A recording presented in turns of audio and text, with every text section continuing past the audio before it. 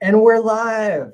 Hello and welcome to the fourth and final day of hexconference.com and Hexpo.Online. I'm your host, ALLin. I'm so excited for the program that we have to bring to you tonight. So get excited, get pumped. I'm going to bring the schedule up here. I rushed to go live because I saw that Richard Hart has just had an all-time high number of viewers. He had 5,000 people watching him live on YouTube. And he was just shouting out for everybody to come watch the online Hex conference. And so I rushed here to go live. So thanks to Richard for shouting us out. He'll be on the program here in a little bit. That's the founder of Hex. Today is a historic day, not only because of this second annual online Hex conference that's happening, but also because the PulseX sacrifice is happening. It's the last day to get in before the bonding curve kicks in. Basically, that means the cost to sacrifice is going up 5% per day starting now. And so the plan is to bring on some experts here who can tell us more about how to sacrifice for PulseX. And so we're going to get to that here as soon as they get loaded into the room. I want to shout out to everybody who's tuning in live. This conference has been amazing. Over 15,000 people watched on the first day, and those numbers will continue to grow because what we've done here in the last 4 days of the Hex conference is to showcase how amazing this community is, to bring you the information that you need in order to understand Hex, Pulse Chain, and PulseX, the three brilliant projects and products that have come out of Richard Hart and the Hex community. So today we're going to have a presentation for 30 minutes starting now. As soon as we get these guys up here about PulseX, this has been added to the program as an emergency because we want everybody to know how to do this, how to be an initial investor in PulseX. And then the second half of the hour, I will be speaking with another psychologist about crypto and mental health and the community and the other aspects that go along with understanding systems level psychology, social psychology, and much more. For the second hour, we're going to have Karim from StakeWrap, and then we're also going to have Stef, the CEO of StakeWrap. We're going to have John Wick talk about his financial play that he did on the blockchain, his Hex Flex, if you will.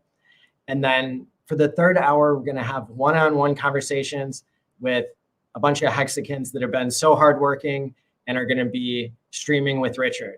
And so that's something to really look forward to. Richard will do a 1 hour keynote, and then we'll have a social with Richard and 8 other Hexicans on screen. And finally, we'll close with another hour of social. So without any further ado, let me bring up our speakers here who have been added as emergency speakers to help us learn more about PulseX. Welcome. ALLin, what's up, brother? Appreciate the invite. Yes, thank you. What's going on, Maddie? The three of you are kind of like heroes in the Hex community because you go on Telegram, you deal with the general public, and you answer questions, all while putting up with people's whining, complaining, and much more, as well as bad actors coming in. But y'all are doing work that we all really appreciate. So I wanted to thank you from the entire community.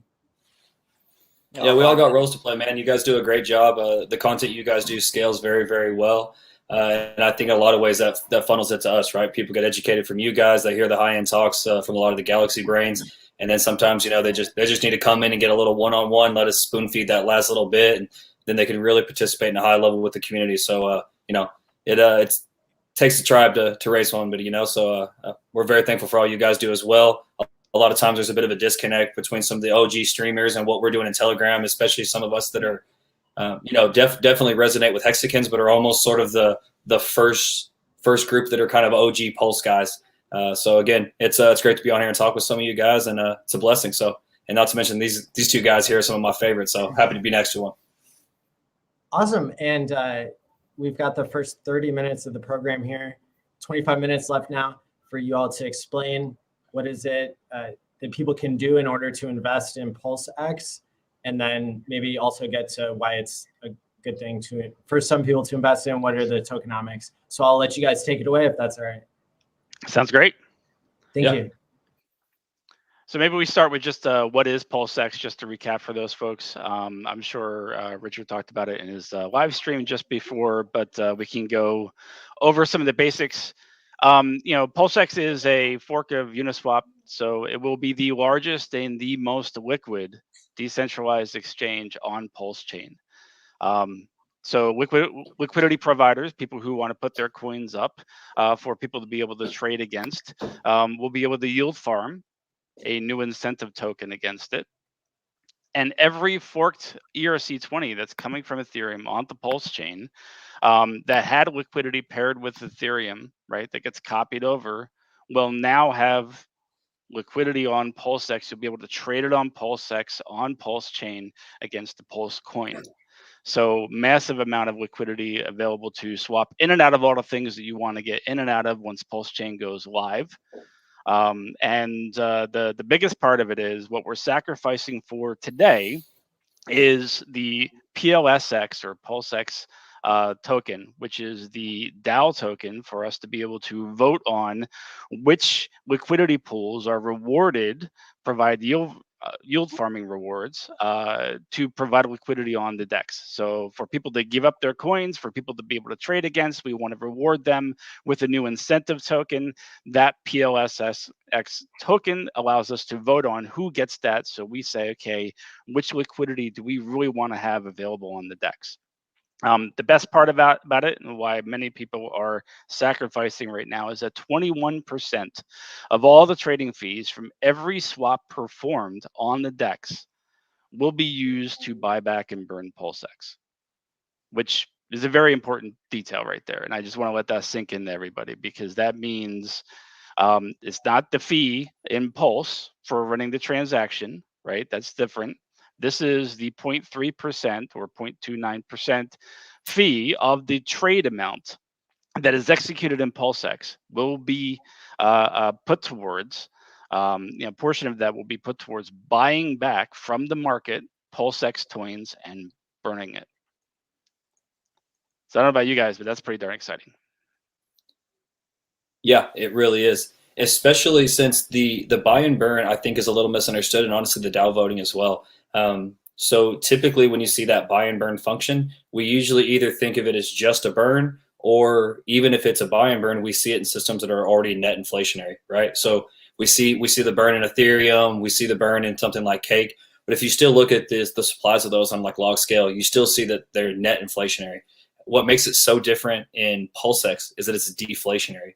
So that buy and burn, sometimes it's easy to say, oh, there's a buy and burn, and you almost move on, and you don't really understand what that really means. So when you're talking about the amount of volume that can go through a DEX that's this liquid, and you talk about the buy and burn, that's an actual purchase on market. So that protocol actually buys out of the liquidity pools, PLSX, just as if it was a normal person, and then sends it to a burn address. So you get, burn helps a lot with long-term price action because of supply and demand, but it's not an acute price bump, but the purchase is. So as soon as you swap, there's a buy as soon as it hits a few factors there. So you get that acute price action right away, and then you get a burn long-term, and it's actually deflationary. So that buy and burn is much more powerful than I think in the places and the sort of tokenomics they're used to seeing it in, and the DAO voting as well. So just the same as if we see voting in the real world, whether you actually vote or not, people were going to spend money because they know that you can vote, right? So all these people that run for office or anything, they spend some particular amount of money per constituent to try to get them to vote, whether they do or not. So the DAO voting is interesting that, again, you don't actually have to vote. You just have to be able to vote. And that adds to the sort of value case for every PLSX token. So they're a little misunderstood, but they're very, very powerful. Yeah, I think that it's really important regarding the PRC20 pairing that people understand the power of being able to take your ERC20s, bridge them over and pair them with free PRC20s, put them in a liquidity pair and yield the rewards token. There's never been a DEX where you get half the side of the pair for free because of a fork, and you're able to pair those in with an LP token and earn yield.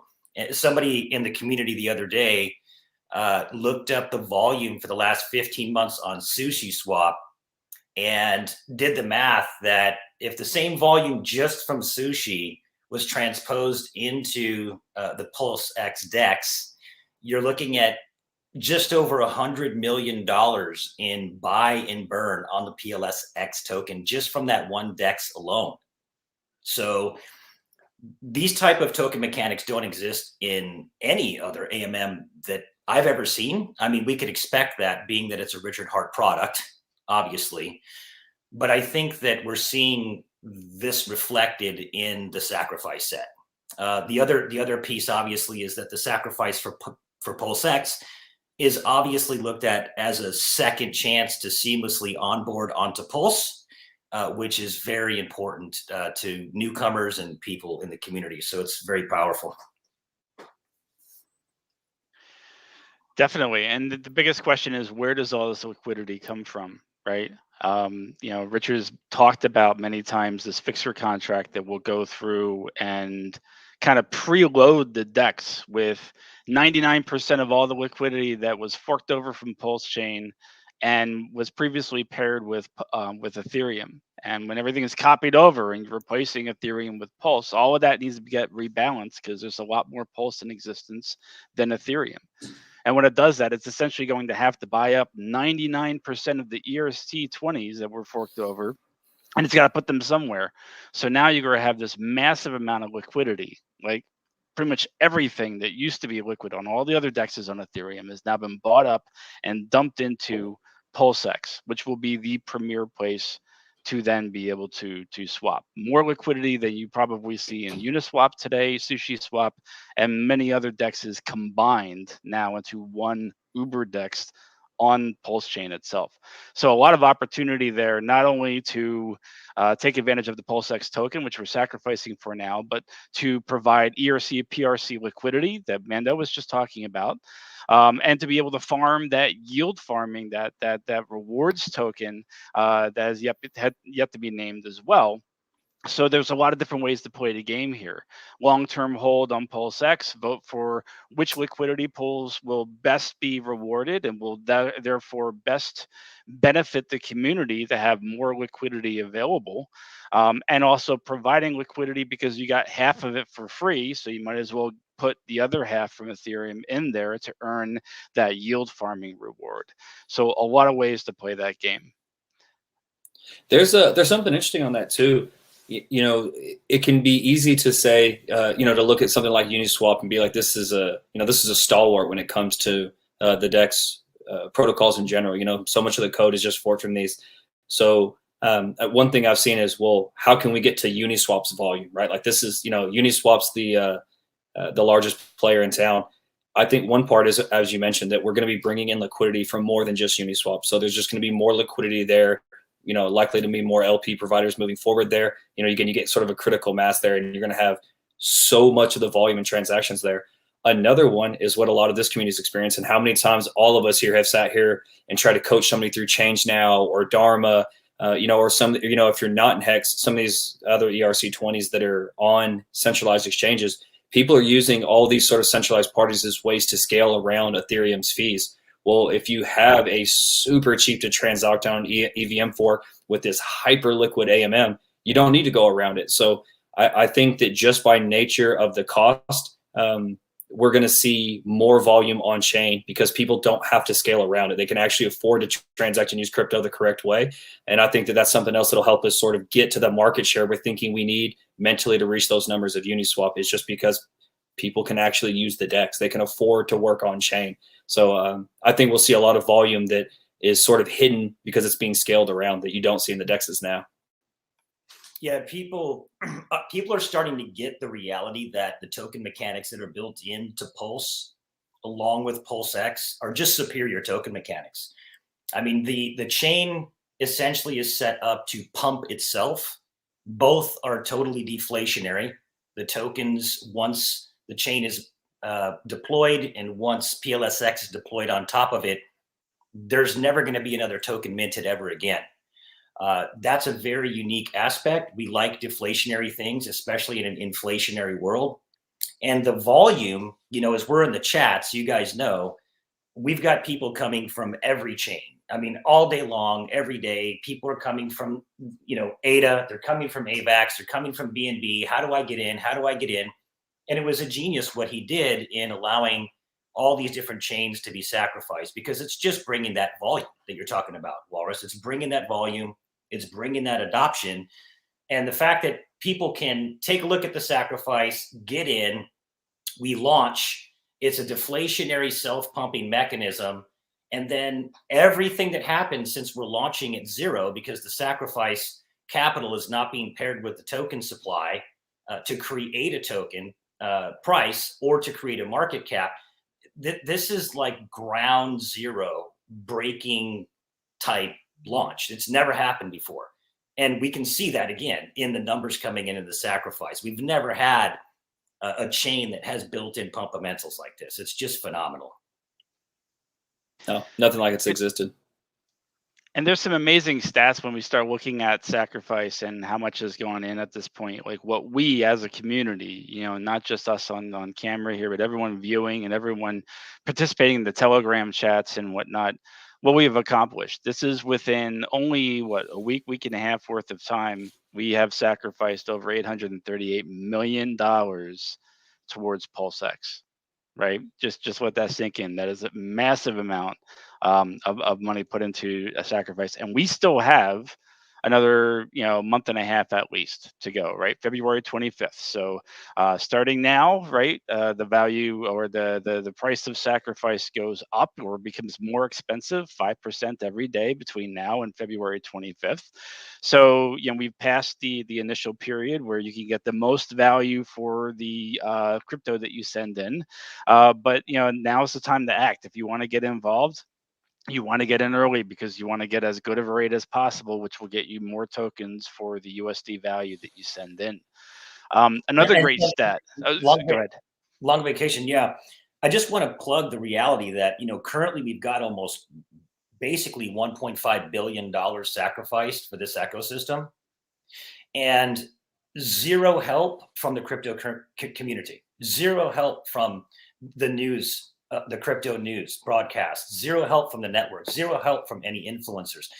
This is the real crypto users in the world that are making their voices known, and people really need to pay attention to what's happening as opposed to what people are not saying.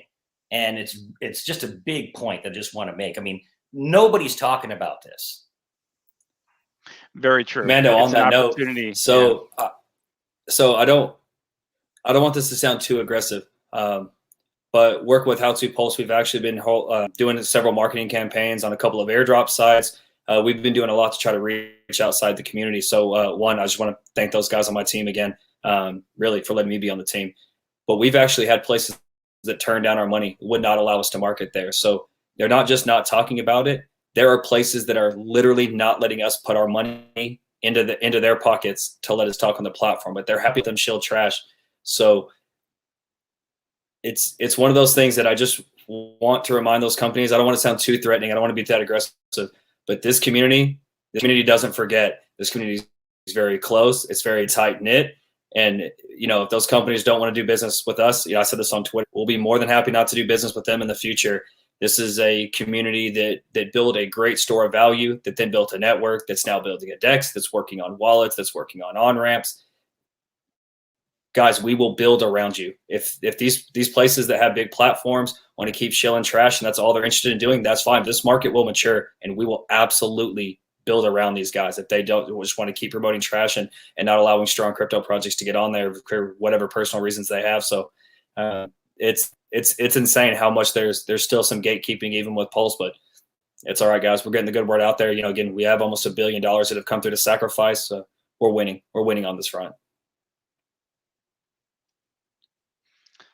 Definitely. And in cumulative, not only the total amount that was sacrificed, but if you look at specifically Hex, over 33% of the liquid Hex owned by the community has been removed through the Pulse chain and now the PulseX sacrifice so far. 33% of what was liquid, not staked and not owned by the OA, 33% has now been swept into sacrifice, off the market, never to be traded again, hopefully, right? So massive impact, and definitely I think a huge statement by the community on not only believing in the products, but also sending in what they value, right?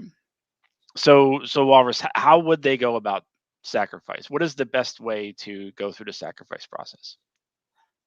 So for most people, it's probably easy to use the EVM chains. So if you have value currently on Ethereum, it's very, very simple. All you need to do is, one, copy it from more than one place, but get the correct address. It's on the Twitter. It's in the Telegram groups. Do not get it from an individual. Don't trust me to give you the address. Go verify this on at least 2 places, right? You're talking about sacrificing money. We want you to sacrifice it to a political cause, not to some scammer. So make sure you have the correct address. It ends in DDC8, but go confirm it on RH's Twitter. You can confirm it in the pinned messages. There's even a prompt that runs through there. So if you are using an EVM chain, which is Ethereum virtual machine, so BSC, Matic, Ethereum, all these, you can just send directly from your wallet. You cannot send these from an exchange. You can send those directly to the sacrificed wallet. It's very, very simple. You can check on Etherscan to verify the transactions. If you send explicitly on Ethereum, then you can look at the ranking board on PulseXLead.com. We don't have BSC, we don't have Matic or any of these others on there. That's the nature of crypto. It's difficult to get all this information from cross chains. Now, if you're bringing in fresh funds, this may be a little more difficult for some, but it's really not too hard. Then you can send from a non-EVM chain directly from an exchange and avoid some Ethereum's gas fees. So XLM is very inexpensive. Assets on BSC are very inexpensive. Obviously, you have Bitcoin, any of these other ones. What you need to do is connect to the dApp on pulsex.info with the MetaMask wallet, and it will give you a unique sacrifice address. So that unique sacrifice address is going to be tied to the Ethereum address that generated it. So if I use my MetaMask and I go to the dApp and I select Bitcoin, it's going to give me a Bitcoin address to send from wherever it is I hold the Bitcoin. That can be from an exchange, again, if it's a non-EVM asset only. If you send an EVM asset from an exchange, it is gone. So you generate that unique sacrifice address, and that's how it takes that Bitcoin and gives that credit to that sacrifice back to that MetaMask address. So because Pulse Chain's an EVM chain, it can't be sent back to a Bitcoin address. It can't be sent back, to any of these other chains here. So all of those together will make the sacrifice very easy. If you are on Ethereum or BSC, you can just send directly to the address. You don't need to connect to the dApp. If you are sending a non-EVM asset, you just generate a unique sacrifice address from the dApp. You connect your MetaMask. It's very, very self-explanatory on there. I believe we just ticked over the first day. So it'll be the first day at $1.05 per 10,000 points. But when you're talking about being, again, in on day 0, I have pretty good confidence that people who sacrifice today will be very happy with that. Yeah. And just a note, some chains, if they're non-EVM chains, when you generate that unique address connected to your MetaMask, it's going to ask it's going to give you a memo as well. You want to make sure that for like XLM, for example, if you got memos, make sure you put the memo in as well when you send it. Correct.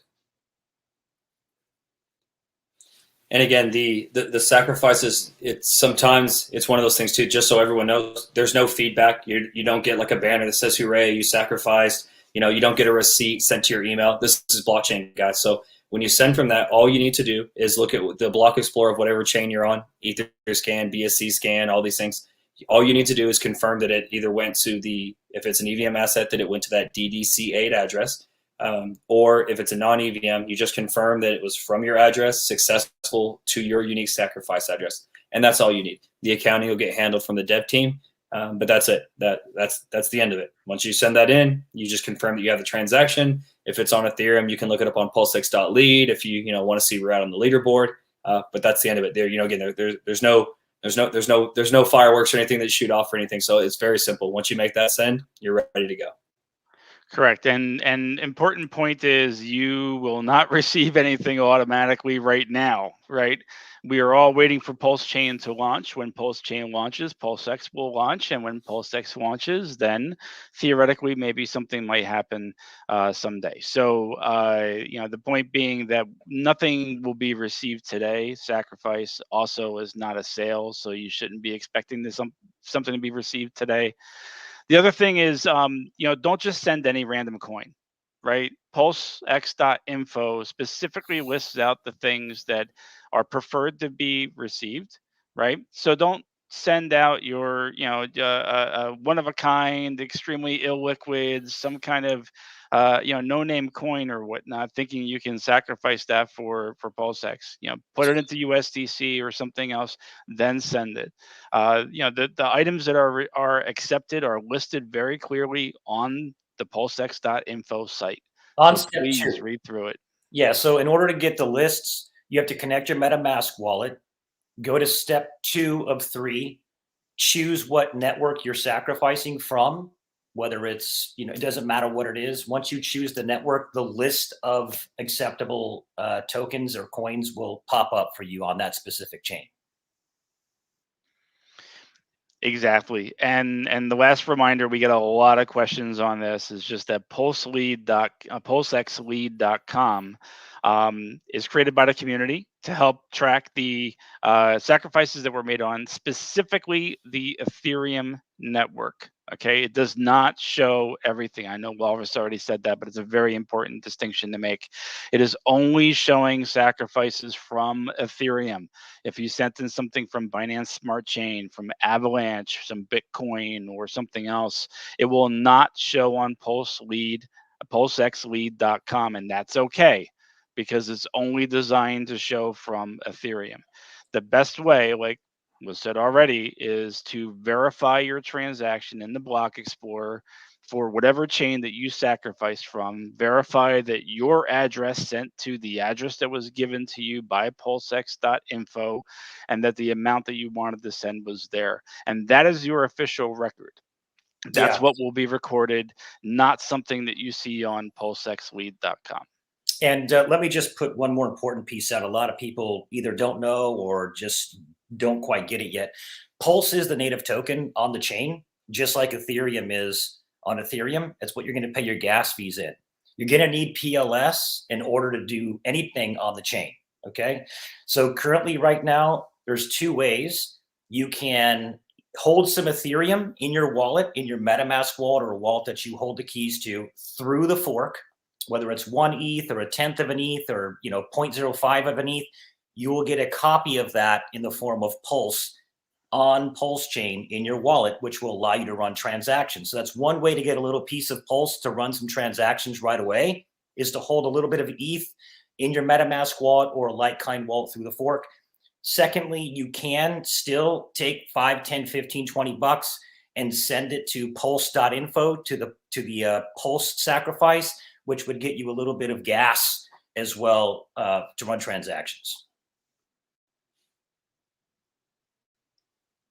Excellent. I think that's all the tips and tricks that we have. So if you have any questions, come by t.me/pulsechain.com for general pulse chain questions, or t.me/pulsex.com for questions around the PulseX sacrifice, what the DEX will do, and so on. Always remember to, if you don't know what we're talking about for any of this, a great place to start is PulseX.com, just to understand what this is all about, what's going on, what is sacrifice, how it's going to work. A lot of information is already out there and has already been answered for you. It's very helpful to read. Reading is your friend. That's the best I can say. Yep. How to Pulse, obviously. I'm going to show my guys a little bit. That site's incredible. It has a lot of information, great charts. It has a real market cap tool. It has a Pulse sacrifice balance checker. We're going to have a Pulse lead sacrifice or PulseX sacrifice tool up very shortly that'll actually show BSC and Polygon. So those guys are doing great work. And then I was going to answer a few of the questions here. You guys have any final thoughts? No, go ahead. All right, I'm going to hit a couple. So Michael said, is there any benefit to swapping PulseX for Pulse when mainnet launches? Obviously, it's just to position your portfolio in whatever way you'd like, as far as one more of the other. The advantage would be, I think some people confuse one of RH's tweets. There's no magic to doing it before the bridge. The idea is just that, one, you're likely to have the ratio closer to what it is as it starts, which we don't know what that will be, before there's all this new money that comes in with the bridge. And also, there's any window we have between mainnet launch and the bridge is a chance to sort of shuffle these tokens and allow us to make trades at 0 fiat value, which would likely help for tax in your jurisdictions. Obviously, consult, double check those things. So because it's a sacrifice, you don't get coins, you get points. Points may or may not be correlated to coins. Obviously, if you've been in the space, you kind of know this rant. No one ever reads disclaimers. I actually should very, very, very much suggest that you read the disclaimer on the bottom of pulsechain.com. It'll explain why this community is very specific on the language and very specific on why these things are the way they are. Sometimes I think it's funny how sometimes the outsourcing community would be like, oh, it's a sacrifice. Who would do that? All these things, or he doesn't promise anything. Guys, doesn't that sound like a lot harder sell than just promising the world? We could just chill and sit here and talk about all the wonderful things and make big promises. Saying it's a sacrifice, saying there's no expectations is much harder to justify.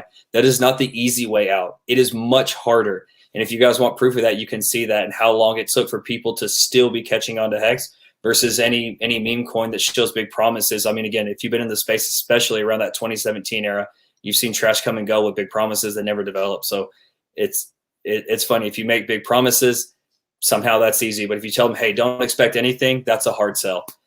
So that's the reason for the points. As of right now, if you read on the site, 1 point mints 1 token. But obviously there's a reason for the point system. It's very well discussed. I'll kind of let RH touch on that. Let's see here. Yeah, and I just want to plug Walrus. It's important that, when it actually goes live, for individuals who did not get into Pulse that are thinking about swapping PLSX into Pulse, just understand you're going to be dealing with ratios until the bridges go live. And you want to do that in a very informed and conscientious way. Okay. In my opinion, you want to DCA out of one thing into another. You don't want to ape in all at once because you just don't know how front run you are. And so just be very conscientious and eyes wide open when you're making those initial swaps. It's going to be very, very volatile in those liquidity pools. So I want to thank Maddie for our time today, and I want to thank Walrus and Mandalorian for being on the panel here. It's an honor to be with you guys and to speak about PulseX and to help the community. Thank you for the awesome comments here. And I don't know about you guys, but I am never selling. Do we do that in this community? You guys sell? Not me, brother. Not me. Yep. Maddie, time's up. This is the red light. Yeah. You get pulled off the stage. Thank you guys so much for being on and for all the work that you do to help provide support and information for people when they need it. Yeah, Maddie, I just wanted to say personally, man, I love you, brother. I've been watching you for a long time. I appreciate your spirit and your great energy.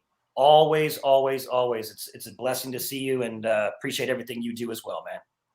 Thank you so much.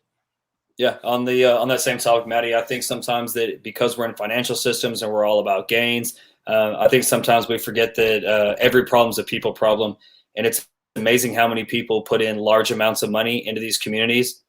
I think sometimes they just really want to be a part of the community, even as much as it is the gains and everything else like that, man. So having someone of your expertise come in and have a very grounded approach to not just making gains, but making them meaningful in your life is very powerful stuff, man. So as funny as it is, I get an unbelievable amount of gratitude, and I can't thank the community enough. And I just want to make sure that you know that we hear about you a lot in the voice chats. We hear you get showed all the time. People are very thankful. I don't think I've ever heard a bad word said about you, man. So we're so happy and blessed to have you in the community, man.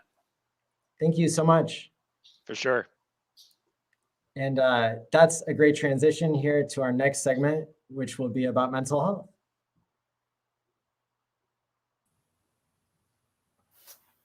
Hello. Hey. So, Jackallin, you're not just my partner, you're a psychologist with a wealth of knowledge and communication skills.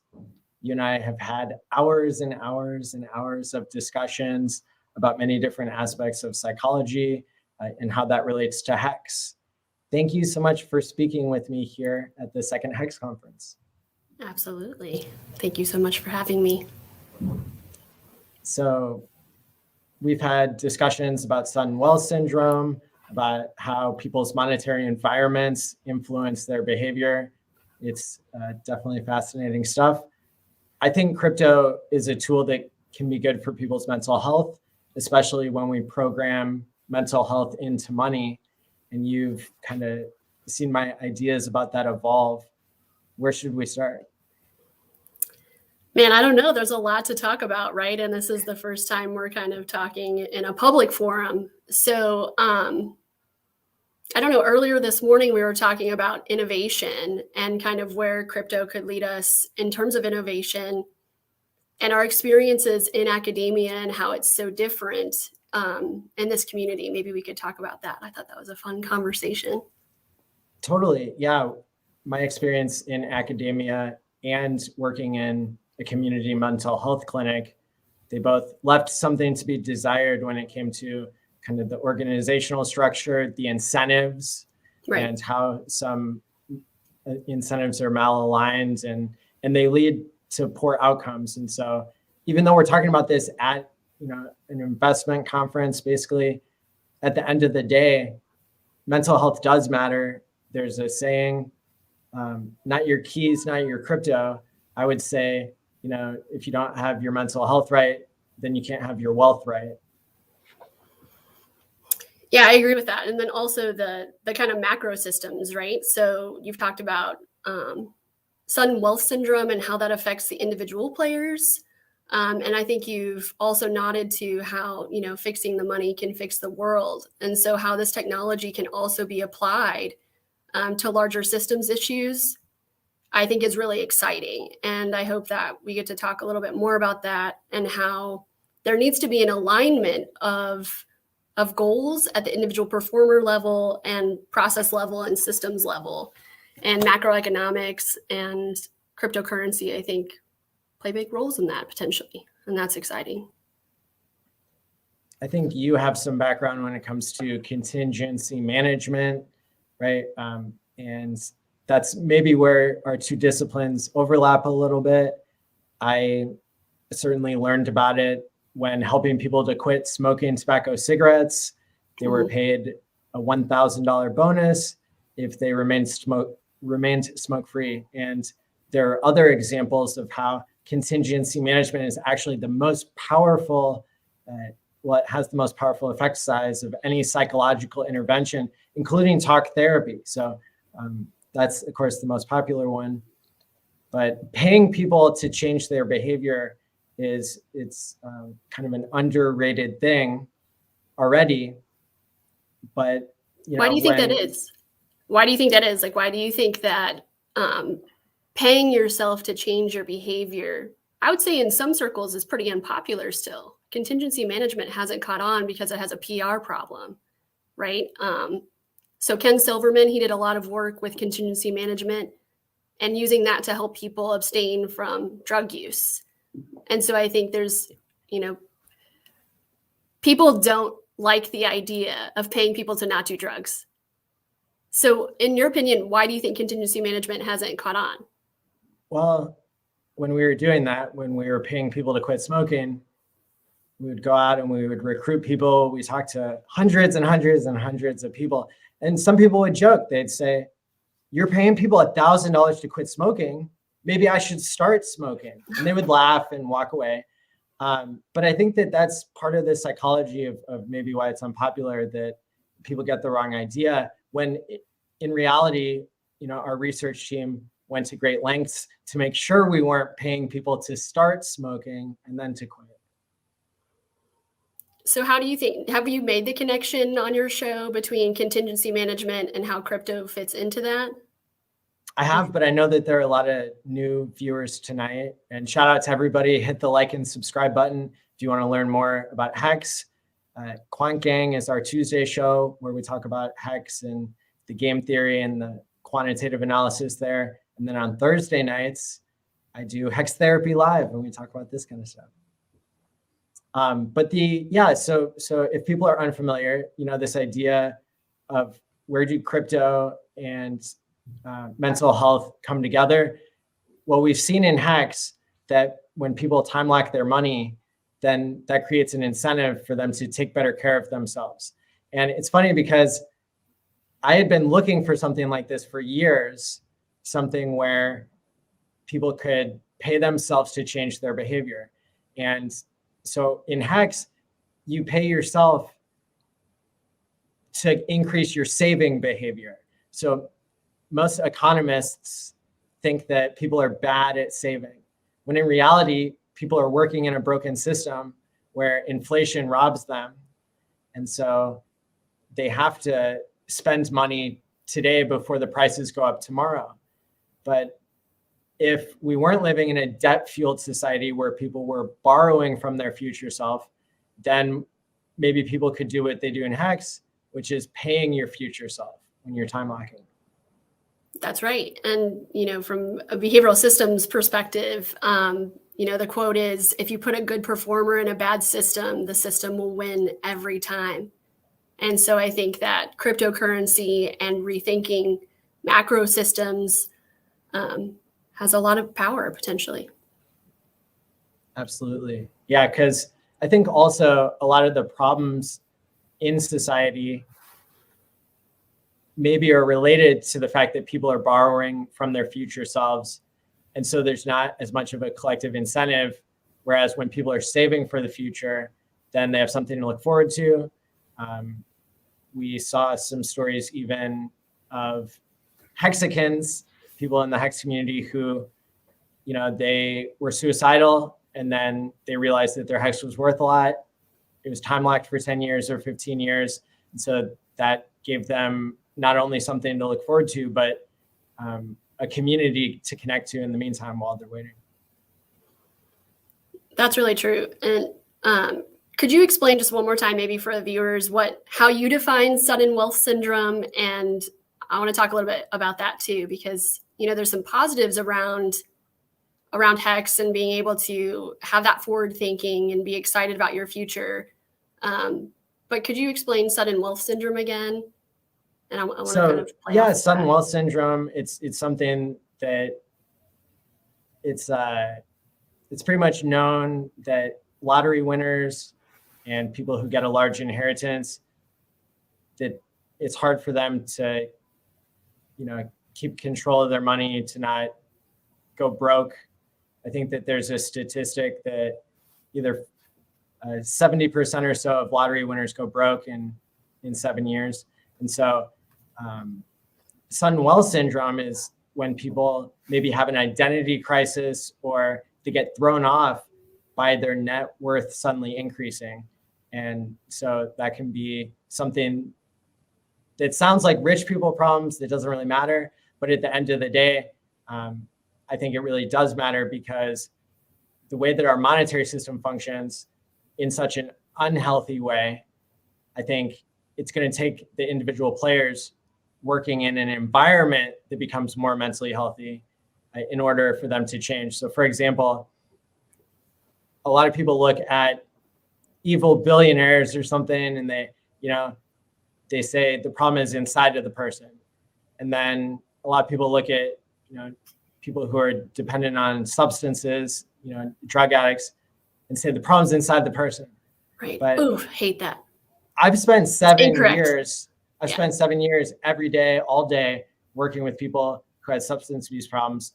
And I can tell you the problem was not inside of them. It was their environment. And when we changed their environment, then it changed their behavior and it made them successful. And so same with billionaires, right? Or whoever the investment bankers are that run the world.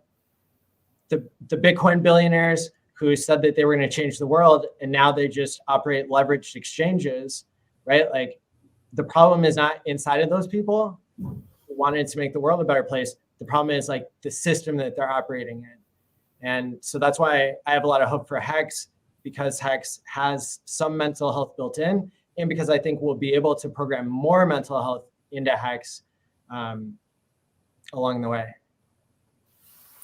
Yeah, definitely. I mean, but that's kind of big news for a lot of people, not people that are trained in contemporary psychology. That's not big news for people that aren't in contemporary psychology paradigms, you know, that moral failure or that static personality.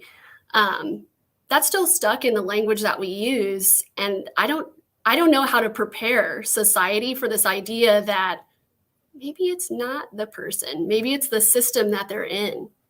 And how do we modify it?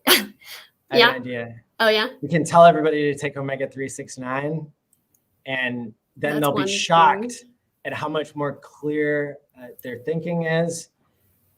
And well, that's what's worked for me in clinical practice. And I think a lot of the people in the live stream comments can also attest, because they've been longtime viewers of mine, that they started taking omega-369 and it changed their lives just like it changed mine. No, this isn't an infomercial. It only costs $5 at your local grocery store. But taking omega-369, it helps you have a healthier brain, because it's one of the things that you're supposed to get in your diet from eating fish or other things. Okay. Explain why that's okay. Yeah. Okay. Yeah. And everyone knows that, right? And Maddie ALLin, like, oh, omega-369. I think that's a really cool and powerful tool. But can you explain why it goes above and beyond just taking fish oil?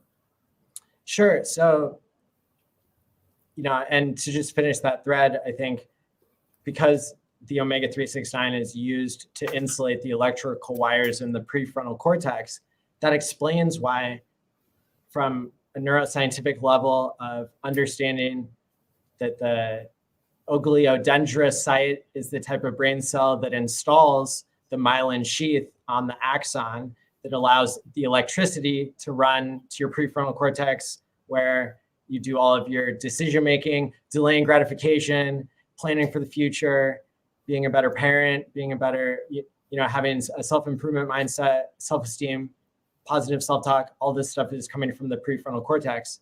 And so when people's brains are leaking electricity, that's not helpful. That doesn't help us change our own behavior, and it doesn't help us become the best version of ourselves possible. And so to answer your question, I think when people learn something that makes a lot of sense and then they try it and it works, then you've taken somebody who maybe wasn't very motivated, wasn't ready to change, and now they've been supercharged with motivation and they're willing to work towards whatever goal makes sense. So in the substance abuse clinic, I would spend maybe a couple of hours, maybe more than that. Sometimes I would find faster ways to motivate people to take omega-3, and then they would be participants of their own success. Yes, there we go. Here we go. This is what I wanted to hear, right? We made it. Yeah, so it's that low response effort, high probability success that someone can contact for the first time. And there, of course, a ripple effect of benefits from that, but behaviorally, it has a big impact on people, because it's a change that you can make now with positive benefits, and it makes it seem possible for behavior change. Yeah, because behavior change is possible. It is. Yeah. And hope, that's a good ingredient. When people actually contact success, that's even better. That's right. Because then they have more hope. And so if you're out there, and you want to take omega-369, it doesn't matter what kind, it could be just omega-3. And this is not medical, financial, therapy, or relationship advice.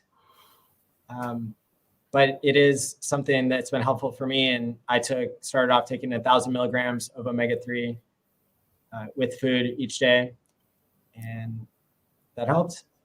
Yeah. And, you can think about it as a neuropsychologist, there are physiological benefits, but there are also behavioral benefits. And so definitely making small steps towards behavior change, this is a good one. Definitely endorse it. And so when people are taking better care of themselves, then they're able to make better decisions for themselves and for others. When I think about everybody in Hex upping their prefrontal cortex skills, increasing their financial IQ, that's something that also helps us pump our bags and get mad gains and get super rich. And, I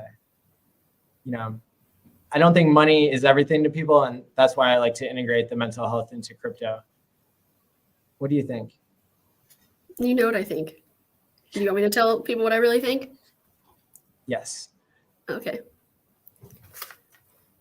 I don't give a shit about getting rich. And for the most part, I think rich people are arrogant assholes that have a lot of power and maybe shouldn't. But there are exciting components of cryptocurrency and this community that affect people at the individual level and at the community level. That sudden wealth syndrome, thinking about going from one environmental context to all of a sudden having a lot of resources, that can actually be a really scary time for people. And so having a community network that are so good at supporting each other and clear communication much faster than could ever happen in academia, that's impressive. And that's something that I hope that academia and typical institutions of innovation pay attention to. Totally. Yeah. And I agree that it's important for whoever the people are who are going to be super rich in the world, right? For them to have the right ethos to not just say that they want to make the world a better place, because that's a great soundbite. Right. And people can copy that, right? That's right. People need to have say-do correspondence, right? What you say, you need to live it. Yes. It's not impressive. Practice what you preach. Right. It's not impressive until that happens. That's right.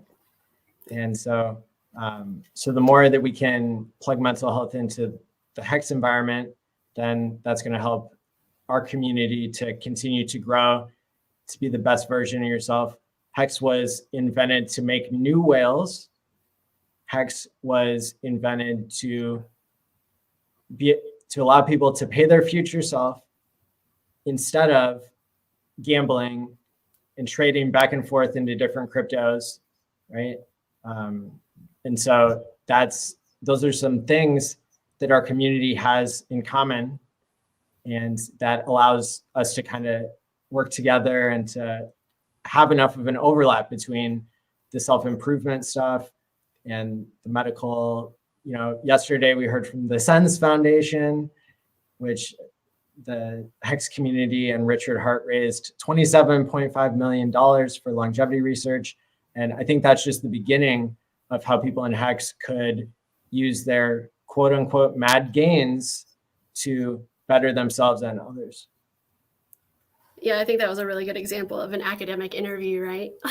I know some of my colleagues in academia still haven't figured out how to use a camera.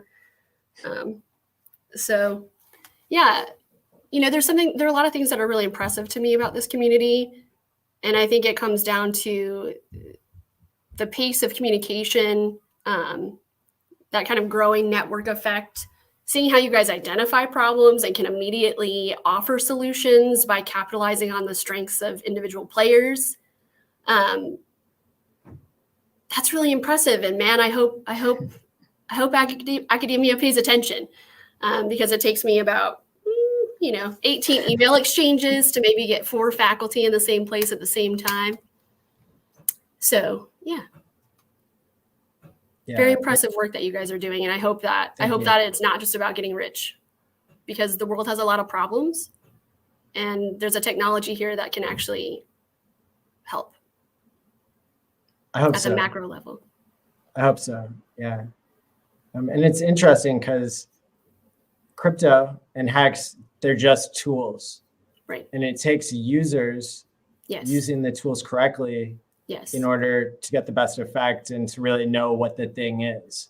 Oftentimes we conflate the two, and blame the person or blame the tool, but it's really the interaction between the two that determines the outcome. Yeah. And in order for that to happen, you also have the social contingencies, or that alignment of values. So not only do The users have to use the tools correctly, but they also need to be in a system, a socially mediated system, where positive behaviors are reinforced or it won't happen. So absolutely, that's a really great point. And the invention of the Hex smart contract, Yes. being able to mint inflation to people who are the most long-term thinking, provably so. They do what they say by time locking their crypto and then waiting until the period ends. And those are the people who get all the new money in the system. In the fiat system, it's the people who are the most corrupt and connected that are the ones that get the money first, the new money that's printed, the inflation, and they get to buy everything at yesterday's prices. And then the people who actually work and produce this stuff have to buy everything at tomorrow's prices, which are always higher. And so that's another example of how, you know, the macro side of things and just the incentive side of things changes at a system level when people adopt Hex. And we're still seeing more and more game theory being plugged in and creating synergy. I think that initially Hex, you know, was kind of marketed as a get-rich-quick scheme, but to an audience that Richard had built of people who he changed their lives because he made videos about quitting smoking, quitting drinking, quitting gambling, stop trading, all this kind of stuff. So people who, you know, quit video games and they got their life back, and then their family got that person back. And then Richard said, we're going to do a 10,000X. Everybody was saying scam, except for the people that Richard had already helped. And so now making all those believers, you know, this next group of millionaires and maybe more, maybe billionaires, I think it's pretty exciting to see how the story is going to evolve. Because another thing that we know about the incentive structure with Hex is that when you time lock in and reward people who are the most long-term thinking, you get people to start working for a common cause.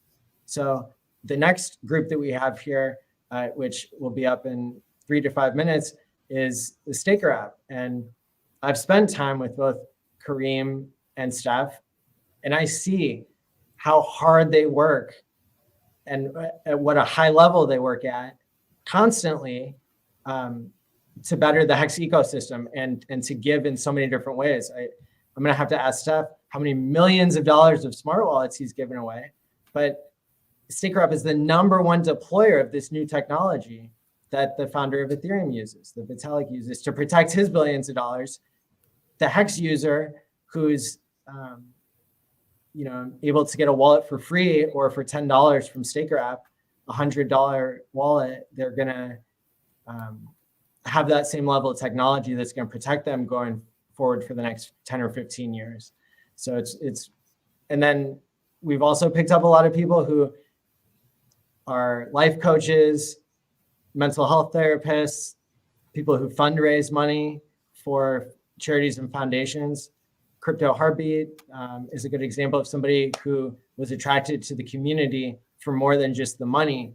It was for the ability to, you know, help people understand how they can give back.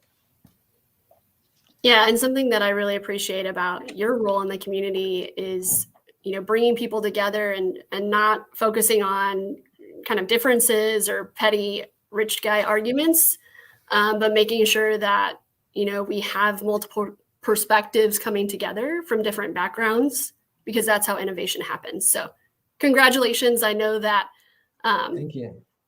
That's not always a popular choice, and it's hard to do whether you're in academia or streaming on YouTube. So I appreciate you and what you do, and keep doing it, even when it's not a popular choice.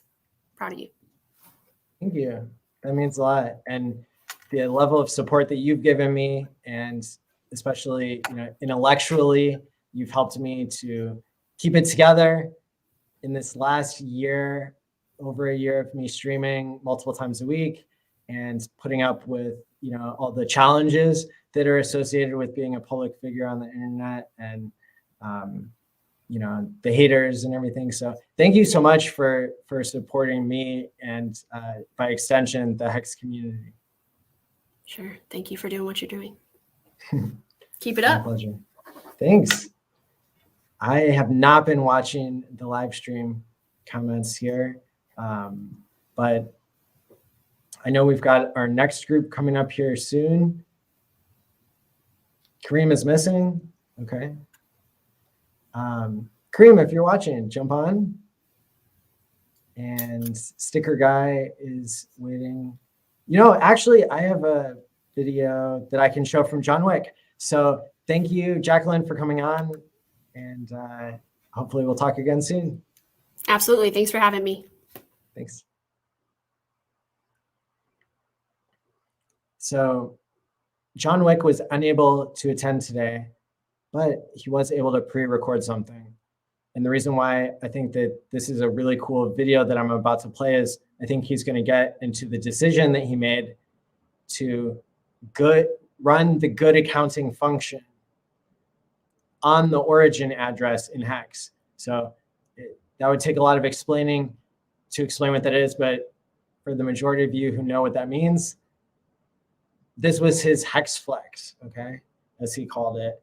And he spent like $5,000 or $10,000 to run a good accounting feature so that the interest that each user would get would be higher, because T shares are now more rare because they got good accounted. And the origin address, maybe couldn't have done it themselves or wanted to see what the community would do. And so the math on it all is super fascinating. We will have to have him on Quant Gang one of these weeks, but here is the pre-recorder message. Guys, hope all's well. This is John Wick on Telegram. So just wanted to touch base and talk about the good accounting function that I ran a few weeks ago, because Maddie asked me to do a short video, so here it is, and hope you guys enjoy. If you have any questions, please reach out. At Golden Yacht is my Telegram handle, and ask me any questions, or if you want to hear more rationale, I think I have something written down too. So here goes. So I saw some stakes had matured, and they happen to be origin address daughter addresses. So these were good actors in the space, in the Hex ecosystem. So number one is the OA daughter addresses, or the OA stakes, have never ended late or bled to the staking class, because it doesn't really make sense. The OA, or presumably the people that own the OA, or whoever owns the OA, has good knowledge of the system and is not going to let their stakes just bleed for no reason, right? It just would be a mistake of sloth and laziness, and I don't really see that happening, and I don't have any really evidence of that happening in the past. So I was going off that was one of the decisions, factors in the decision. Was the OA is a good actor and didn't want the OA to bleed, because the OA also has the strongest hands in the community, and the OA has not yet to sell, so we want those coins to be in the OA's hands, as another thing. So thirdly, and most importantly though, is to get the T shares out of the pool. So even though those stakes had ended, if you don't good account it, or if you don't end the stake, the T shares are still diluting everyone else in the staking class. So I saw that the total T shares in the system was roughly 10.7 million T shares after those stakes has ended. And if they were to be good accounted, there was roughly like 10 or 11 stakes total, that would remove 110,000 T shares out of the pool.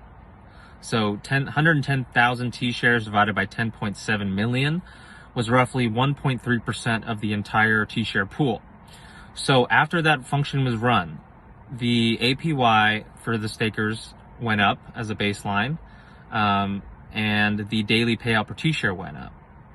And the trade-off of this is, in a hypothetical world where the OA was going to let these stakes bleed, it may not make sense to good account it right away, right? So the trade-off is the T shares are still diluting everyone else in the pool, versus you get a large payout once that stake is fully bled 2 years from now, 100 weeks from now, basically, 102 weeks from today. That's when it would fully bleed, and then you would run the good accounting, and then the penalties would all get paid to the staking class on that one specific day. So in my estimation, it was better to do it, take the shares out of the pool versus hypothetically maybe get a penalty in the future.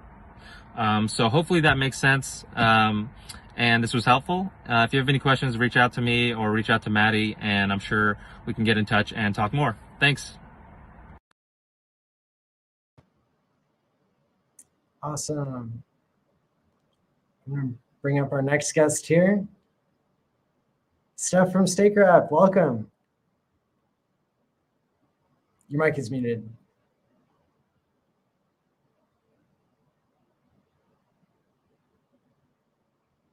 Go ahead and unmute your mic if you can. Yep. Hi, Matthew. How's it going? Great. I'm so glad you're here for the second annual Hex conference. Welcome. Yeah, thanks. Apologize in advance. I'm a bit sick, and it's 3 a.m. here in Paris, so I'll do my best to go through the presentation. Still excited to be here. So awesome. Well, thanks for showing, and I'll let you take it away. Yeah, I'm gonna just do a maybe 20 minutes presentation. Okay. I wanted to prepare something fun and different for today, so we can Awesome. go through it. Thanks.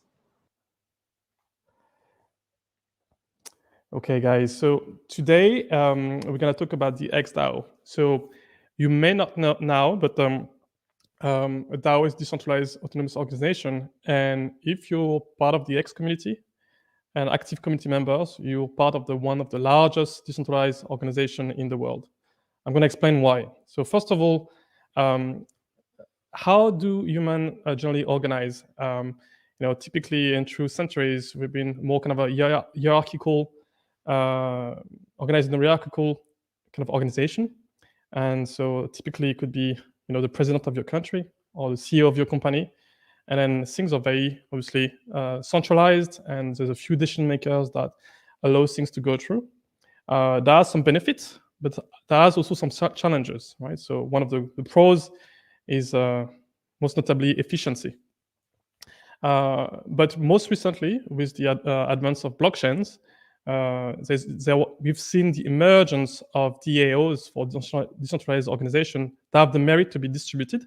So you don't have one head deciding for everything. And so there's different nodes and leaders that are just moving, influencing other members to grow and take action, take part. So one of the advantage of a DAO is resiliency, right? You have less likelihood for a DAO to fail because there's no single point of failure. DAOs haven't been just appearing or merging since the blockchain was there. In the open source software and in many in any part of our life, there's many people that come together. It could be viral events, or it could be things that they want to contribute to, and they create. So the reason why these DAO have been emerging on blockchain specifically is thanks to a couple of attributes. Number one, attributes, and I keep telling that decentralization might not be the most important thing in the blockchain, is transparency. Everybody has the ability to read and see what's going on. That's a key game changer. A lot of people are claiming the decentralization is the innovation. I would argue that transparency is probably number one innovation. That what creates trust and allows people just to check that if things are going or moving according to what people agree to, the social consensus, if anything else.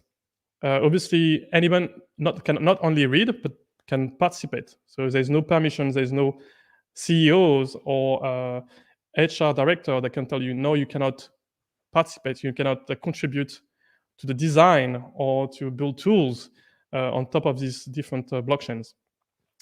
And one thing that is very, very new for the emergence of these DAOs is the ability for people to own ownership into these new systems, new communities. So that creates a very, very interesting incentive. And that's a model that have been here for decades that we see in the companies when you have like a stock option and equity plans when you join a company. With Hex, for people that know it, we even see people that are stake up to 15 years. There's something you don't see, that level of skin in the game and commitment you don't see anywhere else. So that's why I think this new form of organization will be here for a very long time, just because of these new key parameters. So let's just take an example of a big DAO, right? So there's key foundational pillars for them. In the Bitcoin ecosystem, right? It's kind of a decentralized organization. There's hundreds of thousands of people working for Bitcoin, whether they want it or not. When you own Bitcoin, when you mine some Bitcoin, when you spend your hours and lives creating content for Bitcoin, you work for the ecosystem, right? And so one of the pillars were people providing security for the network. In the Bitcoin ecosystem, we call them the miner. And you have people promoting the ecosystem.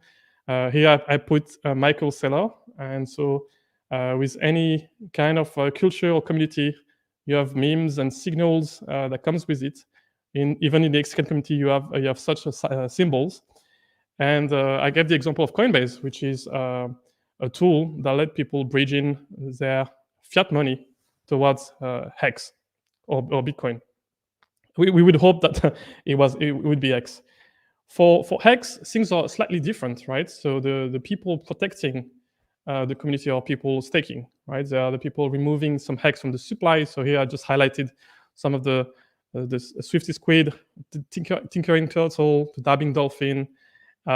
These are the staker leagues that you see in the app, and it gives you a ranking depending on how long-term minded you are.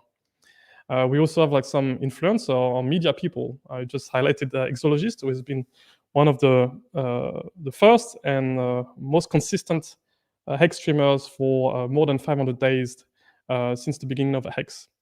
And you also have tool builders. This is like the staker team. You have other folks that are doing very nice, interesting stuff. But yeah, the staker team has been just growing recently, and we're proud that in less than a year we've been crossing the 100,000 downloads. So our hope for this year is just to go towards the million, or at least contribute to that level of growth.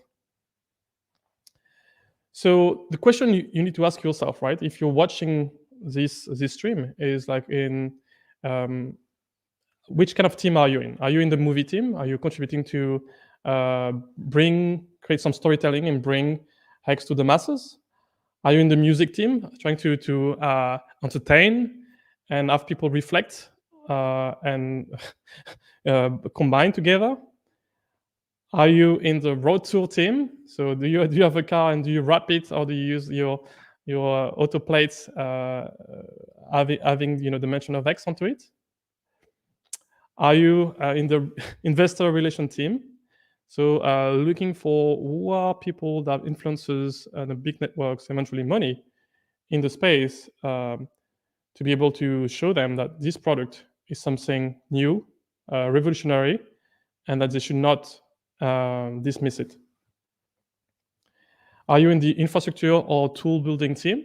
Right, here you have the staker team, I mentioned it. You have Gerado and one of these developers building Look into X. You have Ryan Lopez and I forgot the name, another developer building Hex Daily Stats, and Fireburn Sam, my co-founder, that also built Hex.vision. So the moral of the story here is like, this is a decentralized organization because from security, design, leadership, media, is all the different departments you would generally see in the big companies, but everybody is self-organizing and morphing, taking leadership initiatives and trying to contribute. Right? One of the key reasons why Hex such a strong decentralized organization is because of the incentive that goes with staking. Right? So for most people that are staked for 5, 10, 15 years, well, they're likely to be working together or partner with each other for at least that amount of time. So there's people watching that might be in the design team, on the meme team, or organizing regional Telegram group for English speakers, French speakers, or German speakers. We even have a Telegram group that's looking into building an eco village, right? So if you didn't know, we have a Hex Eco group, and it's kind of like diversity and level of initiative that we have in the community. So before moving further, my question for all of you guys, and maybe my call is like, if you're on the sidelines and maybe only contribution that you have with Hex is watching a couple of videos and commenting and liking, it's so well and good, but ask yourself, do you have skills? Do you have talents? Can you join one of these departments? Can you create your own department and inspire others to join? So now that I did a kind of like a high-level meta speech about why Hex is one of the largest decentralized organization in the world. We are talking about tens of thousands of people that don't even know each other. They're all working towards the same goal. That's very, very powerful. I'm going to just give you a quick update on the upcoming big version update of Staker app. It's going to be version 2. So our goal are quite bold. We aim to become or to produce the most secure wallet in the world, right? So I'm going to touch on it, why this is what we believe. The most clear and beautiful financial app in the world, the most fun and educative crypto app in the world, and it's going to be faster and cheaper, right? Thanks to PulseChain. So I think these goals are very bold because I think we are very early in the new space, and I think there's a lot of product and that don't have, I think, the quality that we should expect in the 21st century when it comes to financial application. So we're gonna just aim for the best, and we'll see how far we can bring the app along. So I'm gonna give you a quick overview of how the app's gonna look like and what are the key themes that are very important to us. Security, clear data, and fun and educative. So for security, I think we're gonna just really be up there in front of the user and making them realize that with more freedom, if Staker app is a non-custodial wallet, with more freedom comes more responsibilities. So we're gonna put a lot of tricks and gamification in place to help users realize that, hey, they're in it by themselves, and we can try to help them along the way, but at the end, they have all the power and responsibilities that come with it. So here, just a couple of examples that I'm going to highlight. Obviously, we're going to add a bit of humor and warnings when you're setting up your seed phrase. The orange screen that you see here is just one of like 3 screens that we're going to put along the way just to bump and reduce basically the speed at which people are going through this first onboarding screens. Very important. There's a few things you should not do too fast. Is setting up your wallet. So we're going to make it very, very easy and making sure that you're not entering anything into your keyboard by using this kind of like little widget. And again, speed is one key thing here. If you're trying to re-enter your seed phrase while verifying into the app, we'll just pause you between each word that you're trying to enter. I just mentioned gamification, and the same way we're just starting scratching the surface with financial gamification in the app with the system of leagues. We want to do the same with security. And this is, I think, I'm watching all the other wallets and what the competition is doing, and nobody is like taking security very seriously. And so we'll be able in the application to let users, define their different parameters and compare themselves against other kind of setups. So if you have very large wallets, millions of dollars of value stake with the app, we'll be able to tell you, you're part of this, wealthy cohort, and maybe your security setup is a bit too weak, and you should update. And we're gonna give suggestion, recommendation based on the amount of wealth that you want to protect, right? You don't secure $100 wallets the same way you would secure a few millions of dollars. So this is something I'm gonna do, make it gamified and even a bit more social, with letting people show them how many people on average statistically are losing their tokens or their seed phrase on the weekly basis, right? In the Staker app and outside, we're gonna just have comparison points and showing them that this is happening on the daily basis, on the weekly basis, and we can all do better. So that's security. I put that slide first because it's really, really important for us. It would be very, very difficult for us just to build a product where people would lose some money. So I think security is number one. People can talk about price, about the gains, but like I like to say, the gains that you're making means nothing if you lose, your tokens. So security comes first, then you can think about gains and the price and all the fun stuff. So we are adding a lot of new features in the app. We're gonna have a lot of native charting, a lot of statistic, all the stats that you see on your favorite statistical website. We'll have them in the app. So even things that you don't see anywhere else. For example, the time series of the APY, of the number of stakers. We'll have like dozens and dozens of different charts that you can see in the application, including the price.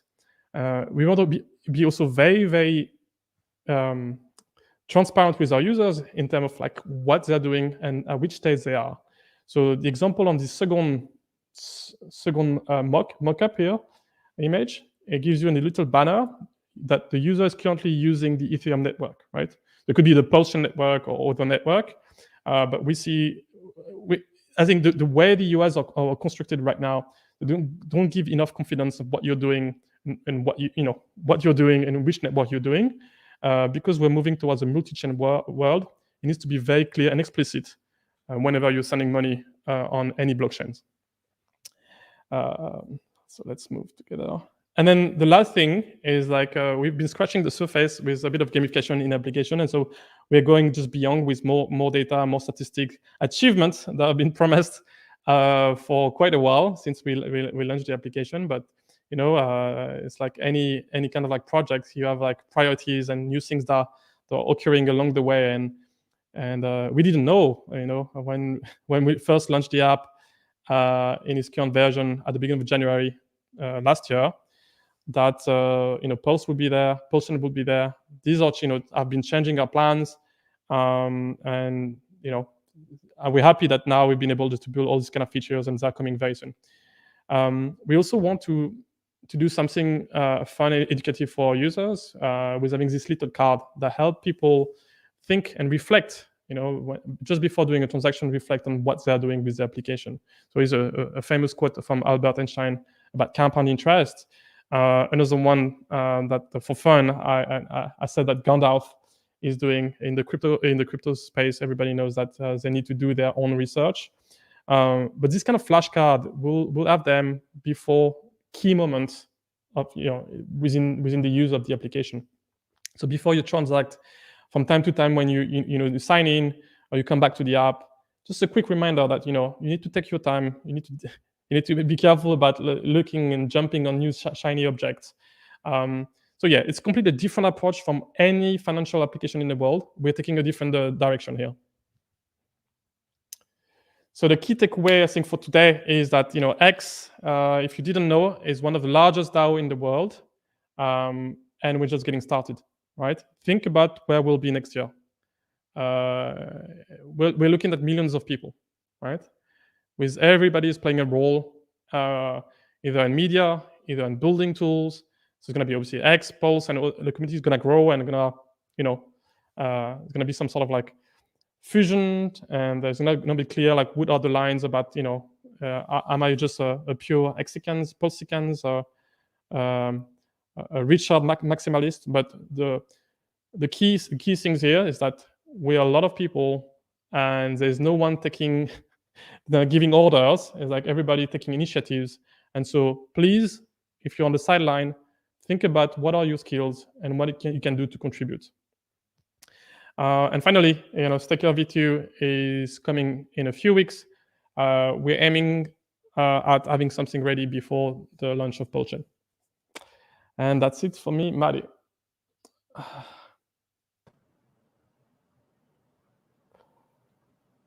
This is really exciting stuff. You've been putting a lot of effort, a lot of money and time into everything. People, I think, don't always hear all the stuff that you're working on, and but just from what I know, I'm super impressed by you, Stef. Your background was at Google, running a team of people, and now your goal is to get Staker app on the phones of millions of people. Is that right? Mm-hmm. You just mentioned it, and my last project before actually quitting Google was helping kids to learn how to read. So it was just improving literacy for kids. And now what I'm doing is somewhat similar. I try to improve financial literacy. So some of the best practices is things I learned working on billions served to millions of users across the globe. I can just reuse that now for something that's maybe a deeper purpose, because I truly believe that if you fix the money, you fix the world. Yeah, you've already had an app that went out to millions of people, and now you're ready to do it with Hex and with StakerApp. So that's incredible. I'm so excited, and I could go on and on all night praising you because of all that you do for the community, and thank you from all of us. You're outstanding. No, and I don't want us to go back and forth, for the both of us to thank each other. But I was just mentioning, the DAO metaphor in my presentation. You coming up with. Let me ask you a question, Maddie. How many conferences did you organize before organizing this conference in your life? Just the first Hex conference and this. That's what I'm saying. Is like people are thinking that they can contribute somewhere. They're not sure where, and they try. And you did one last year. It was fantastic. Everybody loved it. And this one is order of magnitude larger. You see the community increase, but I think the quality of the panels, the depth of the conversation between the different members, it's very impressive. So I cannot wait for the conference physical conference that you're putting together with other Hexicans in March, and where we'll be next year, at the same time. For sure, absolutely. And for people who are also excited to attend the event in Vegas, this is Hexpo.Online. That's going to be Hexpo.Vegas. It tells you what it is, where it is, and the domain name. So when you go to hexconference.com, you can see the summary of what happens here, as well as you can buy your ticket for the in-person conference on March 6th through 9th. And that's going to be held at Excalibur. Everybody can bring the letter H with them, like a sign, and hold it up, and we'll make it Hexcalibur.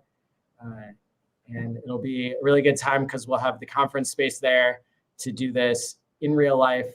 And, everything that we're doing online is also affecting people's real lives and hopefully making them better. And so it'll be really great. So people can go to hexticket.com or hexconference.com and get your ticket there. And Stef, I know you said you weren't feeling 100%. I'm okay. I can last a bit longer. If I still, I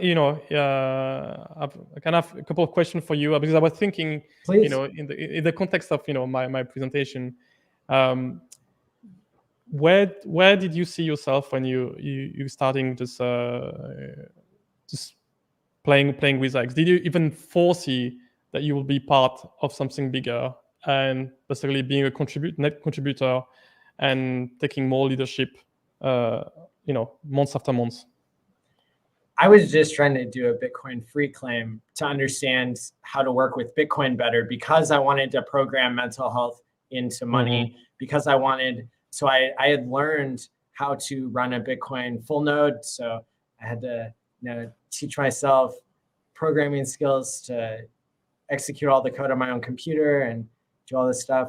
And then I ran into the problem of fees, believe it or not, because I had a proof of concept where I used a Fitbit API and I wanted to say, can I pay myself like money, like a penny for every step that I take? And then if I take 10,000 steps in a day, that's something that could help people if they are depressed. So using contingency management to create the right incentives for people, and people could pay themselves to exercise, they could pay themselves to quit smoking and do other behaviors to the extent that they can be verified on the blockchain, which, more or less. But at the end of the day, even if people are lying about completing a behavioral goal, they're still just getting back to where they started. And but people being able to nudge themselves and pay themselves to change their own behavior was powerful to me. And that's when I learned about Hex, was because I was learning the technical side of Bitcoin.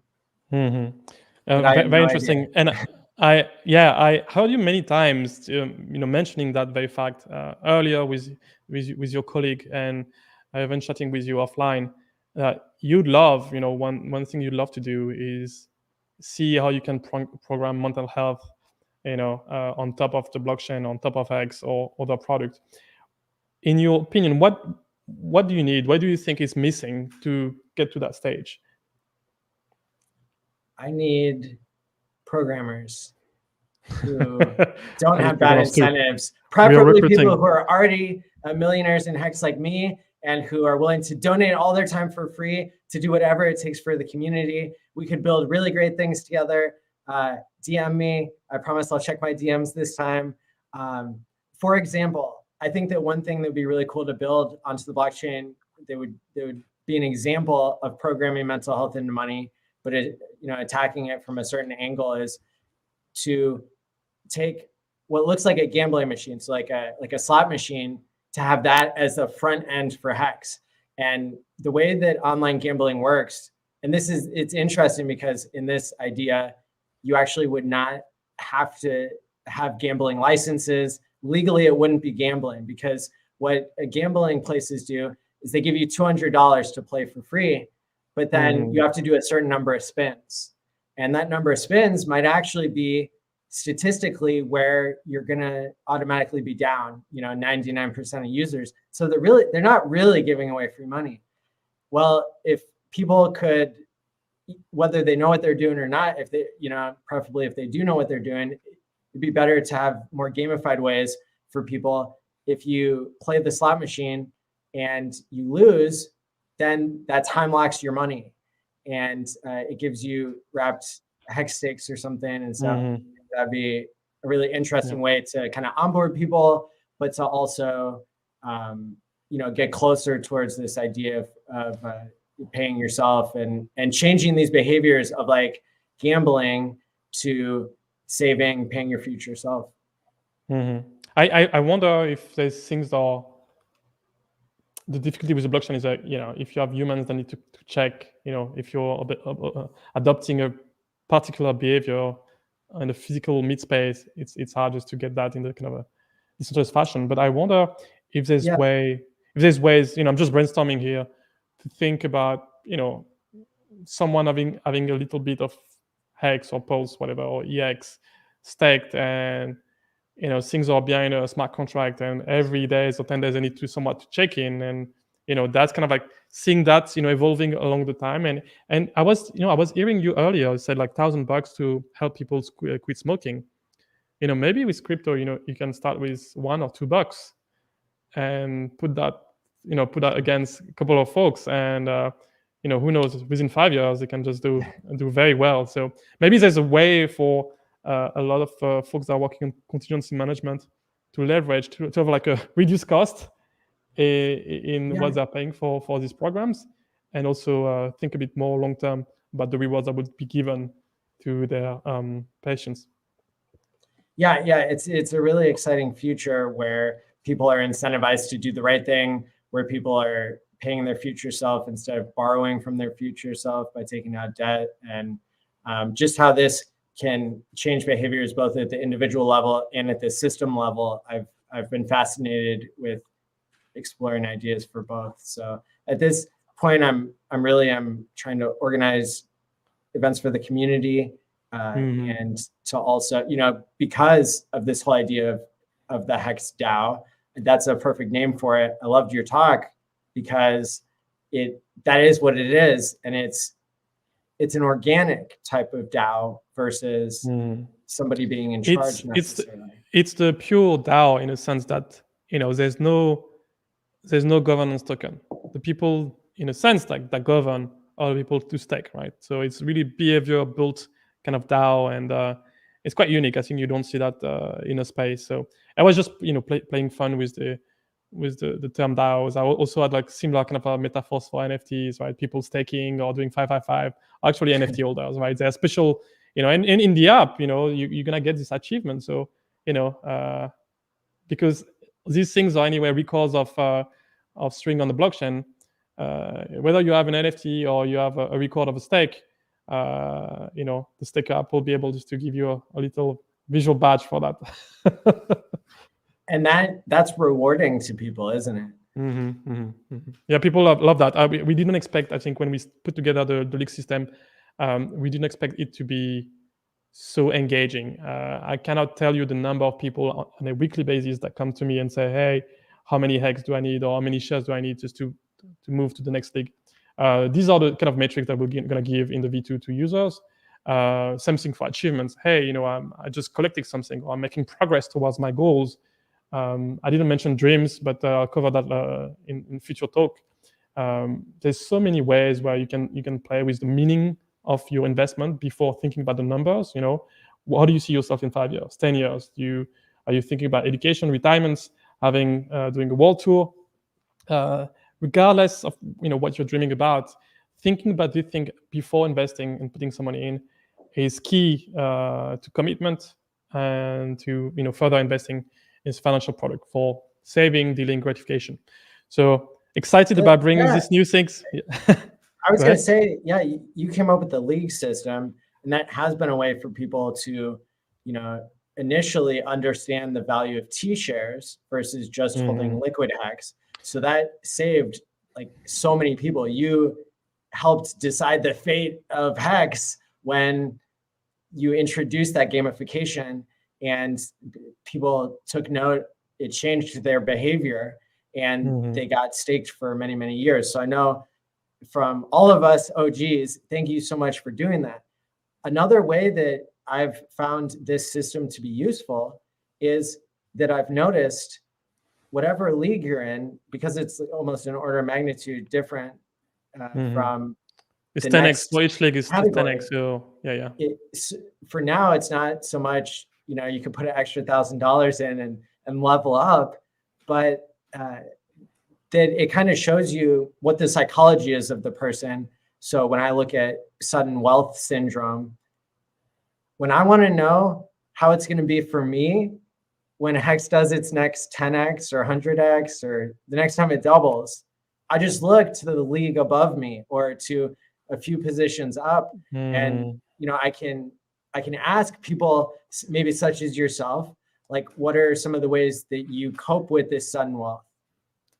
Yeah, so just before answering your question, imagine that in the app, and this is where we're going, not only you see your current league system, I think we have 9 leagues right now, and we're going to subdivide that into probably 10 levels per league. So just to get more granularity, people want to feel that they're progressing. So now instead of there being Dolphin, you might be some Dolphin 5 and Dolphin 1. And, if you're saving on a monthly basis and adding more, to your stack, you might actually climb the ladders and see your progress. But not only with this kind of like, new sub leagues, but also visually showing a graph of where do you stand within your league against others. So over time, you see your position going up, and we'll be able to show you, like, for the last 3 months, have you been climbing, going down compared to others, and are you close to go to the next level? Visually, that's very, very exciting. And imagine that you're climbing, you have a big gap, and maybe being promoted or demoted for a couple of leagues. Well, we can tell, what is the reason why this happened, like how many people unstaked, for example. So we'll be able just to add a couple of events that explain users what's happening in the system if it's not clear for them. Because many people are not on Twitter, many people are not on social media, many people are not on YouTube. And so it's maybe likely that, a large majority of ex-investors, I can tell it from my parents and many of their friends, they have no idea of what we're doing right now. Like online, right? There's community buildings, they're very far remote, but they're investors, right? So they're not active community members, but they're investors. And for them, having a tool, like for mainstream people, having a tool that just simplify, making easy to digest information that can sometimes be complex. T-share doesn't mean anything to anyone. When my dad says, "Oh, I'm this little animal, and I'm ready just to move to the next one," I can see the smile in his face, and that's more meaningful than any T-shirts you may have. For sure. And when it comes to your own, I guess, like your own experience of sudden wealth syndrome, are there certain things that you do to stay grounded or to wrap your head around the mad gains? Contribute. Yes. And I'm gonna tell you why. Because the world is divided into, and it's not binary. There's a spectrum of people that produce, and it's something that we do in our daily life when working, when adding value. But there's people that are more on the consumer side, more on the producing side. And when you produce, when you get busy, when like Richard, you say, hey, what can I fix? What can I do? What can I do better? You tend to learn much more. You tend to be more fulfilled. So I would advise everybody to be producer more than consumer. It's really hard. Whether you're talking about food, about work, about community engagement, try to produce, try to contribute, try to give back. That's really important. The second thing is like money. Is almost like the fire that you put on oil. So it can be crazy if you have instability in your life. You have situation of being depressed, situation about having bad relationship, addiction, different kind of addiction. Money can be a disaster for you, right? So if you have drug addiction, now you have more wealth to spend more on drugs.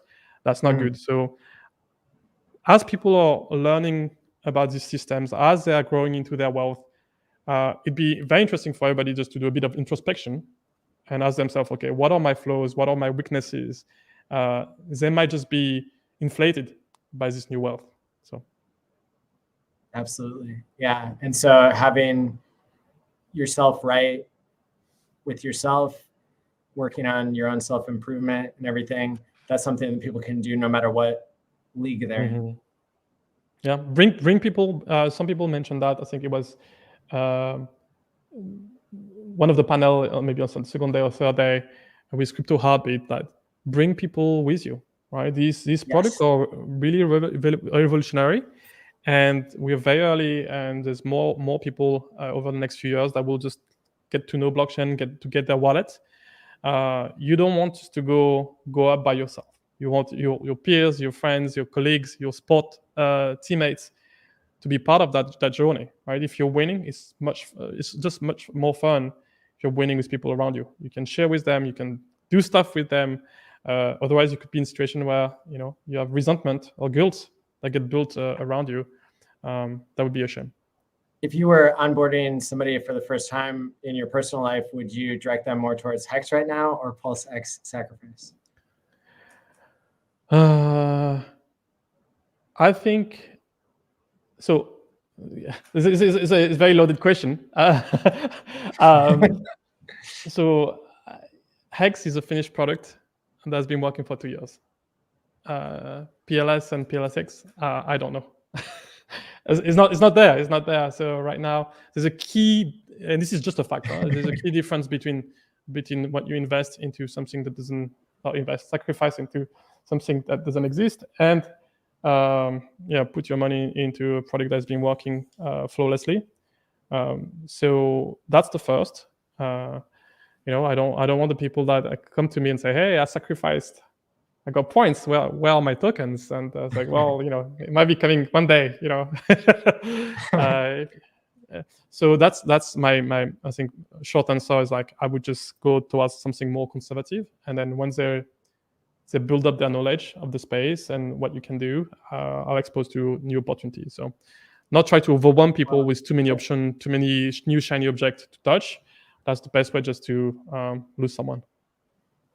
Even though we're all excited about the PulseX Sacrifice, this is the Hex conference, so that was the right answer. Thank you. So I know we have a Karim here. Welcome. Bang, bang. What's up, everybody? Great conversation. I just wanted to hop in to add contribution. But the topic is awesome, and I love what Stef just said, because again, you got to keep the main thing, right? For me, every road leads to Hex. So it's not just because it's the Hex conference, but ultimately that's the key. And because we focus on security, we focus on making sure everything is, audited code and stuff like that. The other stuff will come naturally over time. So we just want to make people comfortable that what they're doing is safe, if that makes sense. Because also, like Stef said, there's nothing worse than making all the money and then losing it all. So we just want to avoid that, which I think is going to be great for the future. And Maddie, I want to go back to one of the points that you made earlier, which I think, again, great topic. Sorry, we had a little internet connection earlier. That's why I would have loved to, be with Stef on the same time. not only the gambling is understanding how to create what I call positive feedback loop mechanism, right? What we do, at Staker App is we genuinely, again, that's what I took the job. And that's what I told Stef in the very beginning, because our interests are aligned, is how to create game mechanics that actually help the user win in the end. Make sense? Same way back in the day, for those who remember watching live, right? The hoodie promotion that I did, right? It was how do you trick people in a funny way to build wealth to the point where by the time they realize what they have, then they just do it on their own. When you're mentioning the gambling with the $200, the first thing that came to my mind, it's the same thing with the garbage Bybit links and this and that. Oh, bonus. They do all the math. They know you're going to get wrecked. They can give you $1,000, $2,000 for free. But again, you have to go use the platform. And they know that in the balance of probability, you will lose all that money plus the new money that you put back in, right? Yet another 1,000, yet another whatever. So those are all those tricks that's actually designed to hurt people in the long term and part them from the money. Versus we take the total different approach of how do we design positive feedback loop, right? If you're going to be addicted to something, if you're going to have some type of routine, why don't we turn into something that's positive, right? Something towards mental health, eating healthy, exercising, creating that reward system that ultimately leads you in the right direction. So I'm very excited about working, with a group of people that think that way. Same thing for everybody watching, a new token, shiny object, whatever it might be. Once again, to repeat, bring the code, bring the audits. If not, we don't even entertain the conversation. And then also, we're going to look at the token economics, right? What does that do for people? Do we need more money? No. Fortunately, Hex is doing extremely well for us. Some people do need more money. Well, you get what I mean? But in a sense where we're not, let me rephrase, we're not powered by, hey, how can we make more money? So we need to bring another token or this or that. We're powered more by purpose and creating something, again, it's called Staker App, no trader app. Token economics, that's good for the ecosystem, good for the individual, and that's not going to hurt, game theory, like Hex game theory. That's kind of what I meant. But yeah, because that's ultimately the key. Like I'm on the tour right now, like I said yesterday, right? The purpose, staying productive, being on the field, helping people. Today, we had another wonderful meeting. I met a guy today that brought his daughter, and then she's onboarding already her friend, and he's been a big fan, man. A big fan of you, big fan of me, big fan of our show, and also a big fan of the Staker app. Easy for him to onboard people, stay disciplined, go back to work, and have something that works for him.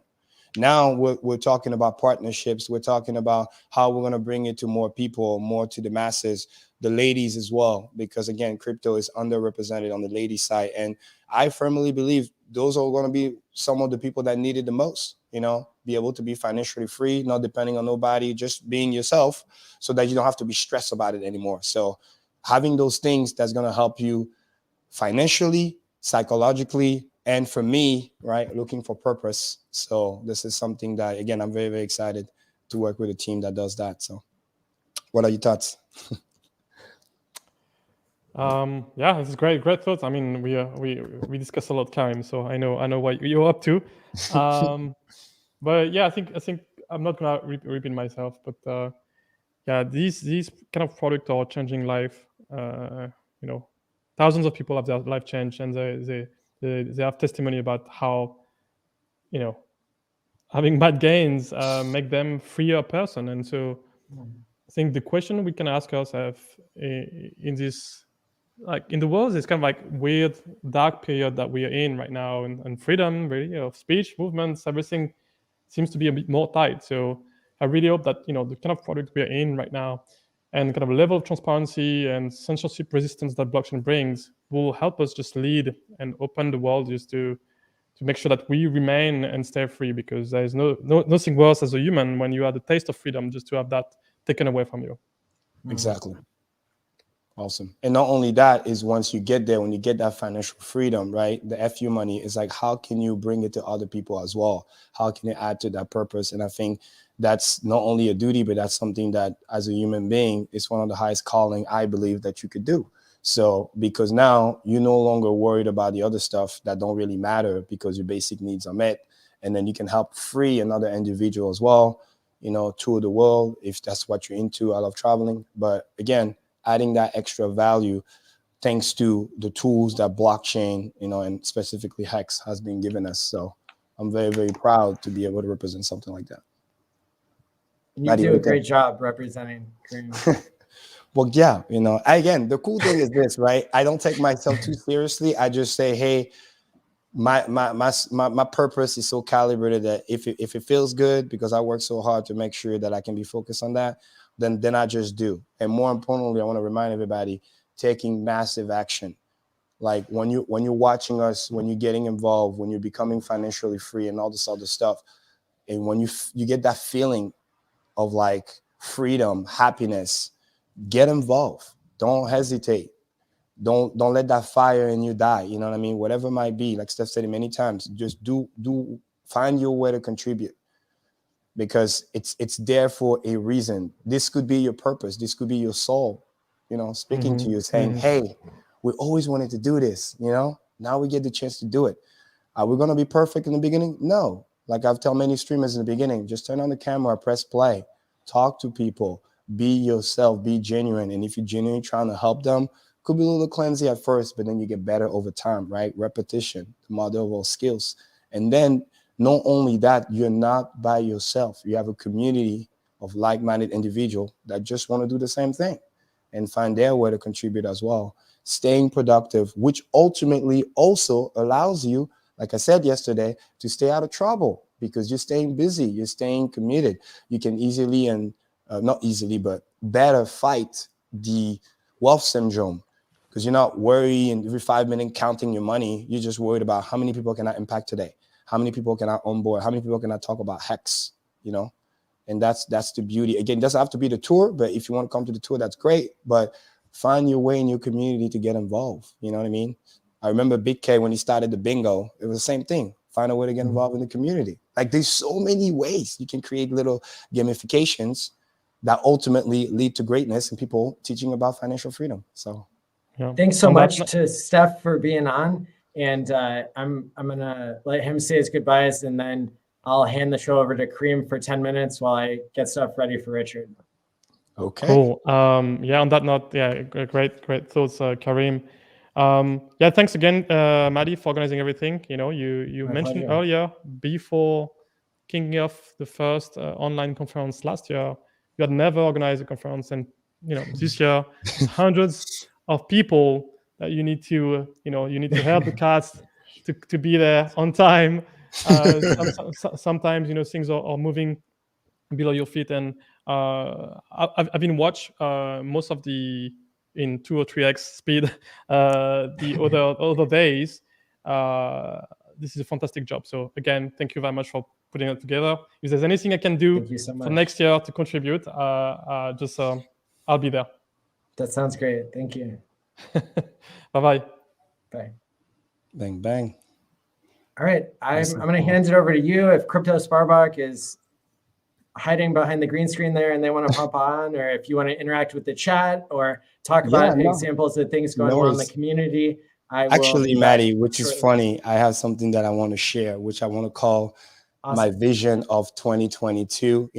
They call me Karim the Dream for a reason, right? But I want to share today some of the plans that I personally going to be focused on in 2022, short and sweet, and build it up for Richard. Is number one, I want to get as many people as possible into the conference, the physical one, because like I said yesterday, very, very important. This is an event you do not want to miss, point blank, period, because the sheer amount of people that you're going to be able to meet there, if you're one of those, once again, that love the community, benefited from Hex, but just kind of soul searching, this is going to be an event you don't want to miss, because you're going to be able to go and ask your questions in person, being around those like-minded people, learning via osmosis. And then I truly believe by the end of it, you'll be able to find where you're fitting the best in terms of helping the community. You're going to be able to have ideas. You're going to be able to learn directly for certain streamers what they do, what equipment they use, how do they find engagement. So it's literally a little conference / seminar / fun as well. But this is a great opportunity. How do I know this? Because last year, that's what happened for a lot of people. People forget the Kryptosparbuch started the tour literally right after Vegas. Why is that? Because they were inspired.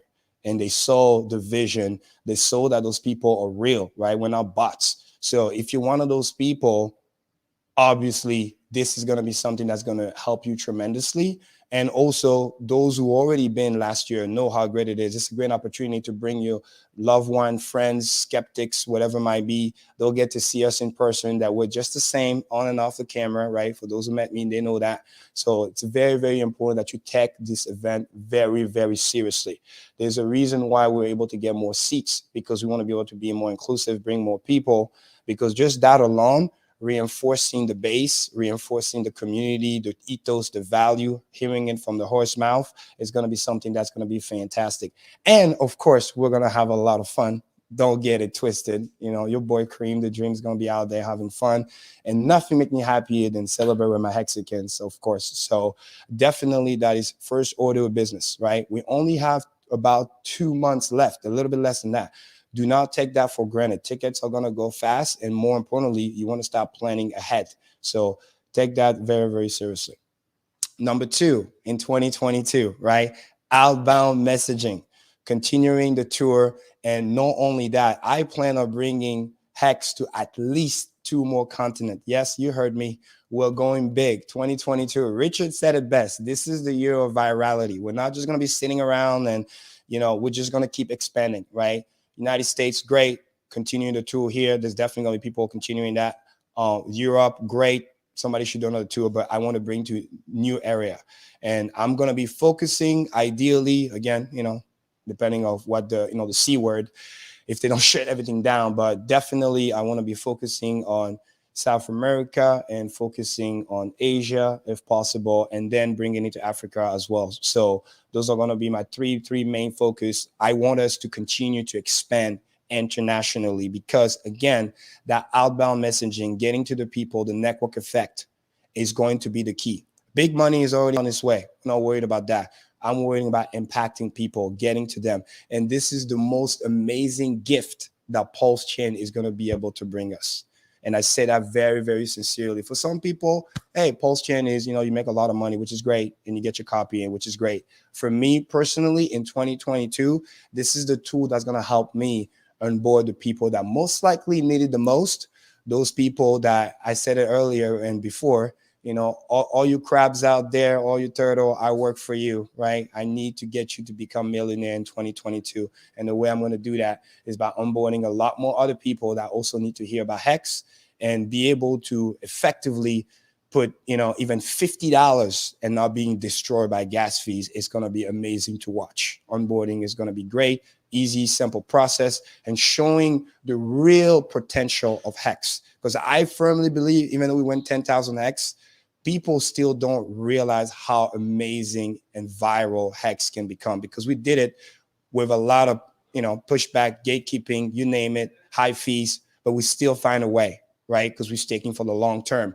Imagine once we get the super highway we'll be looking for, that sports car is going to start going top speed. So be excited, be ready for that. If you want to get involved, if you want to participate, reach out to me directly, right? Those who know my number, you can call me, or you can use Telegram, or you can send an email.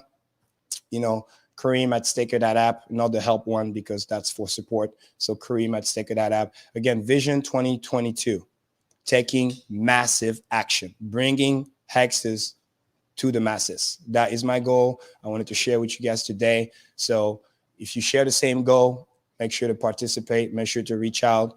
And even if you're in a small town somewhere, you can do your mini tour. Very important. I want to empower people to also be able to do it themselves, right? You can tour your city, you can tour your town, you can tour your state, whatever it might be, you know, because maybe you got obligation, you know, you got kids, you got stuff you can't do, but you can create your own little mini tour. It's very important, very simple. This thing is very duplicatable.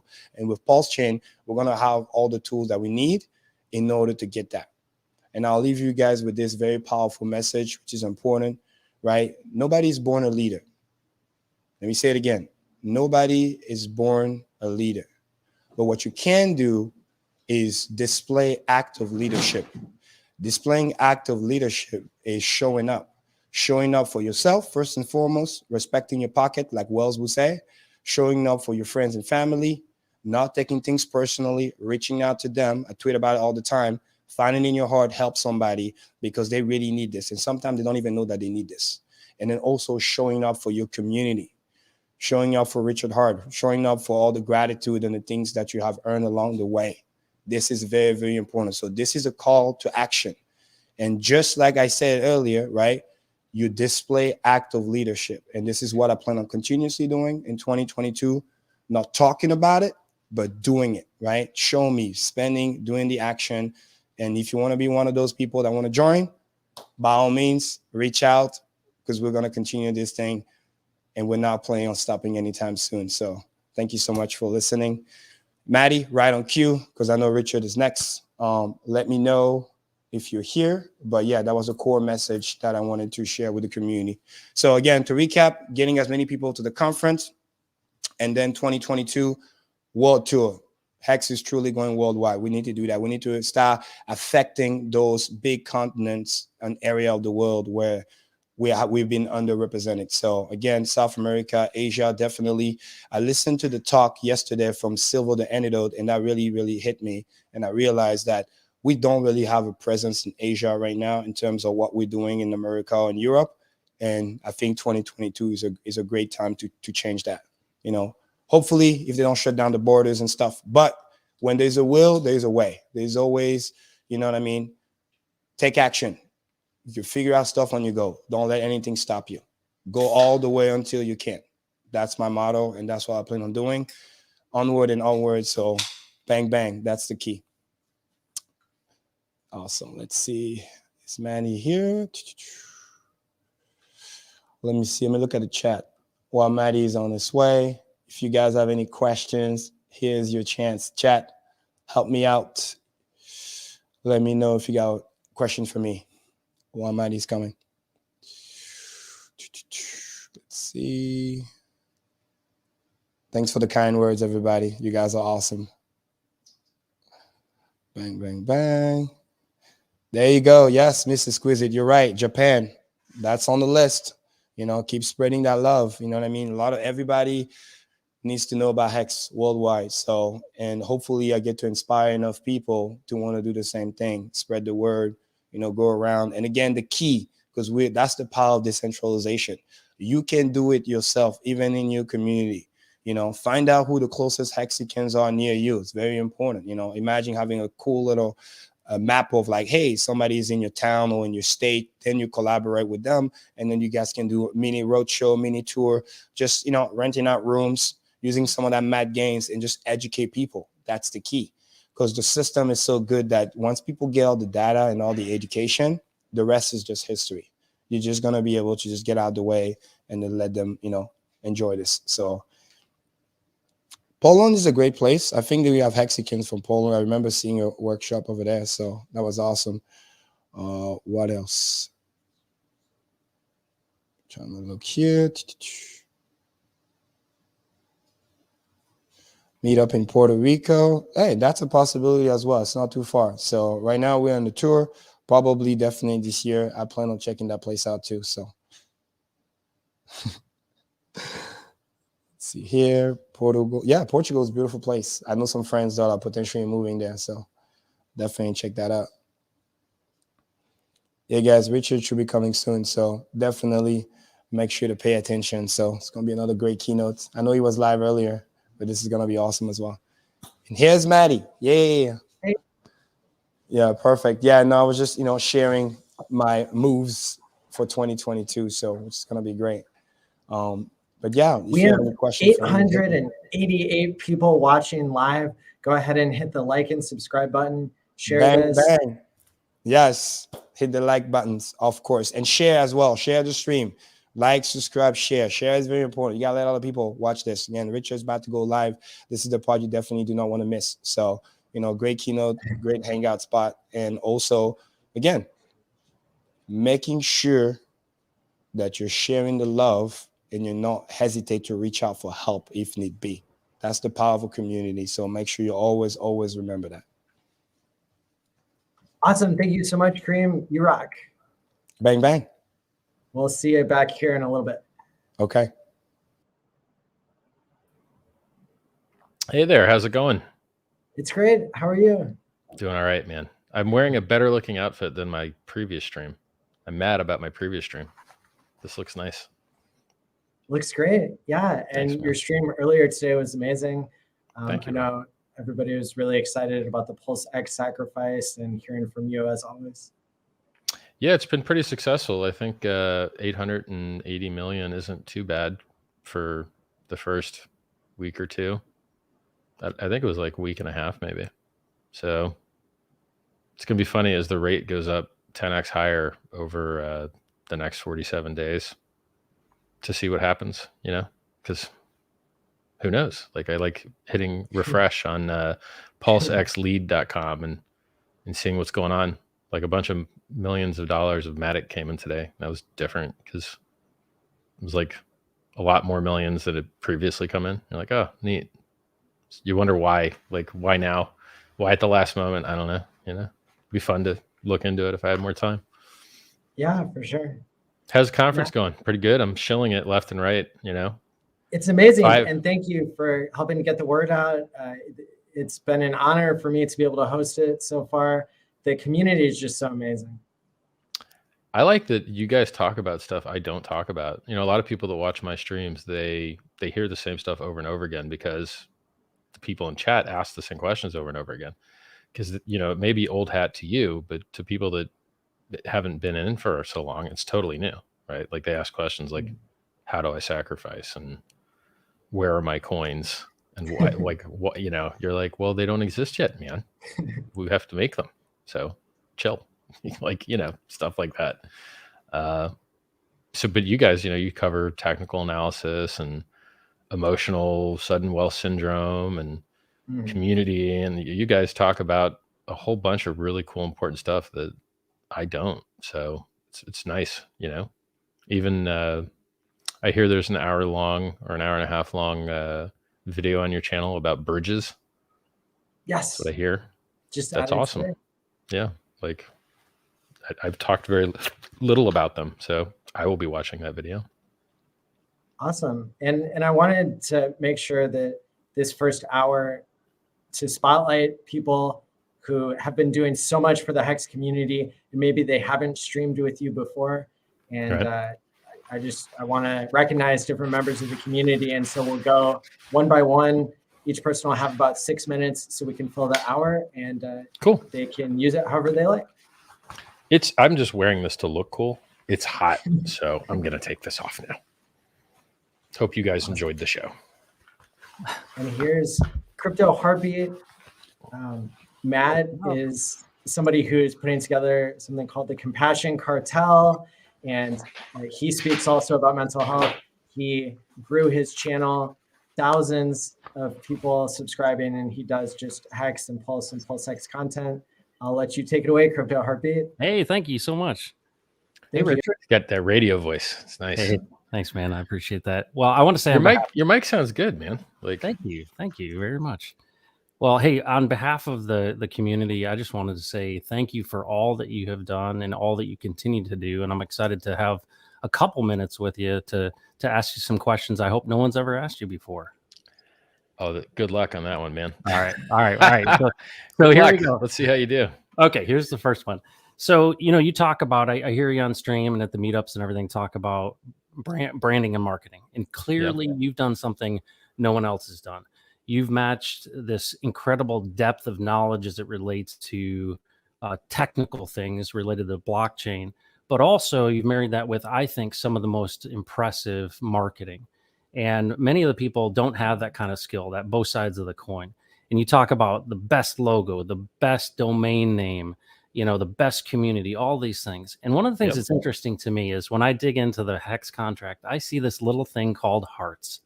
And I know that your name was changed to Heart. And I know, you know, I mean, it's just my stage name. Like my real name is Schuler, and it's still Schuler. Like, well, so one of the things passport still says Schuler. Yeah. One of the things I love about you and what you've done and your vision for things is this idea of heart. And so, you know, I even named my channel CryptoHeartBeat. And I feel like there's something about the community that really reflects that. And people become their names, and you chose that name for a reason. Can you share with the audience why in which you chose it? Originally, I mean, look, this is my guess as to why I chose it. I don't really know. This is my best guess. When I was quite young, there was a show on television called Heart to Heart. Oh, yeah. And it was this rich guy with his hot wife just fighting crime in their free time. And you're like, okay. He literally is just like rich dude, has a mansion. He's like, let's fight crime when I'm bored or whatever. And then, I liked it, you know? And then, like, I guess his name was Jonathan Hart and my middle name is James. So like James Hart sounded good. And then I was like, you know, Schuler sucks for a name. Yeah. Just this trash. I can't even pronounce it right. Like you go to Germany and they say it right. I can't. Yeah. So it's just crap name as far as branding goes. Like people don't realize everyone has a stage name. So Anthony Robbins, his real last name is Mahoric. Yeah. Tom Cruise, his real last name is Mapother. So like, no, like if you're gonna make a brand and try and have an impact, there's a good saying, don't give a dog a bad name, you know? Yeah. So, well, one of the things that we talk about a lot is that we are the community of heart, right? Obviously works on both levels. And, you know, one of the things that I hear from you a lot and really value is your vision and your thoughts about the future and what blockchain really enables. And obviously you are an innovator in my mind of improving just about everything in the space. You talk about the future of health and longevity, and you really talk about this idea of, you know, getting rid of addictions and all these things you've written in Sci-Vibe. Can you give us a little bit of a feel for this future? You know, this future of not only longevity, but what is your vision for the future? Because this is going to impact a lot of things, including political movements. It's going to affect a lot of things. What are your thoughts about that?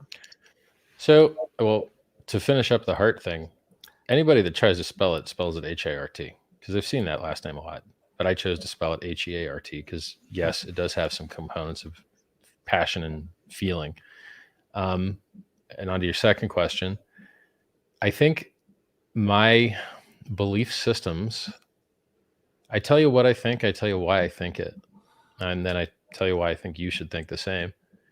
And so my belief systems tend to rub off on the thoughtful and the conscious because they're the right ways to think about things. So when I've crushed so many debates, right, left a trail of dead bodies behind me, that people are terrified of speaking against me because they know they'll lose. And the reason why I win all these debates, it isn't because I'm a good debater. It's because I'm just right. Yeah. Like it's not, it's so much easier to win when you're just right. Yeah. You know? So one of the arguments I hear haters saying is they're like, oh, they're all little copies of Richard. They just say the same stuff he does. And you're like, yeah, that's what being right sounds like. Like if you ask people if the earth is round or flat, they're like a bunch of copycats of the books. They copy the books. They're like, yeah, that's because that's the truth. And we just say the truth. And then you're going to get the same story from the majority of us because we're going to tell you, like market cap's a fake made up number. You can't put asks on the market cap chart. You can't put bids on the market cap chart. The market cap chart will not fill your orders. There's no volume or liquidity or order book depth on the market cap chart. It's stupid. Like we tell you these things and no one else tells them to you because they're not smart enough to understand half of those words I just said. Yeah. So yeah, I love that the community adopts the superior thought, superior ideas, superior delivery, and then crushes everyone else on my behalf using the same tactics. And then I don't have to do as much crushing because they already shut up, you know? Yeah. So it's awesome. Yeah. Or other things like, oh, there's no liquidity. Like, oh yeah, there's no liquidity. Okay. Well, first you can do a market sell of a couple million and you're going to get like 2% slippage maybe. Second, the best time to buy Bitcoin ever in history was when it had no liquidity and when its coins were in 100% in one address. And that's also the same for Facebook and the same for Google, et cetera, et cetera. So, well, let me ask you, let me ask you this. So, one of the things I learned about you, which I thought was great, is you worked in HVAC. You're talking about being up in these hot attics and everything. Yeah. One of the things that's interesting is a lot of entrepreneurs, a lot of folks who crush it like you have, and I don't know that anyone's really crushed it as much as you have, but there's this practical and hardworking and almost kind of a blue collar moxie that a lot of entrepreneurs have. Do you credit that to part of your success of being able to see that side? You're not a silver spoon kid. Yeah, I think if you get raised in an environment where things are too easy, you don't have the selection pressure to develop successful traits. So I took martial arts. Why? I got my ass kicked. I'm like, oh, okay. If I didn't get my ass kicked, I probably wouldn't have done that. And then, you know, I learned to type fast. Why? Because my friends learned to type fast and I wanted to outdo them. Right. And you're just like, so being competitive and being masculine and being around other people. And I think that drives you to excellence. Yeah. And then if you don't have that, like, it's a different kind of competition, I guess. Yeah. I mean, it's weird. Like, I'm still cheap. Like, I don't like when a soda costs too much. It bothers me. Like, I don't love it. I don't drink bottled water. I like, give me the tap water, you know, like I want to be efficient. And I think that is something that comes from just growing up with no money. Yeah. Right. Like, you really care about efficiency. You care about getting a deal. Yeah. And that's a useful trait for being in commerce is if you get good deals, you can pass that on to other people. So if you know what a good deal looks like, you know, so I've always been about giving people the best deal. Yeah. Well, you know, the Hexican community, I came in 10 days before big payday. Late night television ad brought me into Hex. And are you serious? Yeah, it was a late night television ad on, somebody bought time at about 2 a.m. on cable television. And that's how I learned about Hex. What played? Do you remember what it was? It was showing a yacht. Do you want to be a millionaire? Are you serious? Yeah, that's what brought me in. I recorded the voiceover for that. That was my voice. Yeah. Well, I thought that's at first, hilarious. Yeah, that's how I got in. And I never get feedback on these things. Yeah.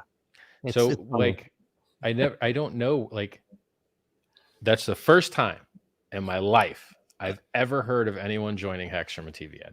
Yeah. First time. I couldn't sleep at night and I was watching TV and the bizarre ad came on and I thought it was something it wasn't. And so when I saw it was crypto, I started watching Hexo, and that's really what got me in. So that's it amazing. works. It works. I am literally amazed. Wow. Well, my last question, because I know we've got limited time, is really about legacy. One of the things I hear you talk a lot about is being the best guy in crypto, the best man in crypto. And I agree with you. You are. You've obviously given money to the Sens Foundation, but you have, it seems like vision beyond just crypto, obviously for health and those type of things. But when it's all said and done, when you're 99 or 109, what do you want people to remember you for? I think it's the community. Everything comes back to the community, always. Yeah. You want to make people's lives better. You want to make them happy, healthy, wealthy, wise. And what else matters? Like, only the people matter. And even making progress, like as far as medical research and medical progress goes, who do you think does that research? Yeah. People, you know? So it's, for me, it's all about the people. Because look, man, I've been retired for 20 years. Like, I've got all the stuff. I run them out of stuff. They don't have stuff for me now because I bought it all. So like, stuff isn't the end game. People are the end game. So for me, my legacy is building a community with wonderful morals, wonderful values, wonderful performance. A shining city on a hill. Like, that's what I care about. Well, Richard, on behalf of everyone, I just want to say I liked you before. And I love you now. And I mean that. I mean that. Thank you, bro. You have really, truly, you're transforming lives. And I believe what you're building, the infrastructure of this ecosystem, is literally going to change the world. And we're never going away. Yeah. We're never going away. It's never going to happen. Like, we're always going to be here. Thank you, man. Richard. Thank you so much. Awesome. Thank you. And up next, we have our favorite group of Hexicans who are traveling the United States, 40 cities to put on workshops, the 5555 tour. Welcome, Kryptosparbuch. Hello. Hey guys, how's it going? Hi, Richard. Hey, Richard. The German accent. Can you believe these guys had to fly all the way from Germany to America to do Americans' jobs for them and go door to door, city to city, promoting the good word about the future of finance, Hex, Pulse, Pulse Chain. You know, Americans, learn from these guys. They're killing it. Thank you, Richard. But it's our pleasure doing it. We get to drive those awesome cars. We get to meet all the awesome Hexicans. We hear all those amazing stories. And now we are the ones sharing that to the Hex community. How does that Audi 10, do you get a V10 in the Audi R8 that you got? It's the V8. It's the smaller one. The V8? All right. Yeah. It sounds good still? Yes. All right. It's a pleasure to drive it, and you get sweaty when you so drive much it. fun. But anyways, Richard, throughout the last 2 years, we learned a lot from you. You are my biggest mentors, and I bet this is the same for Patrick and Mars. You inspired us a lot for doing the 5555 tour. You're pretty much the reason. And you have a couple of core fundamentals, which are that you give everything out for free. You gave out Hex for Bitcoin people. You made Hexicans rich with Uniswap, right? Of free unit tokens. Now you're building Pulse and PulseX, and everything you're doing is for free. So we decided also whatever the Kryptosparbuch team is doing is for free always. We're doing free meetups, free workshops, and what we are doing now is also free parties, free entry, free open bar, and just to invite the people. And I want to ask you, like, can you give us some feedback on all the free stuff that we are giving away? And I want to ask you why you are doing this for free as well. Well, I give so my free book that I give away, it's because I want to make people's lives better. I've been giving that away for forever. The free coins it's like a coupon. Hey, try this. It's awesome. And then buy more. So I think the free coins, there's a lot of self-interest involved there.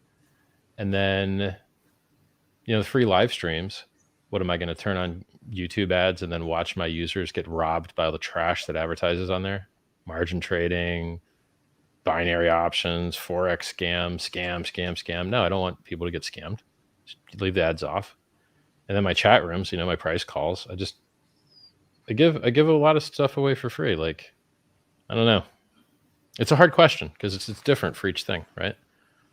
Like I could make a price calls channel, but then that's paid, but do I want a paid group? Like, no, I'd rather look, I created a multi-$100 billion cryptocurrency. I don't need a paid group. Awesome, okay. Richard. It's really awesome to see you here live and everything what you do. Thanks a lot for also designing. Thank you guys. Yeah, I don't know anyone else that's pushing in the real world as hard honestly, as you guys Richard, I would say we have to thank you because without you or without the design of Hex, we wouldn't standing here. We would still be in our day-to-day jobs. We would still live in a box. I would still be in a. I saw the picture of that box. That was a pretty small box, man. It was, yeah.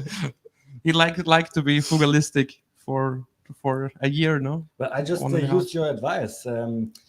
I just want to put as much money into Hex, and I did not want to spend it on anything. So I decided to go into this box, live in there for 1 year, and put everything into Hex, and it turned out perfect. Nice, man. Yeah, in regards to that, I have one more question. Is there anything you can imagine that we can do better? I would just make sure that in all of your handouts, if they're stickers or pamphlets, that you lead with the headline. You love the logo, you love the brand, I do too. But to new people, they don't care about that stuff. They care about what's in it for them. And what's in it for them is 40% APY or 10,000 fold price returns. And so I would lead with 40% APY or 10,000x, depending. And then, second, and the URL. So the unique benefit statement of the returns, and then the URL, and then the logo and brand come last. But lucky for us, our logo and our brand and our ticker are all exactly the same 3-letter thing, which is very awesome. Yeah. A lot of people don't have that. So Ethereum, which no one can spell, has a unit of currency called Ether, which also no one uses that term. Yeah. It's just poorly branded. So Germans do sometimes. Yeah, Germans do use it sometimes. So, Richard, I would also have a question for you. What would you like to see from the Hexican community in 2022? Look, we've been starving for fiat on-ramps for a long time. Solve the fiat on-ramp issue. So there's only 26 states where you need a money transmitter license.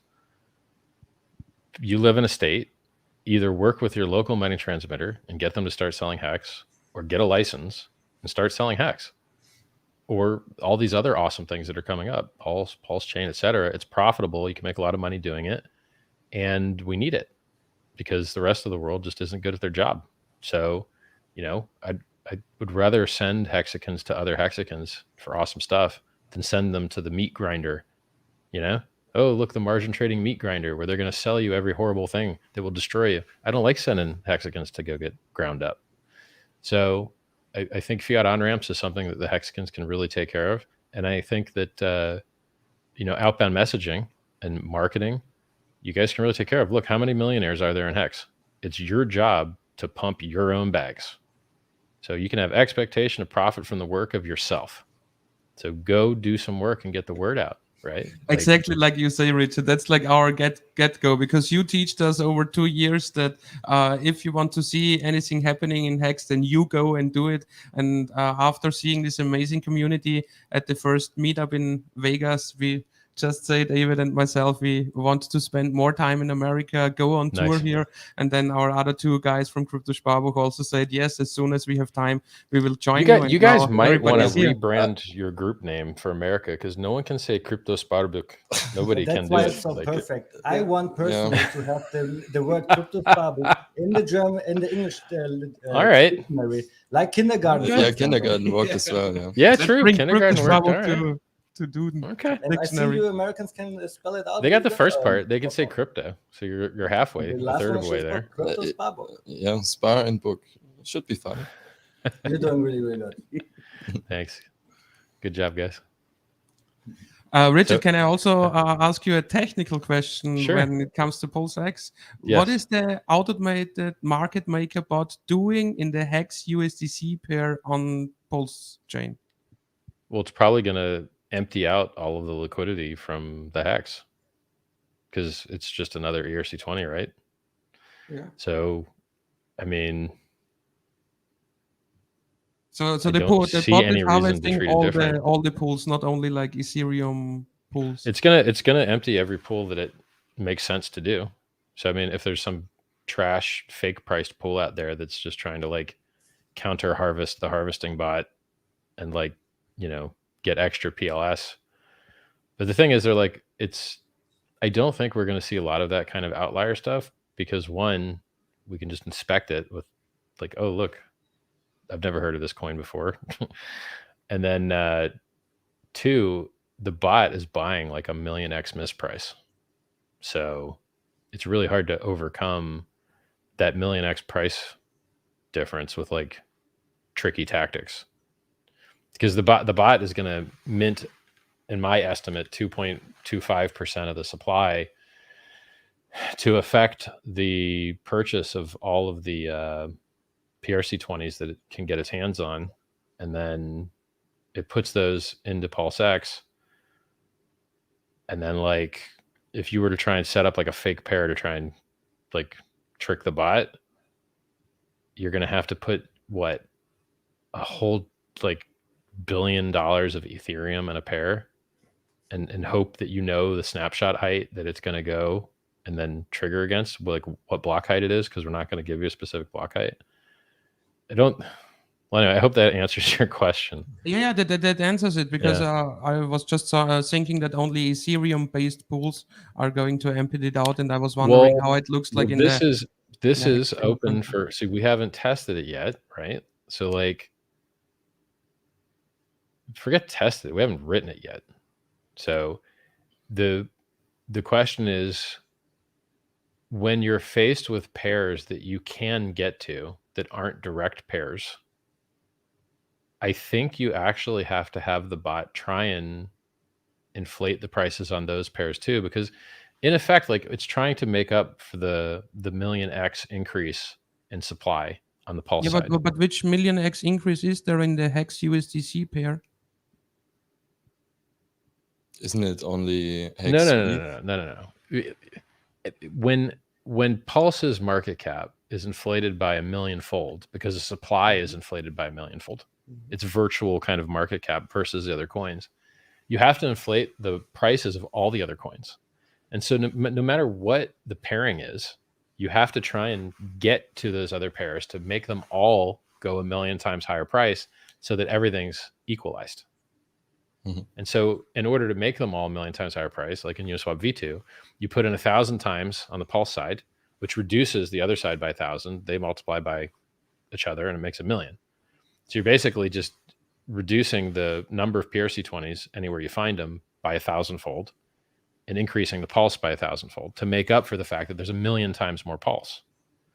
So it doesn't really matter what the pair is. It just matters that the end effect is that you're increasing the virtual market cap of everything else by 1,000,000x to equalize it with 1,000,000x higher supply of Pulse, if that makes sense.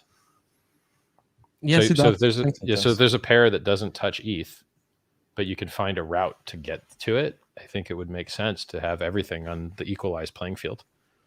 Because there's a value statement in the natural ratios of these things on the ETH chain. And then if you can maintain that same ratio on this chain, I think it makes sense. And then the market will decide what the ratios end up as. Thanks for the answer, and thanks for spending the time here with us on the stream. Yes. We are forever thankful, and let us have the best year of 2022 that there ever is. Sounds good, man. Sounds good. Thanks a lot, Richard. Thank you so much pleasure. for all you do. Thank you, guys. So I just wanted to show a quick 2-minute clip because I was really inspired by the Kryptosparbuch team.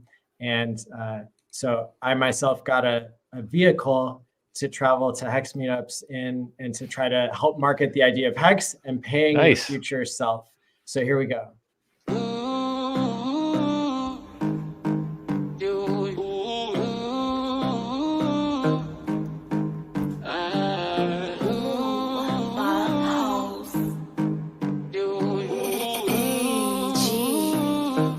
Who's there, this guy? What's up, Richard Hart? You're up, and you're all hard. That's why your favorite fake, brilliant billionaire investor's here. Listen, ALLin reached out to me, and he was like, dude, you look a lot like Richard Allen when you're sitting on a throne with a candelabra. Thank you for the kind words.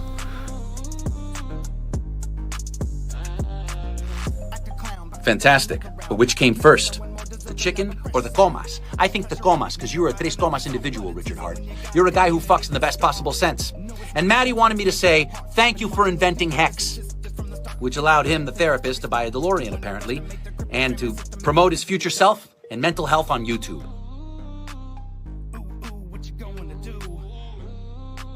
Here's the deal. I like people that are nice to other people. I like people saying thanks to other people. So thank you, Richard Hart. On behalf of Maddie Allen, you're the human equivalent of a car with doors that open like this or like this. Yeah, Richard Hart.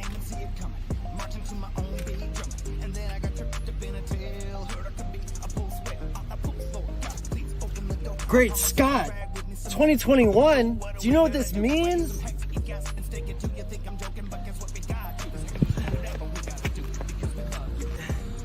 It's time to buy and stake Hex. We can all be as rich as the original Bitcoiners. My name is Maddie Allen. Follow me on YouTube. Let's go! Hex is a coin that allows you to create digital scarcity. The way that you do that is by locking up the coins and earning interest. That rewards saving instead of borrowing from your future self. It's even good for your mental health. Here, you ain't ready, duck and cover, get inside my dick. Now when it comes to market composition, you don't gotta worry. I'm gonna take them with my one in a hurry. 555, hit the return button and make it go live. Liquidating shit bags, you've been leverage trading, you got a monkey on your back. That's a pretty nice Hex rap song, man. I haven't heard that one before. Pulse Lord, yeah. Bro, I absolutely loved that cameo. That is my favorite cameo. Thank you. It's so good. Like, awesome. I wish, so I'm recording this for like streaming on my channel. I wasn't able to capture that's like the scene came quicker than I could manipulate my OBS window to like show it. Because I'm like zooming into you guys. And then when it changes, I have to like respond and unzoom it. I would love for you to forward me that because I can't wait to tweet that. It's going to be awesome. Thanks. Yeah. And I mean, you know, this DeLorean is one of the, I'm told it's in the top 5% best preserved DeLoreans in the world, which of course, that's what a DeLorean that's actually traveled through time, that's what it would look like. Oh yeah, And, true. Yeah. And so it was, For you know, those it's watching, $80,000, but with my 500x pricey. returns in Hex, that's like 160 Only a bucks. 500x. It's not bad. Yeah, DeLoreans are made of stainless steel, which is kind of cool. And they have a very cool shape. That's right. A little light on horsepower, a little light on braking. So people who go to the Hex conference in Las Vegas will be able to see me there with the Hex DeLorean. And I'll probably also see if I can take it to Austin, Texas with the Kryptosparbuch team. I bet it gets a lot of looks. Oh, yeah. Yeah. And that's cool. and I have like all the gear. Oh my gosh. So I have like, you look first good. of all, the picture, license dude. plate just came in out of Hex. Whoa, nice. Instead of man. out of Nice. time, because Hex is a time deposit. Yeah. And Sick. I've got like the hoverboard people can take pictures with. So That's anyway. great. I don't want Very to take cool. any time from anybody else, but Okay. I want to bring up our next guest. Gerado is the creator of Look Into Hex. Welcome. Nice. Man. Take it away. I love your site. I love sending people to your site, dude. Thank you, man. Like, Great site. I appreciate it. Yeah, I'm a little just kind of struck right now. I think it's my first time talking to you face to face, but Nice, I dude. want to thank you for creating Hex, for the best community in the world that you've built. I know you probably get this a lot, especially during this conference, but you've changed my life and that of my friends, my family, because luckily, you know, I got them in early, and it's just, you continue just to amaze and impress. You're lucky we're not in person, bro, because I've seen people get the shakes. Like, they're like, Yeah. it's crazy, you know? It's I had funny. to get the heart rate down a little bit before I talk to you right now, but I Yeah, mean, it's all good, bro. yeah, just I appreciate you sending people to the site too. I mean, it Your just, site's great. thank you. Let me tell everybody about his site real quick. Gerado here made Look Into Hex, and it's really cool because it's the only place I know of in the world that shows the Bitcoin, the Mhm. Ethereum, and the Hex price from their first day of like being in existence until now. And it just shows you that we're doing the same things Bitcoin and Ethereum did, but just on a higher inclination. So we're just doing it faster. It's not unprecedented. We're doing very similar things, but we're just doing it quicker. Precisely. And there's no Yeah. better way to see, no better place to see that than Gerado's site, lookintohex.com. Thank you. Yeah, I think maybe because you've been shilling that specific chart so much, it's become my favorite chart, or maybe because people say that it's a great onboarding tool because it compares Hex to what people consider. to be the Which blue ones do you chips, like? right? Like, I'm not an expert on the site. Like, what are your favorite ones on there? Hex versus ETH versus BTC, my favorite chart right now. Right. I used to like the regression rainbow a lot until it kind of broke a little bit on the downside. Right. But then again, it's like a trend line it has wiggle room, right? Especially if you're doing like weekly candles or just like Right. it has wiggle room. So I don't want to say it's broken yet, but that's my favorite chart. I think the heat map's pretty cool. It looks at like the derivative of the 100 MA and just like. Huh. Okay. Yeah. I don't think I've seen that one. You got a lot of That's pretty stuff in cool. there. It's neat. So where'd you learn how to do all this fancy quant technical kind of stuff? Yeah, so I was always good at math. I think you can probably Right. relate to that since early on. Yeah. And maybe not as good as you because I didn't do logic. I didn't derive math from logic. I just did it like the normal way. But Yeah. Well. so I went to a university I got accepted under like civil engineering, switched to math, switched to engineering physics, switched to physics, dropped out, took all that knowledge with me, and just doing my part in this community. Like Stef's talk earlier about being a DAO, basically. I love that analogy because Right. I mean, we're each doing our part, you know? Right. For But, sure. Yeah. I'd say You just, guys like, are all of the content, all of the onboarding, all of Yeah. the websites, like you guys kill. Like the Hex community is absolutely amazing. Very cool. That'll be even more emphasized once we get more stakers than you have followers, because that's when we know that it's the rest of the community Interesting. more so than you. Yeah. Good point. Mhm. That's a good point. See, you've got these metrics I've never looked at before. I never even knew that ratio existed. It's Yeah. very cool. So I mean, I have a few like fun, I guess, technical questions. Like, good. The PLSX PLS Mhm. pair. I think it's important when that comes, if that appear or if that's created before or after the bot comes in. the harvest? Because ask the question one more time. Yeah, I kind of worded that funny. So I know the AMM bot is going to come and harvest all these pairs. What I'm wondering is if the PLSX/PLS pair will exist before or after that bot comes and harvests because of the buy and burn. And I think just that volume of the bot, I don't know if that will be included or not. I have not thought of the issue. Well, first, okay. Buy and burn. This is a technical answer. Take your time. Yeah. So made you think. First of all, let's go into the original intention was to have a buy and burn be automated. It is impossible. And what we are left with is having no expectations. So there is an address that gets 0.07 of the 0.29. The original plan was for 0.06 of that to go to buy and burn. That can't be automated now. And since we can't have expectations of others, we can only see what that address does. Let's see what that address does. But we can't have any expectations. Thanks, security laws.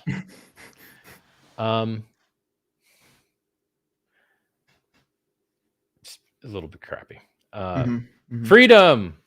Yeah, or no freedom. And then that only applies on trades. It does not apply on liquidity adding. And so the harvesting occurs on other systems. Therefore, it wouldn't occur, the fee. And then the adding of that liquidity to the PulseX system also is not a trade, and therefore does not incur the fee. And so it's irrelevant at what point PulseX starts, before or after the harvest, because the fee is not incurred either way. I think that answers the question. I think it does. Yeah, it does. And that's a little nuance I didn't know either, that LPing doesn't count as a volume here. Right. Okay. Yeah. For sure.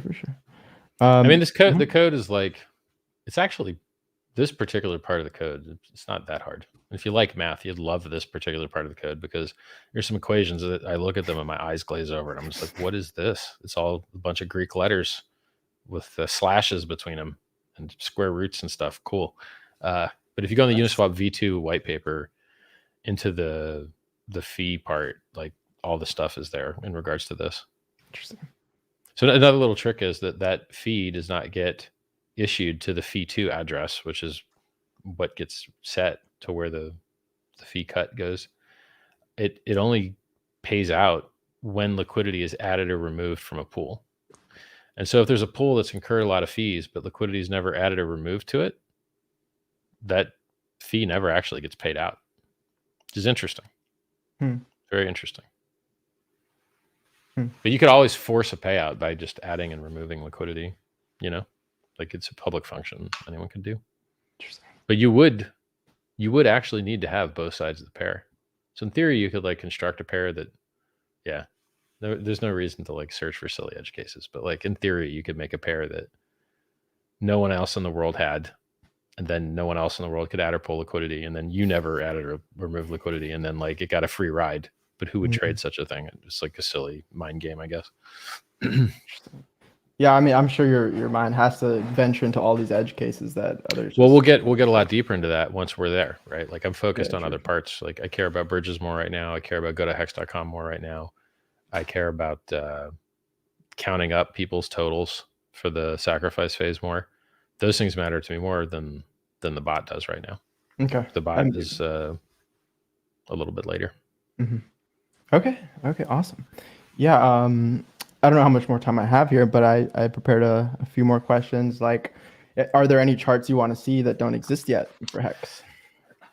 I've always wanted to see like the guys that made the most money, like who absolutely slaughtered it, and it's all on chain, so we could know that, and then we can also, if you want to be mean, you could pull up a chart and be like, who absolutely bought the top and sold the bottom over and over again.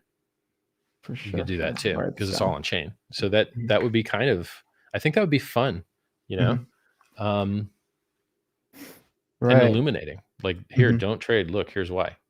Buy and hold. Look, here's why. You know, I think that would be really cool. What else?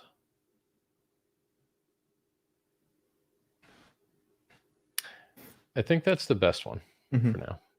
Cool, cool. Yeah, I have In the a future. In Mhm. the future, you could have visualizations around LP performance, but like, Write this I down. would, I'd wait on that one. Mhm. I was gonna say I have this lookinthex.com chart /max ROI, where it doesn't do what you said because it's not like direct on chain who made the most, but it does look at the max ROI just given the price performance before or after staking. It's slightly, I guess I don't want to say misleading, but what the one after staking does is it multiplies your max ROI by the share rate. In Yeah, I mean, hex per like, hearts the per only, share, so that it gives you kind of an idea. And I I remember, think it's a good yeah, idea. I remember tweeting like the first time we crossed 10,000x after staking, and I think you tweeted back like, "Show me the proof," like on-chain proof. And like a day later, Karim dropped like a link to someone like, so it's Right. I think it's pretty close to tell you. Well, I care about Like, that. if Like, it's I happened. want to use that for marketing too. Like, show Mhm. me the guy that murdered it, and I'm Yeah. like, look, that guy. It helps a lot because looking at, you know, because there's some people that murdered it harder because they stake longer, and then True. there's some people that murdered it less hard because they didn't stake longer. So, like, having a guy whose stake ended at just the right time, that the price also was high that day, and then you're like, that guy hit the lottery, sweet, Yeah. you know. But like, it's with the numbers like these, like everyone's hitting a lottery. Like, the price went up 1,000,000%. Everyone hit the lottery. Congrats, you know. Those are some cool graph ideas. I'll keep those in mind. Thank you, man. Thank you so much. No, Love your site. Thanks for sharing it. And thanks for My giving pleasure, the bro. time here to chat with us. And thank you, Maddie, My for pleasure. preparing this epic you. conference. Oh, I got to My fix pleasure. the screen again. And we've got Yay, it fixed itself. My lucky day. 1,430 people watching right now. Hit the That's like great. and subscribe button. Tell other people about hex.com. We've got somebody who's told a lot of people about hex.com here, SuperHexWin, the one who has tens of thousands of followers on TikTok. Welcome. Hey, what's going on? Good to meet you, Richard. Thanks Hey, for what's having, up, man? Thanks for putting us together, Maddie. No, it's just me. Yeah. I'm over here fighting obs. Yeah. It's good. It's good now. How are you, man? I love your TikToks. Hey, thank you. Is there anything you don't like? I think it's so interesting. Okay, this is going to sound weird. When you listen to the radio, there's like a radio voice, and people talk that way. And when you're strip club, there's like a coming up next on stage is Sandy. You're like, okay, cool. Not that any of you would ever be in such a place. But then for your TikTok videos, it seems like you have to pull your brain out of your head and talk like a mindless, emptied teenager. And it's like, hey, I can't do it. I don't know how to do it. But it's like apparently what works. Like, how did you? I hope I'm not making fun of you, and that's just like how you normally talk. But it sounds like you talk different. Yeah, I mean, well, when it comes to TikTok, like that's just the way it is on there. That's what people like. I like it. I'm just saying, like, I respect. I would not have. I didn't even know it was actually a thing that there was a TikTok voice. I didn't either, really. I just kind of just did my own thing. I guess that's the TikTok voice, but. So, I mean, do you know the can reason? Can you do it so people understand what I'm talking about? Well, if it's too hard, don't. I can't think of it right now, but yeah, because I just do it on the fly. I'm not really. That's another thing behind it. Is I don't really think about it. Something comes to mind and I just do it. So, you have to watch his. How do people find you on TikTok, man? At SuperHexWin. SuperHexWin on TikTok. Yeah. Go watch his stuff. It's great. Like, I love your stuff, dude. It's fabulous. And do continue with the style of speaking that you're doing. I think it works over there. I think it's that is the way it works. We're getting a lot of eyeballs over there for sure. I wouldn't be surprised if you're getting more eyeballs than I am. How many are you getting over there? I mean, on my average video is probably 3 to 5K views. Nice. But like I put one of you up. I clipped one up of you about 2 weeks ago, and it's like almost at 1 million views. 13-second video, but the average watch time's like 11.5 seconds. Bro, I ain't got nothing with 1 million views. Nothing. Like, it's coming. You did that. Like, you killed it on that platform, bro. Like, yeah, that's amazing. I mean, all my vids get 60K views. That's it. That's all I'm getting. So you murdered it, man. Great work. Yeah. I wish I could do this voice for other people. I'm going to try it again. Did you guys know that Richard Hart is the most successful guy in cryptocurrency? It's crazy. You got to see it. I mean, it gets attention grabber. Like, did you know, or you want to get rich? You just grab their attention right at the beginning, you know? It's fucking great. I've never spoken with that intonation or like timing before. So it's a good thing to have in the way of being. So what's up, man? What do you want to talk about? I don't know. This is cool. I didn't never imagine I'd be on stream with you. I mean, I found you. Really? I found you on YouTube. I mean, I guess when I go back and I found you on this Richard guy on YouTube in like middle of 2017 or something. I never thought I'd be sitting here with you on stream. So this is pretty cool. That's what's great about Hex, man, is like everyone does something they've never done before. Yeah. It's like, I never launched a cryptocurrency before. I never had a YouTube channel before. I never, published a self-help book before. Hexican's never traveled the world doing seminars before and setting up conferences. And like, Hexicans do things for the first time and they do a great job at it. Like, the production quality is great. I'm very happy with everything I see. It's fabulous. And then these are the guys now that have millions of dollars to deploy and make things better. So the early Hexicans, not even the early ones, like everyone's doing pretty good. They now have the ability to make an impact in the world. And they're doing it. Like, if you weren't on TikTok killing it, we wouldn't have any reach there. And look, I got the CEO of a bank that reached out to me and wants to talk to me and has sacrificed because of your TikTok video. Now, if you asked me, hey, Richard, who's watching TikTok? I'd be like, 12-year-old girls probably. Right. I don't know. That's what most people think. But no, apparently it's also the CEO of a bank. I'm like, okay. Yeah. And then the gentleman that was on earlier, he found out about Hex from a television ad late at night with a yacht on it. Yep. Okay. I had no idea. That is the first time I've ever heard that. That's so cool. Like, it's interesting. Do you remember how you found out? About Hex? Yeah. I mean, well, I was following you before from Bitcoin days. I was a Bitcoin guy. So I was learning Bitcoin from you. And you said you're coming out this Hex, and I was like, okay, cool. I'll participate. It's free claim and all that stuff. So I got the okay. Yeah, it worked out great. The free claimers made a lot of free money. Yeah. I did well with that too. So good, man. Yeah. You wish they would have given us a script, huh? How much more time are we going to eat up? Yeah. Well, first off, let me just do my thank you. I know everybody's doing that, but all right. I just want to thank you for all your free knowledge. Let me make that clear. Free knowledge. I never paid for any of this, so I got a lot of really good information from you, which has made me a lot of money. Aren't you doing videos on private jets all the time? Yeah. Well, I flew on a couple. Do you love flying in private jets or what? No one has more private jet pictures in Hex than you. Well, let's go back a little bit. So I've been in aviation for before Hex, 5 or 6 years. So all right. I worked customer service. I did groundwork. Nice. I even got my pilot's license. Great. So I really like aviation and airplane stuff. Nice. So I occasionally get Hexicans sending price charts from in the sky in the cockpit. You're like, yeah, I guess there's a lot of pilots in Hex. I don't know. Yeah. I was a pilot when I was young. They told me to pilot here and pilot there. You've heard that joke a couple times, I bet. But for the guys watching, it might be their first. But yeah, so I love what you're doing. Is there anything I can do better? I think you're killing it. I mean, all right.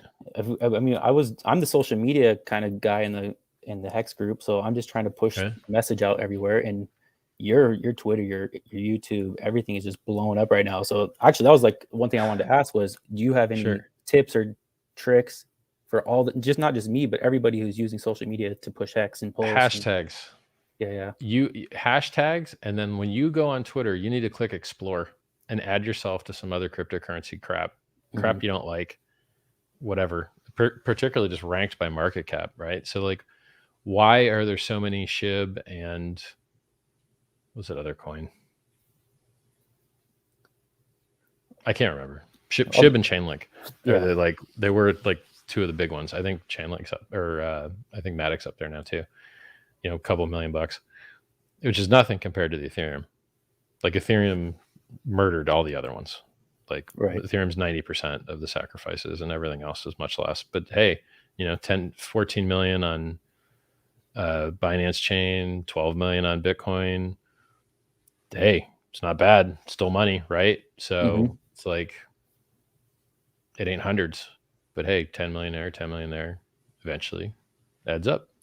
So I'm just saying, maybe the reason that those communities were on-ramped is because they were getting hit up on the hashtags and getting, you know, like I know the SHIB guys got like raided in one of those kind of Twitter raids that one of the dudes is setting up. I can't remember everybody's name. Sorry. So like, and he's kind of new to the community too. So I don't have him down in my brain yet. But yeah, those Twitter raids are probably why. I mean, look, you know, the Joker was from a Twitch raid. Like when the community just gets together and decides to do a thing, it makes impact on the thing. So I think if you want to make good impact onboarding new users, you have to be messaging those users. And if the only people that see what you're tweeting are your existing followers, you've already got them. So the people that need to see your message are the people that you don't have. So you have to go places where you may not want to be to get the word out. You know, if you get banned, you get banned. Then the next Hexican goes in, gets the word out. And it's a war of attrition. I mean, people have robbed millions of people from their life savings, their futures, by not letting them know about Hex. So, you know, Reddit deletes anything that's positive about Hex and keeps anything that's negative. It's disgusting. Yeah. I've been doing it for years. They're immune to reality. Like, hey guys, we won. Ours is perfect. Everything else sucks. Our price chart's the best there is. Our uptime is the best there is. Our feature set, like, you're just like, everything is the best there is. You guys need to first you need to apologize. Say you're sorry, you know, but maybe we're getting there with some people, right? But there's others, they may just never figure it out. Like, yes, you were the bad guy. You were evil. You did the world wrong. You did harm in the world because you hid us. We were the ones that were here to save everybody. And the people that were reached were saved, you know, and everyone else that got rug pulled and scammed, they weren't. Yeah, that's the main reason why I did my TikToks, was all the naysayers. I was like, the only thing we can do is just be louder than them. So, you know, just get out there and just put the message out. So, well, you're doing a great job at it, man. I really appreciate it. I one day would like to get a TikTok account so that I could, you know, see your stuff without having to watch the Twitter. Yeah, I've been reposting it there, but good job, man. But yeah, you know, again, thank you. You've impacted my life positively, so I'm very grateful. Appreciate you. Thank you. My pleasure, bro. See you later, man. Yeah, take care. I just made everyone backwards. Wow, crazy. What's up, man? And now we have WhalesOnly. I'm fighting my obs here. Whales, can you unmute yourself? Yeah, sorry about that. What's going on, guys? Now, here's what's going to happen. So Whales has like an African-American accent, which is probably going to trigger my African-American accent. And then everyone's going to complain and be like, yo, dog, that Richard, he always talk different when he talking to black people. He tricking people. No, this is my actual accent. I grew up in an all-black school, so I actually have this accent. I'm not tricking. Oh, man. That is so funny because people can't comprehend that, right? Yeah, it's racist as shit. Yeah, people come on my YouTube. That's what we call it. We call it the switch. People come on my YouTube and tell me, I'm like, damn, y'all's racist as shit. What, you own this accent? What the fuck? I don't get it. Like, when did you patent this shit? Right. Where'd you get it from? Right. Crazy to me. It's insane, brother. But look, I got to tell you, I got to start off by thanking you for being who you are. It's allowed me to do things I never in my life thought I was ever going to do, like making a video or a YouTube stream. Man. Well, what's nice about it is that it's allowed me to become a better person, It's allowed me to become patient, right? Because you're dealing with knuckleheads a lot of the time, and when you're dealing with knuckleheads a lot of the time, you need nothing but patience. It's nice when the knuckleheads speak English, because then you can make progress, man. Yeah, Damn. I'm pretty lucky in that department because I at least know 2 languages. So Oh, nice, man. I'm okay there. All right. Let me guess, English and Spanish. Correct. Yes, Yeah, that's right. That's an American thing. Yeah. I mean, and you know, you're giving me an opportunity to be able to help people free themselves, right? You've allowed me to be able to just help people understand that they're not educated. You've allowed me Right. to do a lot of things that I otherwise would have just been sulking in my apartment by myself doing, Right. you know, like we all were at some point. Because that's the most powerful thing about this hex thing. And that's the community. That's what makes me profoundly bullish on this, to the point where 90% of my T-shares are 15 years. Nice, dude. Yeah. Nice. Yeah. I'm not, I don't play games. You know, this thing that you've created, that you and your team have created, you know, I've spent at least 10 years on Wall Street, man, learning that game. And when these motherfuckers figure out what's happened, they slow to learn. It's like Michael Saylor. man. Michael Saylor said Bitcoin was going to fail like online gambling did. He said that in 2013 and left the tweet up. He didn't delete it. I don't know whether that's really stupid or really cool. I'm not sure which. He also down talked Bitcoin too. Well, yeah, he said it was going to fail. He said it's going to go down, dead. And then he bought the top. He's like, oh, his cost basis is like recently. Here. I think it's like 40K. I think recently he's like break it's even. 49K. Oh, nice. Yeah. So like he's in the hole. But is it? So he's across all his buys. He's actually in the hole now. Yeah. Yes, sir. Wrecked. Yep. Wrecked. You should have bought Hex, homie. Pretty much. If you would buy Hex, you'd be in a positive right now, man. Correct. So dumb. That's right. So he was talking trash about Bitcoin when I was mad rich on it. And by the way, I was mad rich before Bitcoin was invented, just for y'all listening. I was retired 6 years before Bitcoin was invented. Okay. So before Satoshi ever like came out, I was way retired. Yeah. So it's people just late. Bitcoin's old, man. It's 13 years old. If you get into Bitcoin now, you're not an early adopter, period. You are not an early adopter if you're buying Bitcoin now, period. And the performance is trash. The price chart is trash. Ethereum is murdering it. And I got to correct myself.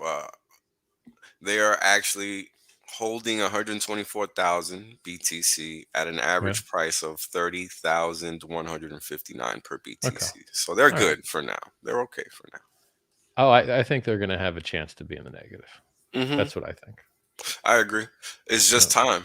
That's all. I think everyone that bought $1 million JPEG needs to have the opportunity to lose all their money. Correct. Because they haven't had that opportunity yet. Correct. I mean, when you see this nonsense plastered all over the globe, all over. I was just in the UK. You see that nonsense all over, just plastered. NFT this, NFT that. I mean, just the things that people don't need to be buying. And that's It's one fake. of the if there's some, I don't get it. So NFT, right? Non-fungible token. Literally. First of all, I'm putting F back in there because you're getting a copy on Pulse Chain. I'm putting F in NFT. First of all, okay. Second, people don't get the hilariousness in that. Yeah, it's like enjoy. Second, you have your unique, super unique haircut changed picture, pixelated trash, and then why is it that you think the value of your haircut change picture goes up when other people's hair change pictures go up? Because it does. Because they are fungible. Because people don't really care which haircut change picture they get. They just care about the gambling. So like, it's just so stupid, man. I saw 2 tweets earlier talking about the what was it? The people that flipped the most NFTs in the past 30 days. The top 15 NFT flippers. Like what? How is that even a thing? Like, I what are tell you you, man. flipping it for? More Look, NFTs. I mean, look, it's just Yeah, they it's all exist. fun and games until people decide they don't like the haircut change picture no more. Right. So, I mean, look, CryptoKitties was popular until it wasn't. Mm-hmm.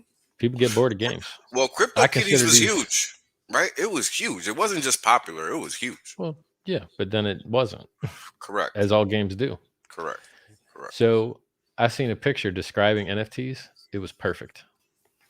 It said, an NFT is like you're married and your wife is getting banged by everybody and you can't do anything about it. And you got a marriage certificate though. That's the NFT. I saw that one. I saw that one. And that's accurate. Right? Because anybody can just take it and do whatever they want with it. I love it. I love it. That was the best. Man, look. But look, I mean, hey, on my roadmap is a replacement for OpenSea, but it's after like Wallet and it's after fiat on-ramps and stuff. Right. But it depends. Like this year for me, no expectations, anybody. But I'm telling you, this year for me is about infrastructure. Right. That's the big move right now. I think everybody, it seems like everybody that is able to work outside of, being retired, people that are now retired from Hex and they're working on stuff for Hex. It seems like that seems to be the move that everybody's working towards, is just working on infrastructure. I know I'm personally because it amplifies everything else. Correct. If the more components that you get that are touching each other, they all multiply by each other. Right. Because it allows that capital to flow now. And once you allow capital to flow, that creates that multiplier effect that everybody loves and loves to talk about. Right. Well, maybe not in the crypto world, but in the legacy side, people love to talk about multiplier effect. And there's a reason for that. The reason for that is because when capital can move, because that's the biggest issue that Hex has, right? Hex has onboarding issues. Oh yeah. Right. Because you have to battle. But all crypto has that. Right. Because you have to battle with those fees. Yeah. Right. Well, whales don't care about that. Right. No. But like normal people do. And then the question is like, how many normal people adds up to a whale? And I got to tell you, from what I've seen, it takes a lot. Because I mean, we see whales, like you look at the sacrifice phase. Some dude yesterday, had 30 million in USDC, just bought Hex and sacrificed it. Mm-hmm. This 30 million. So if you had 30,000 people put in $1,000, they still just caught up with that guy. Right. And we look at the sacrifice totals and we see that last I looked, there was only 64,000. And now let's take a look. Now there's 65. The last time I refreshed, I'm refreshing again. Now there's still 65K. So if you think about it, you got to get 30,000 people to put in $1,000 to equal one whale. And there's only been 60,000 people total. Right. That to me says that there is a massive, massive, massive disproportionate value for whales.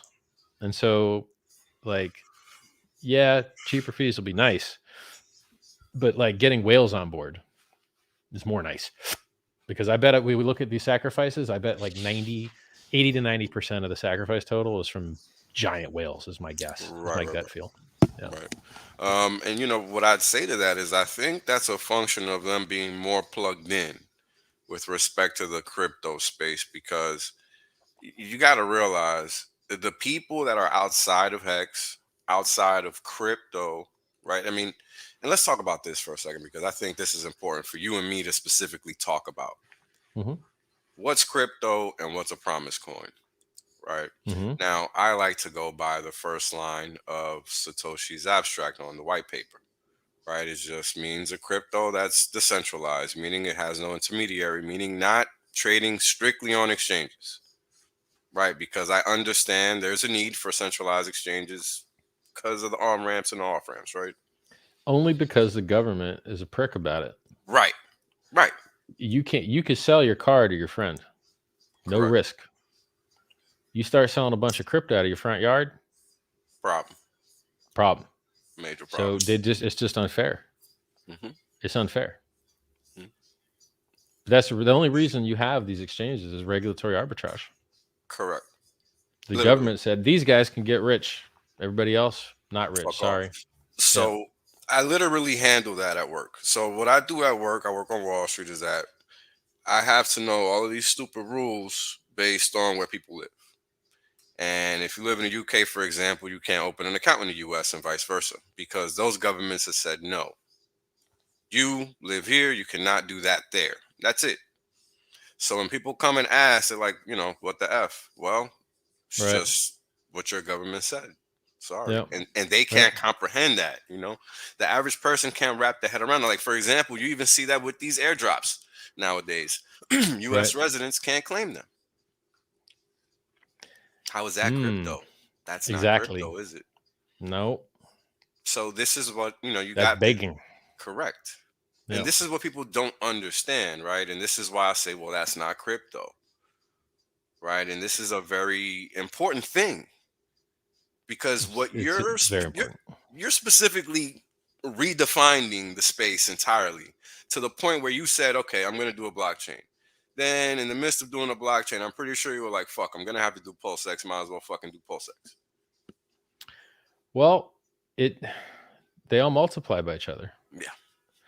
So it's just more efficient. It's just smart. It's the right play. Mm-hmm.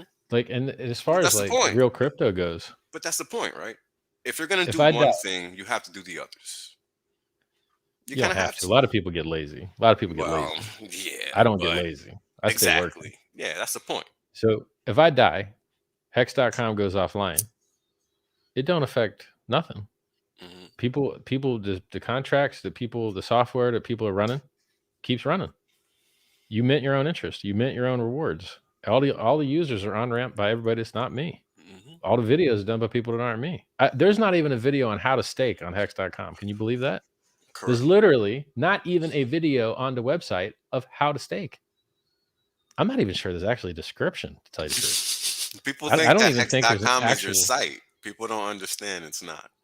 So like, I'm just saying, we are decentralized out the yin yang. Right. You can't stop it. It's not stopping. And these people that got stakes for 15 years, they ain't giving up, man. They're not going nowhere.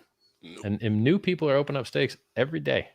Oh yeah, there was 2 million plus staked a day for the max. 2 million plus. Wow, that's great, man. Mm-hmm. That's the power of Maddie's community. That's the power of community, power of education. That's the power of integrity. The power of people standing up and saying no more. This is what you need. And that's the whole purpose of what we're doing here as one. It's hard to win any harder than we're winning, bro. Hey, we're winning. We got a long streak of winning to go. So strap in and enjoy the show. Thanks, man. And I want to thank WhalesOnly as well. Whales has the smoothest voice in Hex.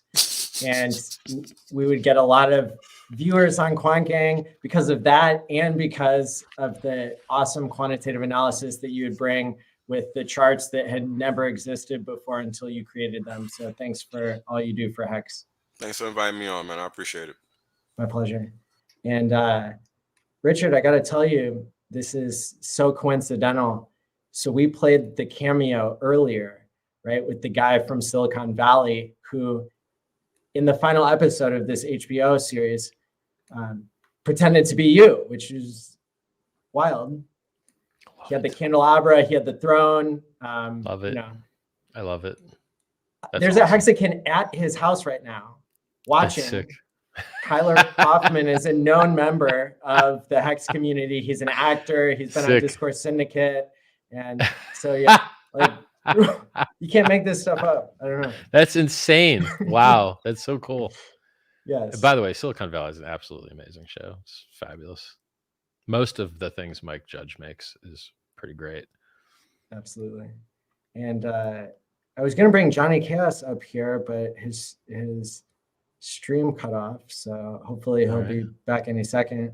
And I would have him on to wrap up this segment. But other than that, we've got so many people watching and way more than last year. This has been really exciting to see. And here's Johnny. Hey, what's up, man? Oh, we can't hear you. He's muted. You're muted, buddy.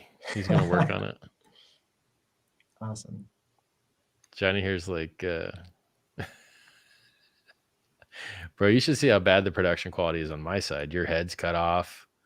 There you go. You have a head again. It's a challenge. It's a mini game. Every time the screen changes format, I get to play the mini game.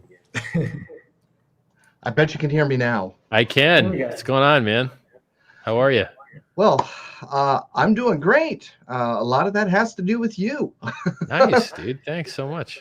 So thank you so much. You've really changed my life, and I'm glad to finally have an opportunity to talk to you. I mean, they think we're all on the inside track here, and like, you know, we got you on speed dial and stuff, but that's that's the first time talking. Yeah, I've seen a lot of. I think I've seen more of your videos than you've seen of mine. I don't know. I've seen a lot of your stuff. It you know, I don't know. I stay pretty loyal when you pop up on screen. I tend to watch. It's not often that I get to listen to someone that is educated, you know, more than me in certain areas, and that's how you learn. And that's what's amazing to me. People, you know, don't grasp the concept nowadays that if you don't know a subject, you don't pretend like you know it. Right. You listen. You know. Yep. I'm in the same boat. There's a lot of people that know stuff I don't know, and I shut up and I read and I listen, and then eventually I know it, and then I get to act hard because I know it, you know. But until then, yeah, you got to learn. Agree 100%. And this stuff's hard, you know. Like there's a lot to learn here. What was so funny to me is the reason I came out and I was on camera was because I became very aware what the crypto space doesn't know. Because when you're a newbie in the crypto space, you're looking for knowledge. So you click the top of the algorithms and you think that has any validity. In all actuality, it's just a matter of the algorithm. People can purchase their followers. They can purchase their ranking. They can pay advertisement. There's all these different tricks that they could do to make you think that they have more added value than they actually do. And because of that, you get pushed down the algorithms. And, you know, because what you have is organic. And people don't realize that, and they don't realize that people come to you because you actually have these answers because you've been here for so long. And the birth of the influencers only happened in like 2017. So these are all noobs, really. And they got their start by reading a script that their sponsors sent them. And you've got 8 of these guys, you know, doing the same exact BS because that's what they're paid to do. And all of their followers will get wrecked in the bear. And you'll never see them again. Yep. They'll have high viewer counts, but no clicks on the likes buttons because the dudes that got wrecked and lost everything, they're not watching anymore. And it's so detrimental to the space. You know, you want people to have a good user experience, and they all talk about adoption, but yet they're not taking the steps or actions to do so. And do you think, you know, I mean, now that you've worked on those other blockchains and saw how limited they actually were, and the fact that they didn't function like they were supposed to. They're bad. Yeah. Were you expecting that? Yes. I know exactly how much blockchains suck. But I mean, some of them sucked even extra, right? Like XRP charges you a fee to have an address. So if you want an address, you have to fill it up with $20 of XRP first, and then you have an address. What is this? Are you kidding me? I got to pay for an address? I got to pay like you those to coins that lock down. It's like, oh, you're auto locked. You ain't getting that back out. It's crazy. I'm like, what is this crap? And then with like, you know, with EOS, you have to also buy an address from them. And you're like, what is this trash with buying an address? This is the stupidest thing I've ever heard of. You ain't got to buy a Bitcoin address. You don't got to buy an Ethereum address. Those two systems, you got to buy an address. I'm just like, I never knew how dumb this was. I had no idea how it was this stupid. I've never heard like it was even worse than I could have possibly dreamed. And then there's other things like, XRP, there's no desktop wallet. Oh, let me say that again. You ready? I'm going to tell you it again. There's no desktop wallet for XRP. What? What are you talking about? How's that possible? It doesn't make any sense to me. So you guys all use cell phones? Is what everyone that uses XRP uses a cell phone? It's the stupidest thing I've ever heard of. What is Exchange using a cell phone too? Like when their users like add to their account, they have a cell phone that like they're hacked into. This is the stupidest crap I've ever heard in my life. I couldn't believe how bad it was. You know, I forgot that these things were so bad until you just reminded me. And then you had to link all these things and interact with these things to get them to be able to be sacrificed. And you ran into all kinds of fun in the code. You're like, okay, this stuff's all trash. Yeah. There's a lot of bad software. Like MetaMask, by the way, is pretty bad. Show me my balance. No. Go to Etherscan. Okay.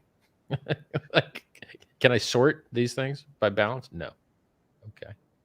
Do you think crypto's kind of become like Silicon Valley, where they work so far and they just move on to the next project and then they just quit? A lot of it, sure, but not some of it. Not. So like Ethereum has stayed sticking with it. They're still trying. They're delayed by sharding and things are supposed to be 6 years ago. Yeah, where's the 6 years? Like yeah, 4 years where's ago. the 2.0? Yeah, like they, everything's years and years delayed, but at least they're still trying. Look, Vitalik's still writing code and on stage and stuff. And where's Satoshi? Bitcoin.org's been hacked a couple times. Most cryptocurrency prime websites haven't. So Bitcoin actually sucks harder than most coins in this regard. Most coins have not had their core website hacked with a scam. Bitcoin has. So it's like, I'm glad Hex is here. I'm glad Pulse Chain is here. I'm glad PulseX is here. We're doing a lot of things better than everybody else. Thank God. And I love that you sued CoinMarketCap. That's awesome. And that's what Matt wanted me to talk about to begin with was good. The CoinMarketCap. Thank you for that. They deserve no problem. They're doing harm in the world, and maybe you can get them to do less. And that was the idea. People tend to think that it has to do with just Hex or that we're not being ranked correctly. What it comes down to is the more I've went along in this space, the more corrupt I've seen that it was. And, the fact is the space itself cannot grow or cannot develop if these people are, getting, 270 million clicks per month to tell people the wrong data. And they're not doing it just us. They're doing it a no, lot of things. It's a lot of different things. So really, you're looking at their tabloid. You're getting a shopping list. You're not getting an actual listing according to their own dynamic, which they claim. They're just lying. You're making a lot of fancy words for lying. They're lying. Yes.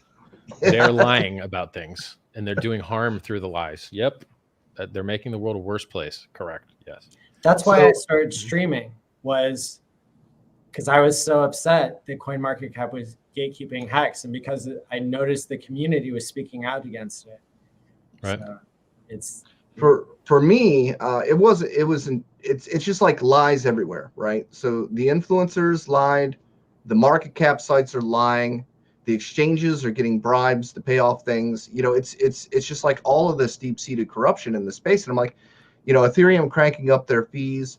People don't realize that because they don't come from a point of abundance, right? So they don't understand that Richard very well could have said, you know what? That's an Ethereum problem. Hex works just fine. That's a Vitalik thing. I could walk away from this. That's an Ethereum problem. You need to call up Vitalik and say, you know what? You need to take care of this shit. Instead, what he's doing is actually building. And he is building a parallel universe where we can go and play, and we don't have to worry about getting, charged with these accessory usury fees. I mean, it's just insane. But people don't understand, you don't need another project. You don't need to build another project. You got $3 million worth of watches in front of you. I don't know when they're going to get the concept in their head that you're not doing it for the sake of money. You're doing it for the sake of showing them how it should have been done in the first place. I love what you're saying, and I agree. Yeah, I don't have to do all this stuff, but I want to. I want to win. I want to win, and I want them to lose. All of those that deserve, there's a lot of people doing harm in the world. I don't like that. I prefer that they lose. So we can make the world a better place through building. I know you're going to kick me out of here, Maddie. Yeah, thanks for being on, Johnny. You rock. Thanks a lot, Johnny. Appreciate it, man. See you online. And I just wanted to bring up Sticker Guy here real quick and point out that he has helped make this conference possible. He's been running the green room, doing an excellent job. This is one of the few people I've ever found in Hex who is not up on their investment. So this guy is just as enthusiastic as the rest of us. And that's how we used to be. How on right? earth? How is that possible, bro? There's only like a He's new. 2-month window you could have He's bought new. and been down. And he's that No worries, excited. I He's got that it. plugged in already. Okay, so you want to hear it, or I don't know. Did you buy in the last 2 months? Is what happened, or what? Okay, I got in on the last day of the PulseX sacrifice. I bought like $100, and then the You other just $100 now got in. Okay. Yes, the other $100 I sacrificed for PulseX, and then I FOMO'd until the top. I think my average is around 25 to 30. I'm not sure. Okay. Even with my, I'm staked for an average of 12.8 years. Okay. And it sounds like I'm your maximum accumulating. suck is like $50 of suck. Yeah, I'm close, and the last top at 35 got be me okay. as high as I never was in my life before. But right now I'm on the edge. I think you're gonna be okay. So this is my moment. I want to thank especially Maddie ALLin that I got the opportunity of running the green screen. It is my honor and my pleasure to serve all these Hexicans. In the last 3 days, I have met the most amazing people that I maybe have ever met. I Nice. am riding an all-time high on my life. I've never felt better. That's great, man. And to you, Richard, I kind of want to apologize to being maybe a little disrespectful to you. No, and you the were whole great. Hex community. You were great. No apology necessary, man. I thought you were great.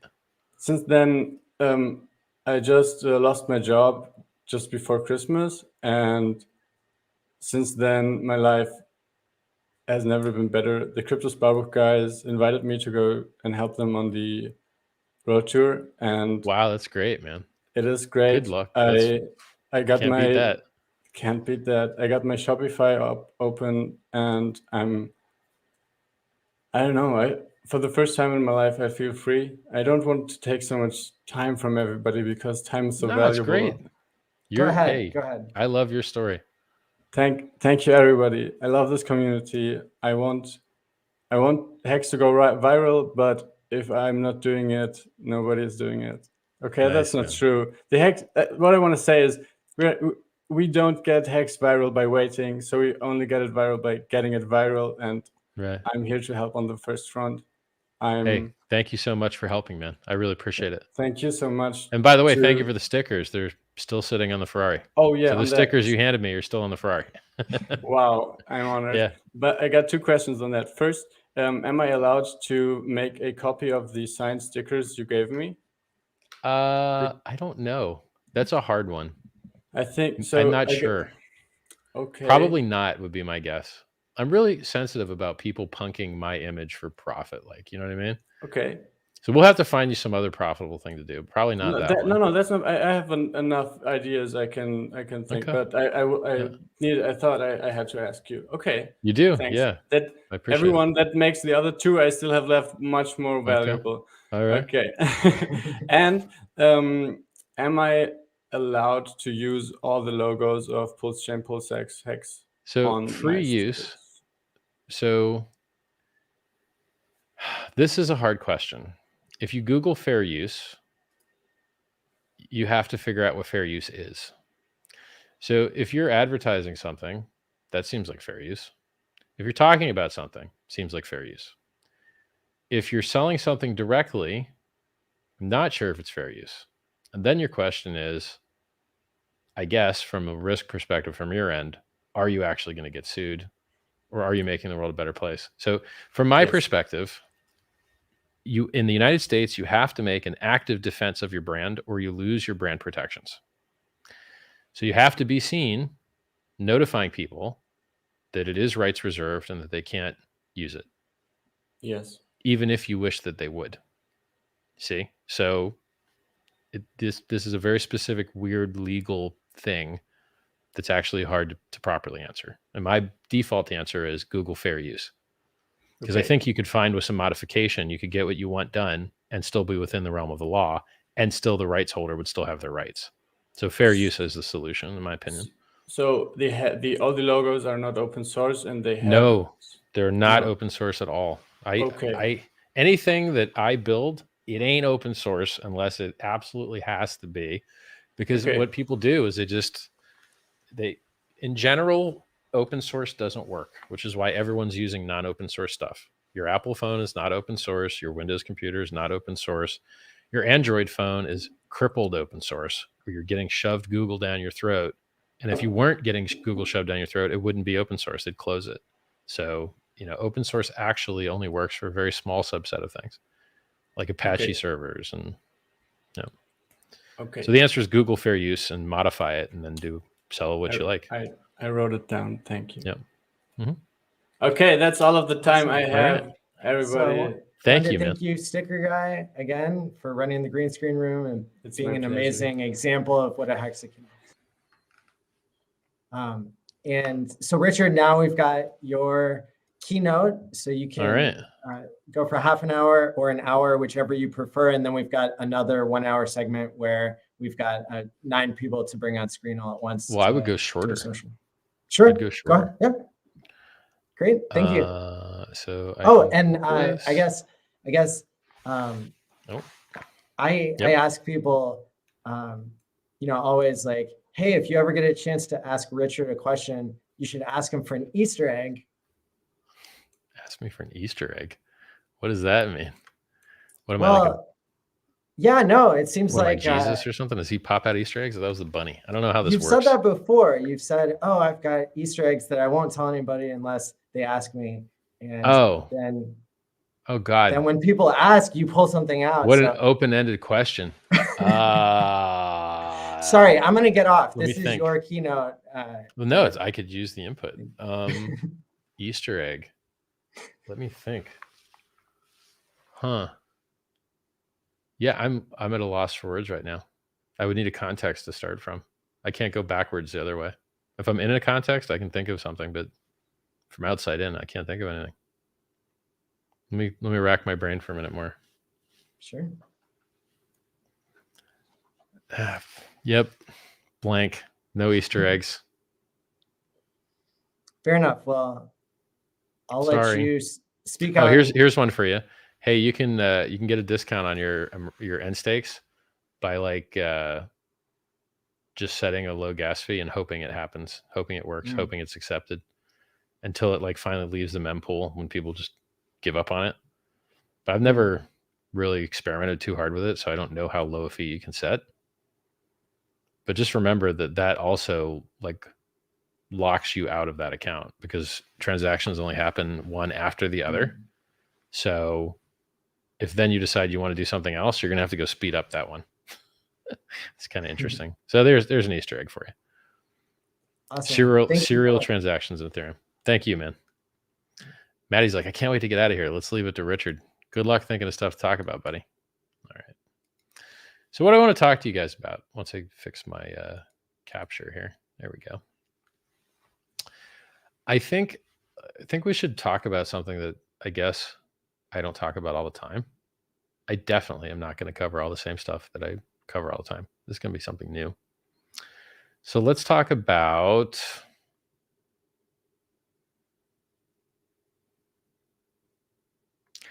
I guess I might slightly touch some things I've touched before, but they're rare.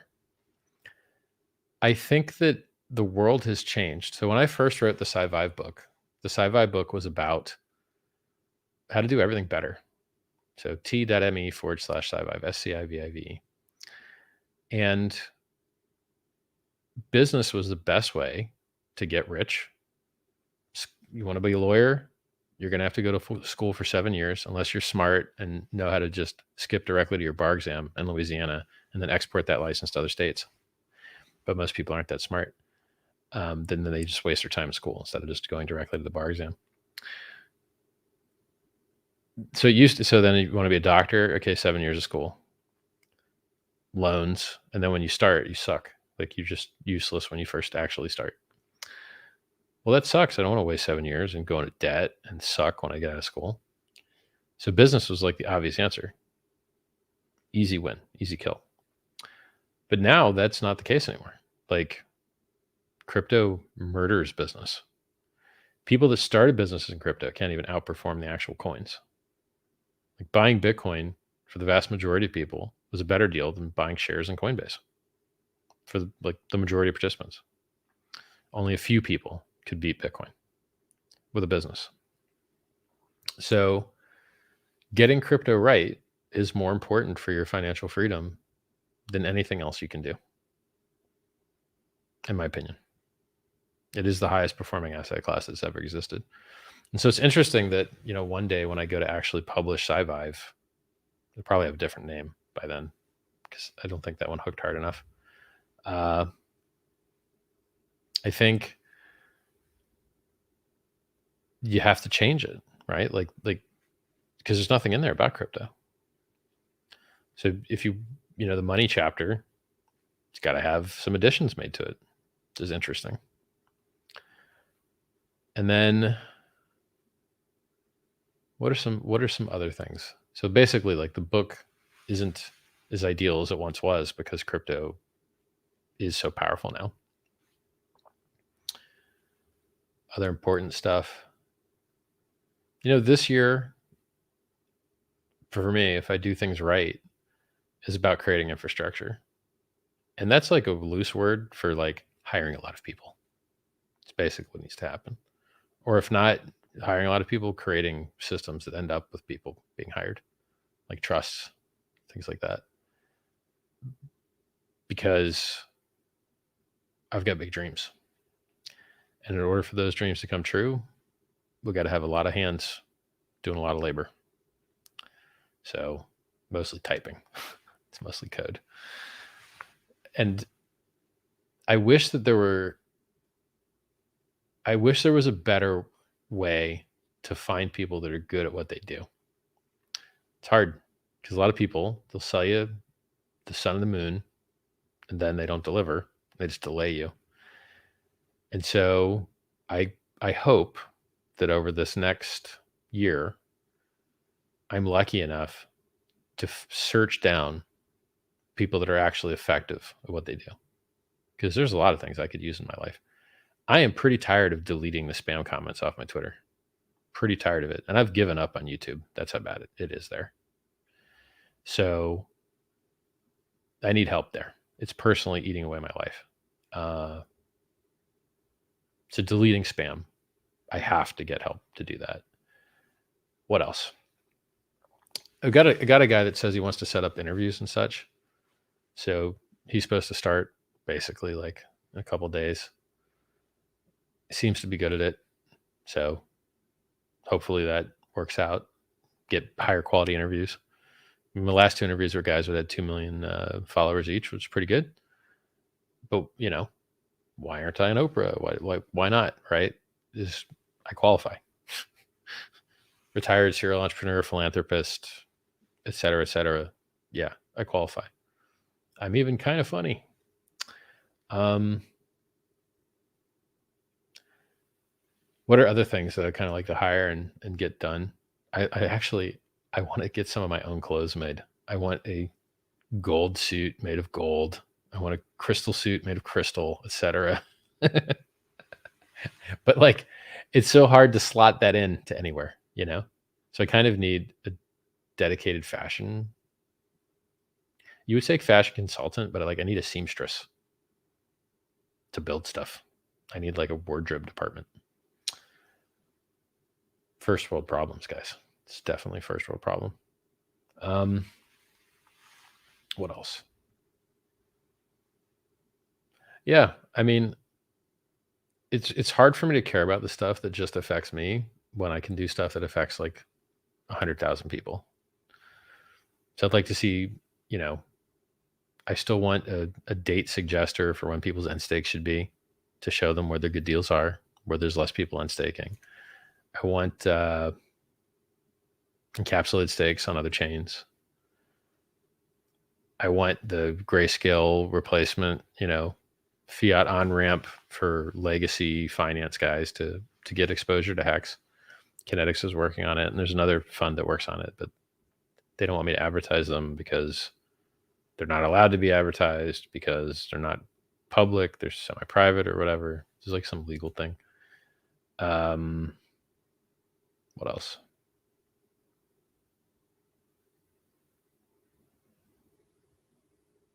I think I've run the world out of watches that I want to buy. There's maybe like 1 or 2 more. That's about it. So that's nice. I like it when I finish a hobby. And I guess that hobby's been done for a while. Like I did keywords for a while. I hit the end game.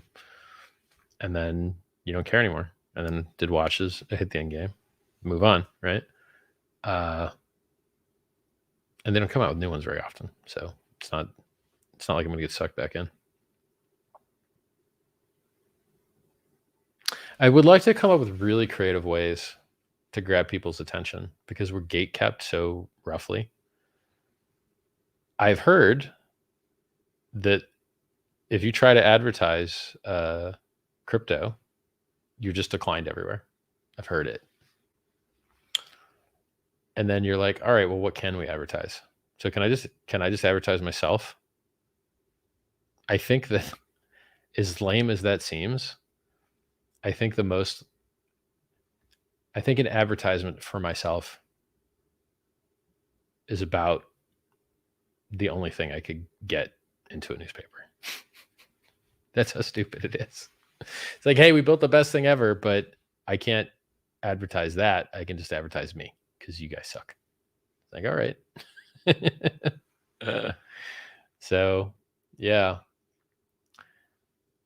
I wouldn't be surprised if you saw Richard Hart ads. Crazy. I don't think it's ever been done before. Just random guy advertising himself. Hopefully that's enough to hook and get like follow-on press. I hope. Because I don't like, we need scale, right? Like we need bigger numbers. So how's he going to do it? Being successful and having the best price chart and hundreds of billions of market cap and people getting tattoos, apparently not enough. Something more. Okay. Whatever you want. You want collaborations? We'll work on it. You know, like I want to punch through and make the world a better place. And I need eyeballs to do that. I need people to watch and listen and learn and do. What are some other things that are coming up this year? I'm excited to see what the Hexicans build. I guess I am a Hexican. I'm excited to see what we build. So if we've got all these guys with great ideas, we have our goals aligned, we all want the same stuff, and we're all millionaires, I think we could create some really cool things. I really do. There's some really awesome professionals in our community. So it's only a matter of time, I think, until we create something really great. Oh, I would love to have some caffeine. Oh, I think I might get some. I hate caffeine because it gives me existential dread. It just makes me feel like I'm never doing enough. Just sucky feeling. So I think life was better when I wasn't taking it. Then sometimes you want to stay up, right? So like now, I would normally be asleep now recently. I'm going to do that. I'm going to pause our stream. Maybe Maddie will come on and be like, oh, yeah, I'm going to pause our stream. Or at least I'm just going to get up from my chair for roughly 2 minutes. I'll be right back. Maddie's like, yay, Richard bailed on his interview. I'll just be gone for 2 minutes, bro. I'll be back. No problem. So let's see, what is the chat saying here? Everybody's super excited to hear Richard speak candidly about what he wants to see in the future, what his roadmap is, the different things that he's working on. It's really exciting to hear his process and everything like that. So far, the conference has been super amazing. I guess the thing that I'm going to plug right now is the in-person Hex conference. And that's going to be in 2 months from now on March 6th through 9th. It's going to be in Las Vegas. You can learn more by going to hexconference.com. and you can buy a ticket at hexticket.com. I'm selling tickets to this event. It's $369. I'm probably going to raise the price once we get closer here. So get your ticket now. They might already be sold out. If even a fraction of the people who are watching now goes and buys a ticket, then we'll be all sold out. This is going to be the largest Hex event of all time. We're going to set a new all-time high for the number of people in Hex that are all in the same place at the same time. We're selling 600 tickets, so check it out now. And can't wait to see everybody all in one place.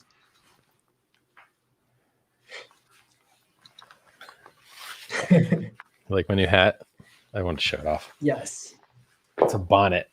It's an attention grabber. All right, Maddie, get off my stream. You don't belong here. I'm back.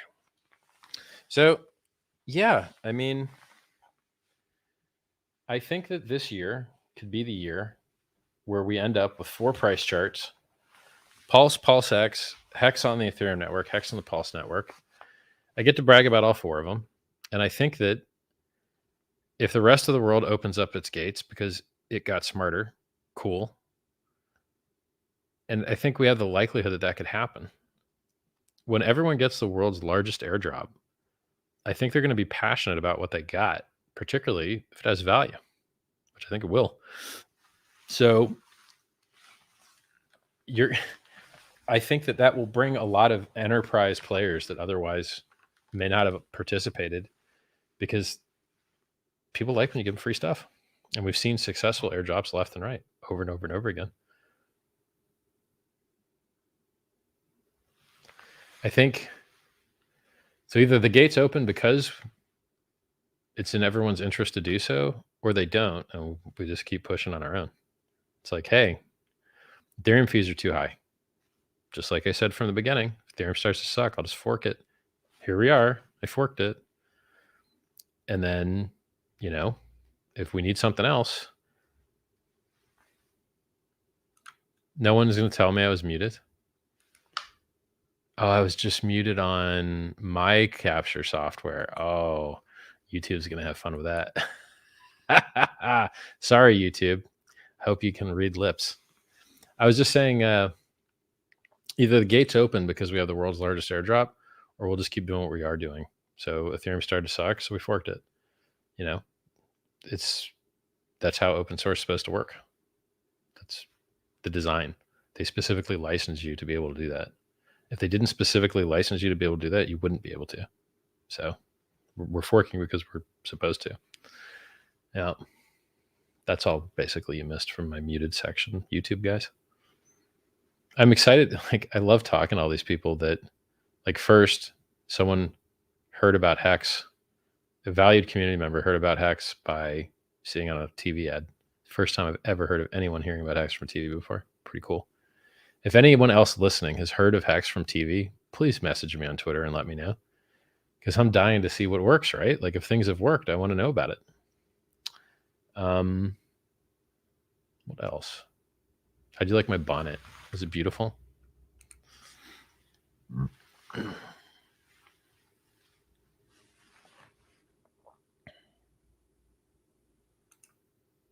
The bonnet looks a little bit crazy. I'm not sure that I'm not sure I could even pull that off. It looks a little wild. Just a little bit wild. What else? So much easier. Oh, chat. Why don't we go hit chat?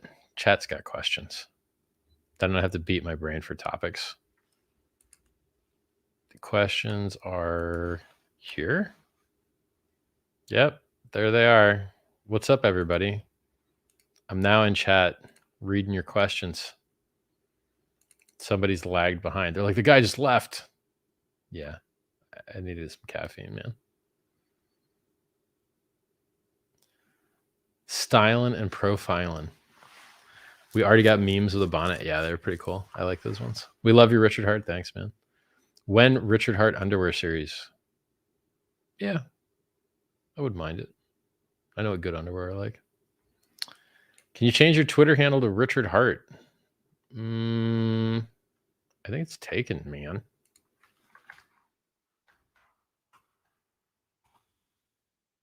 Yes, it is.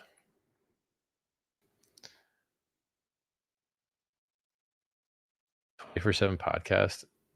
Believe it or not, talking to you guys on podcast doesn't build anything.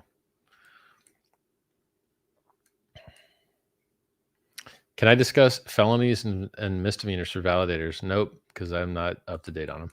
I got to read about it myself. Good question, though. Is that a flat Earth shirt? I don't know what this is, man. Some Louis Vuitton pyramids on it. I don't know.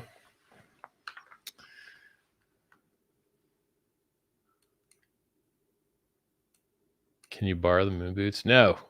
My feet are too big anyway, man. When do you think PulseX will hit? I'm not even going to answer you, bro. Watch my other streams. Tired of that question. I should be on BitBoy's show Monday, which is like in not that many hours, I guess. 12 hours. Not sure. It's like 5 p.m. Eastern Standard.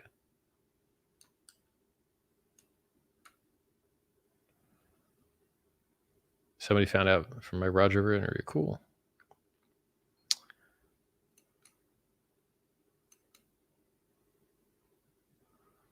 Yeah, that hat looks funny, man.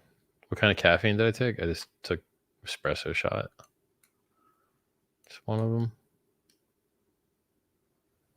Yeah, you don't, doesn't matter where you hold your keys, man. You still get your airdrop anyway. It could be cold wallet, it could be hardware wallet, it could be software wallet, it doesn't matter. Have I ever danced on a stripper pole? Yes. I have a stripper pole and I have danced on it. This is a Louis Vuitton shirt.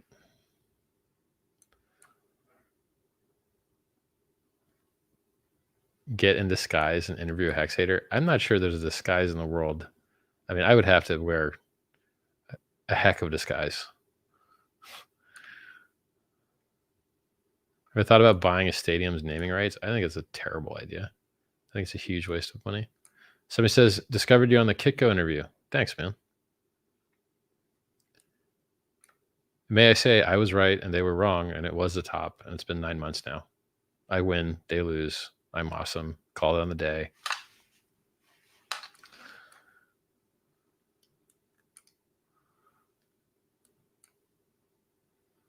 Huge shout out, Richard. Love you for what you're doing. Can I just check if there's no stable coins on Pulse Launch to hold value? How do people trade the highs and hold cash to buy dips? Bridge back to Ethereum. Well, basically, stable coins from Ethereum bridge over, and then they're used as stable coins in the Pulse system until stables natively launch, or until algorithms work. But like, yeah, you're just going to bridge in the stables. And then when you want to take fiat value out, you bridge them out. Do I plan to collab with other projects for Pulse Chain? Probably not. I mean, these guys need to make it on their own. Like, this stuff's hard enough that I'm not putting my name on stuff that I didn't like build. I don't think. I don't know. I shill MetaMask because it works, and I didn't build that. So I don't know. Maybe. I'm just having Nespresso capsules, man, because they're quick. It's just easy. Caffeine delivery. Pour some water in it, chug it. It's not enjoyable. It's just chemical delivery for me. Maybe I should take pills instead. Smarter.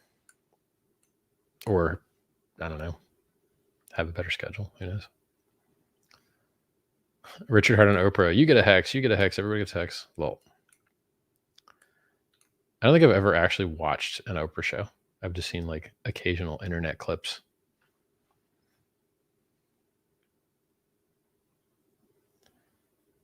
How many hours have I been online?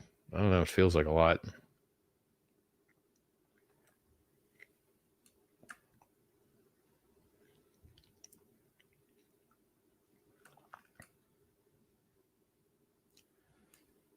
It's my favorite cologne. There's an Armani one. There's an Armani one called, well, actually, there's this Prada one called Spices, which I like a lot. This Armani one's called Amber something. And it's got like a rock on the top of it. They're kind of expensive, but they smell really good.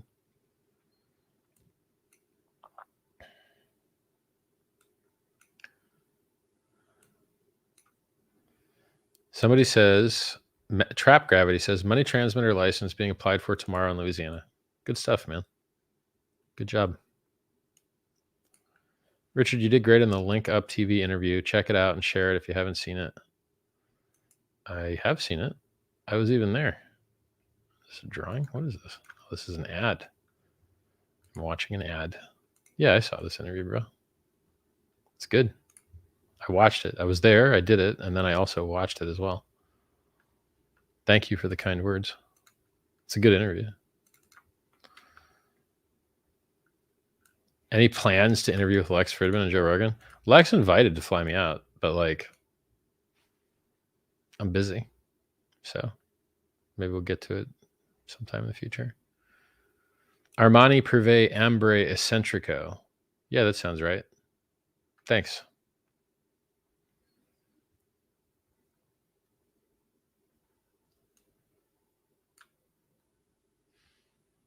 Huh? Somebody prefixes a question with, you always talk about, and then says stuff I never talk about. What? I don't know what you're talking about, dude.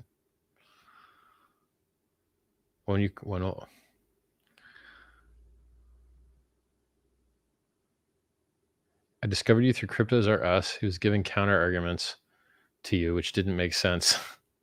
It was at that point I knew he was clueless. I don't even remember who that is. Doesn't ring a bell.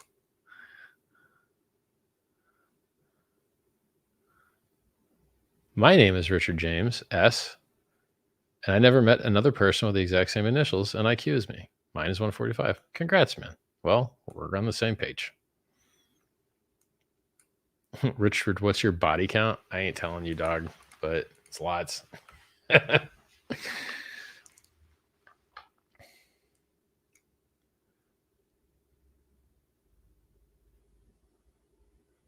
I stumbled across you while watching YouTube videos, specifically InfoWars type content, and like what you had to say. I was hooked on your facts, re-crypto. Perfect timing. It was just before the AA. Congrats, man.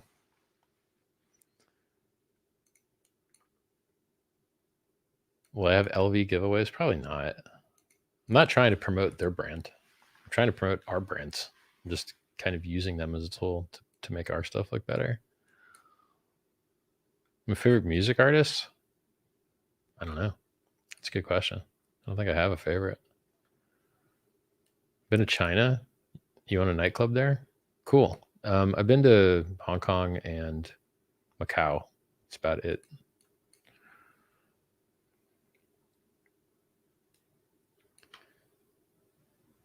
Oh, you mentioned something about a local license to help out Hex. Yeah, it's just a money transmitter license. There's 26 states in America you need them for. It will allow you to sell money, which is what Hex is. So cool. It will fix fiat on-ramp problems for Hex, I think, maybe, if you're good at it.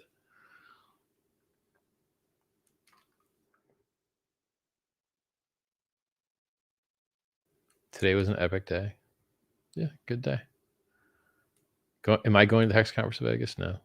I'll live stream on that. Somebody says, wait, you own something kind of expensive. Yeah, lol. Do I like death metal? Some of it. I'm not really a metalhead. Apparently, some musicians from the band Korn love Hex and want to do a live stream. Which is neat. And I'm not sure that they classify as death metal, but it's close if it's not. And I like their stuff. So I listened to the Korn album a ton of times. Absolute ton of times.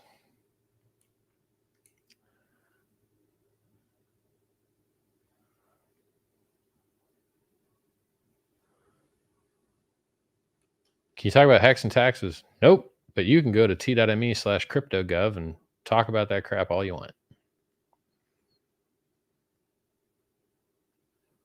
2 minutes until my 30 are up, homies. And then I get back up, get to go talk with other people. Yay.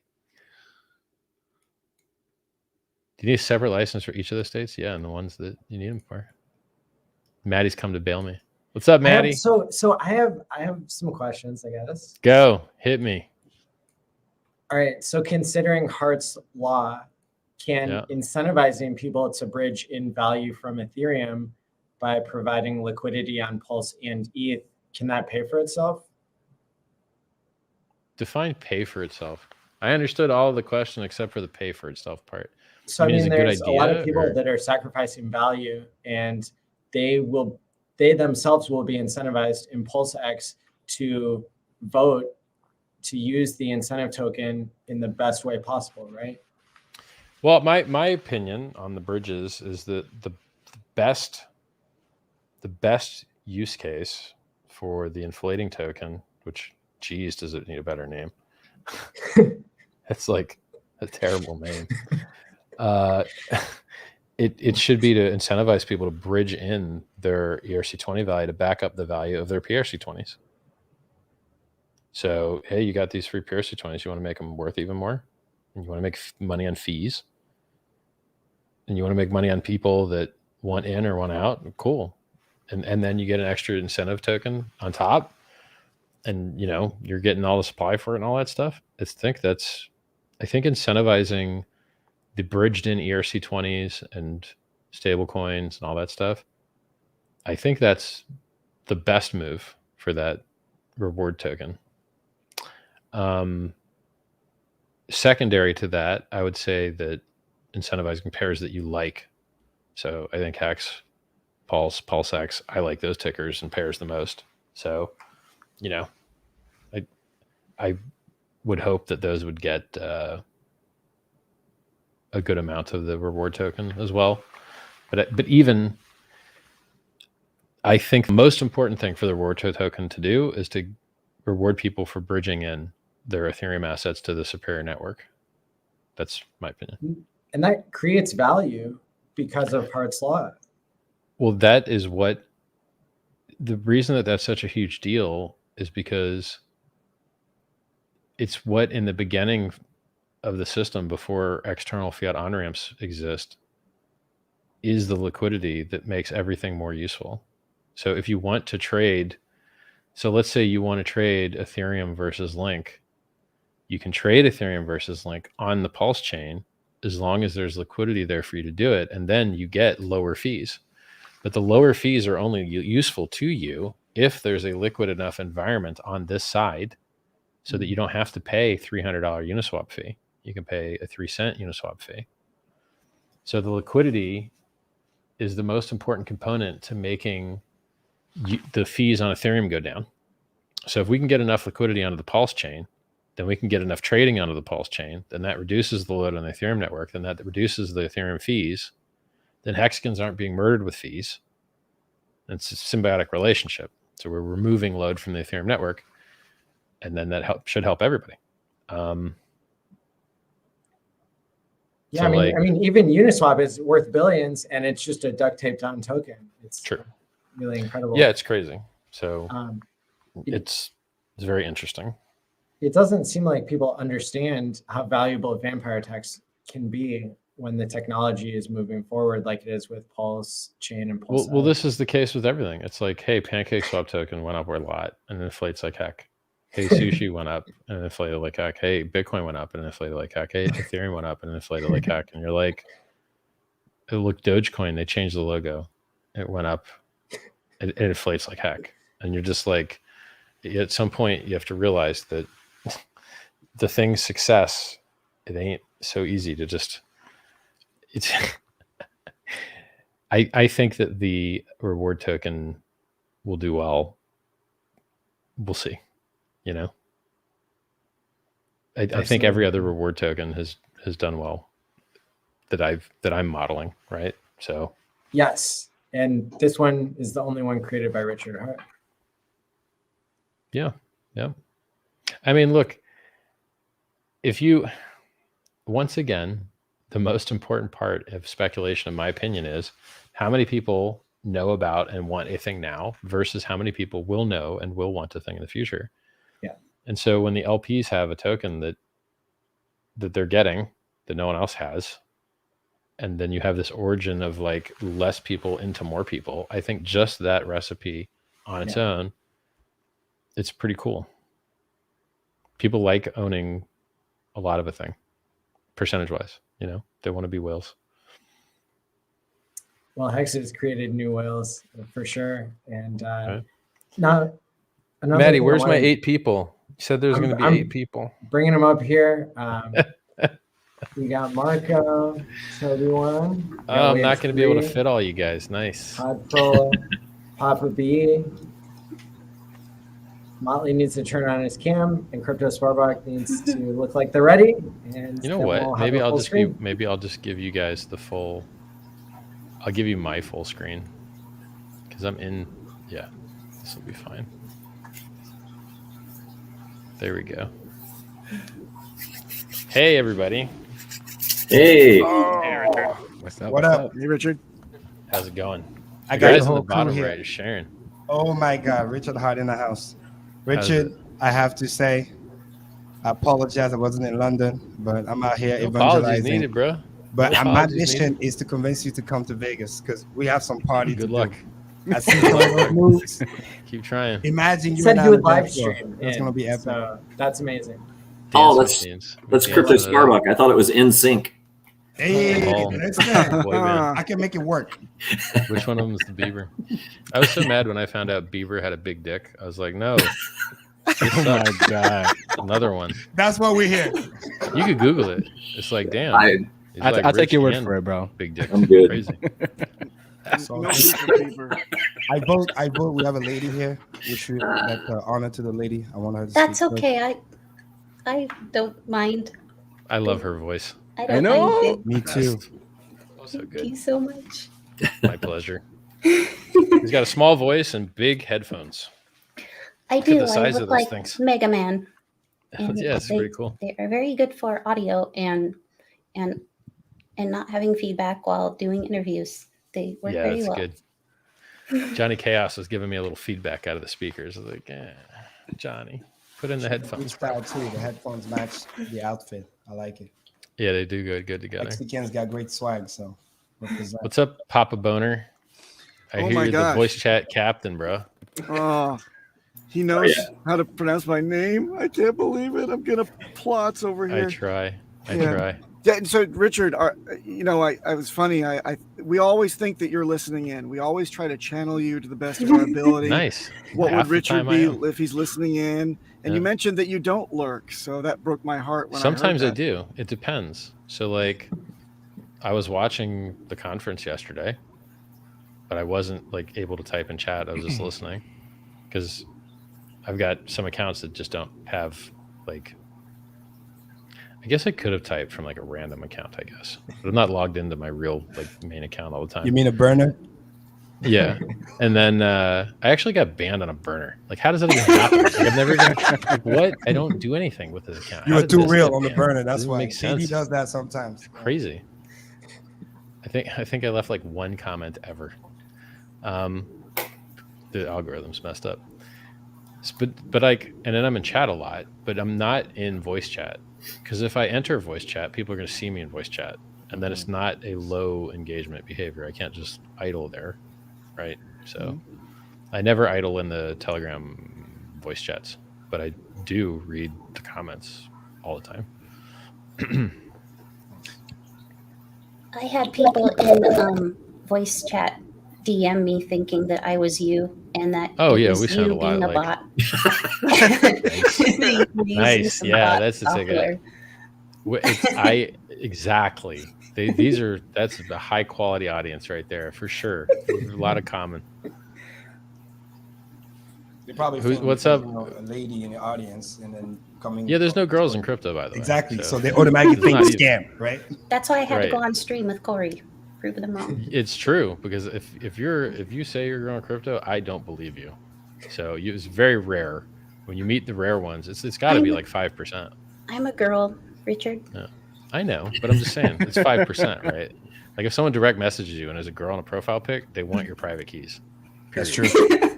If someone directs message you at all, they want your private keys. There's one, there's no people in crypto, like there's no girls in crypto, and two, anybody that direct messages you is a scammer. Especially when they start with hi, by itself. Exactly. Like, They leave it like, sit. You got no Just social leave it. skills. It's just like, wait, what? Yeah. Yo. It's crazy. What's up, Waves TV there? Good. Wave 3. How do you pronounce that, man? Wave 3 TV? Yeah, Wave 3 TV. So the name was actually inspired off the Ethereum fractal before the big run up from those rounds. Oh, okay. Yeah, it was around technical analysis name. All right. Yeah. So haven't all the Elliott wave traders been extincted by just losing all their money? It's. I mean, for the most part, I would say, as long as I mean, I'm mostly looking at it on really long time frames, but the fractals are really just an idea. They're not really meant to be like an absolute, but it played out really well, at least comparatively to Ethereum on Hex. The performance was a complete home run. Cool. And I think that was what really sort of inspired at least like kind of the appreciation for some things that happen, I guess, in nature that a lot of people sort of it's hard to sort of imagine, I suppose, because back in, I guess, before I would say summer of 2020, I mean, for me, when I was looking at Hex at the time, there was so much like animosity in the market, and for me, that's sort Good of news. a sign of opportunity. Still there. So, yeah, no, absolutely. So Bullish. it's absolutely incredible. So, Opportunity. Yep. Yes, sir. Because it can only go away. You can't get worse. You can't hate on us any harder. We've endured maximum hate. Yeah. It's still there. It lightened up 4%. We've lost 4% of the hate. Yep. And what I've learned from my mentor back in the day, funny enough, you need the haters because that's a sign that you're doing well. I know it sounds It's free crazy, marketing. but when you say It's free exactly, marketing. when you start losing the haters, that means you're not doing anything big enough.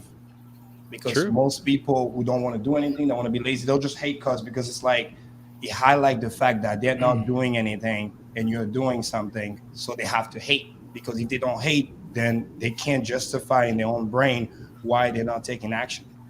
Well, so the other thing when you is that enter they massive don't just hate action you. zone, you get the haters. And that's how I learned that from Grant Cardone, which I think was great. If you look up these guys that are hating, they hate everybody all the time. A lot of them. I mean, it's different. Like so the trolls that you get on Twitter, they literally have either a frog profile photo or a clown profile photo. They have in the description troll or toxic in the description, or argument like love to argue. Like they literally put it in the description, which is crazy to me. Like, why would you put that there? I don't know. And then you'll see that they just say mean things to people all day long. Now, some of these people, they aren't hateful to everybody. They're just hateful to us, right? Like some of the crypto influencers, they just single us out to hate on us. They're not just generally hateful to everybody. So that's a different kind of hater, I guess. There's the indiscriminate, and then there's the discriminate hater. Yeah, Hey, kind of like the Richard, concern troll. They do the same thing. Concern troll These concern trolls. in the chats. The negative frame monsters. I love to combat those guys with just taking positive frames. I'm like, what if the Hex price goes so high that there's not enough money in the world anymore? Let's go opposite with it. You're like, what if they can't make exotic cars fast enough for Hexicans? Will we just drive we have to supercharge I'm our gonna test own cars? that on the next vehicle. Do it. Founder edition. We're gonna try 1.9 seconds, and if it's not fast enough, maybe somebody will come up with a 1.5 seconds, and then we'll buy that instead. You need to put the thrusters on the back, man, with the compressed air thrusters, bro. Or Hey, Rich. Sorry, go ahead. you could let a scooter ahead of you, driven by a fireman, accidentally get his suspenders caught on your front bumper. And then as he pulls away, he pulls you forward by the suspenders. It's the slingshot effect, right? Exactly. I'm okay with Pulse Chain being faster than Ethereum. That's pretty cool. Absolutely. Yeah, it's pretty handy. I mean, the fees in Ethereum are unexcusable. They're just so bad. It's unbearable. Today, I looked it up today. Hexican spent $500,000 on Ethereum fees today. Yep. Today. Saw that. $500,000 on Ethereum fees today. That sucks, man. Because what does that money go to get used for? To destroy the environment. Sucks. It's hard. Hey, Richard, I've got a chain solves this. Good. I've got a question for you. Yep. We were just talking about this on day one in the social, but I was just curious. I had a friend of mine that I had onboarded, and I sent him 10,000 hex back. I believe it was in March, and we were at about a penny. And it cost us 6,000 hex back then to get him staked. And I was looking at it, I'm like, how in the world it cost 6,000 hex? I'm like, oh, wait a minute, we were only at a penny. It was $60. So at the moment, you don't really think that much of it, but it's like, now what's 6,000 hex worth? So I was just curious, do you have any idea of like what economic energy has been wasted during the lifetime of hex and what that would have done to the price if we had something like Pulse back then, or if Ethereum fees didn't go ape shit? I think for the majority of Hex's existence, Ethereum fees were reasonable. It's only very recently, maybe in the last since last August, 3/4 of a year. Right. Well, he knows it better than me. That they became absolutely stupid. So in the beginning, it was pennies to start a stake, pennies to end a stake, pennies to do Uniswap transactions. Now it's $70 on average to do Uniswap. Yep. And let's not forget that they messed up our specific metrics because of what we do writing to this. That's another thing. Yeah. I'm like, no, like, nope.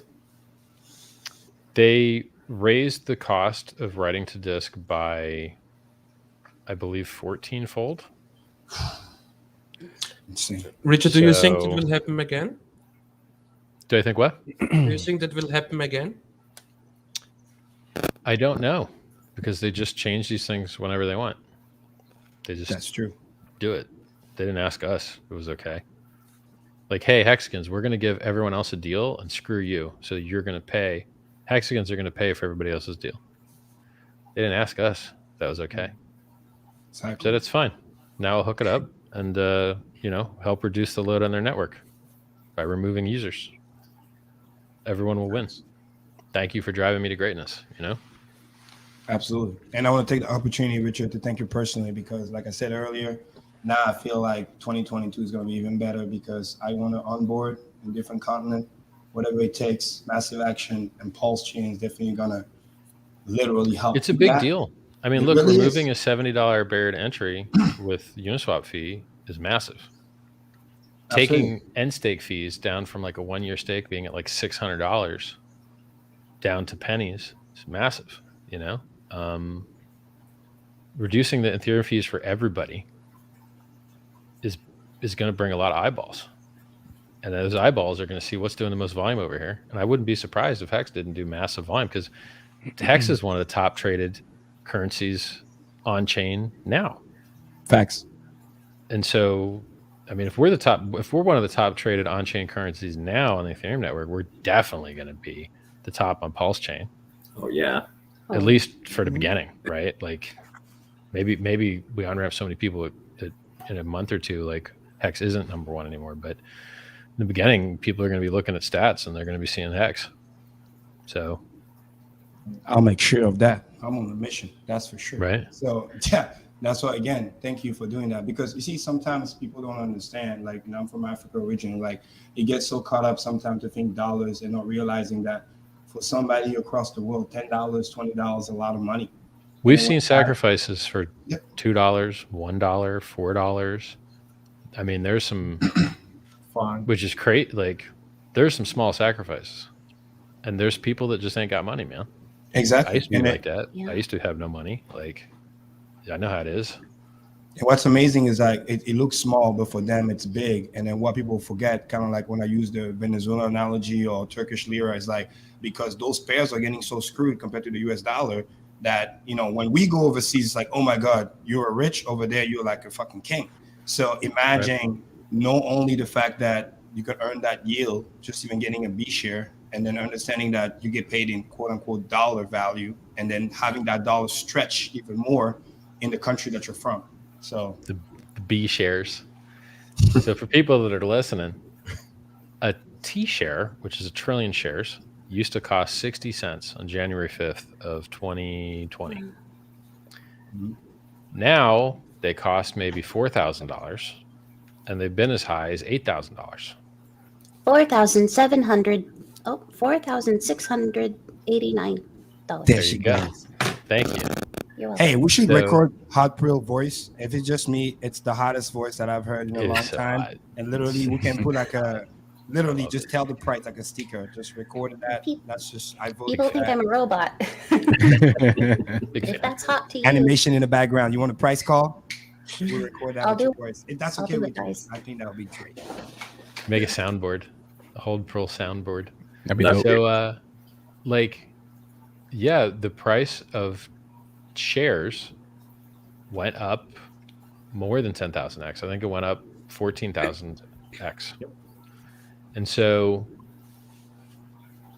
whereas you used to be able to buy a T share for 60 cents, now there have been as high as 8,000.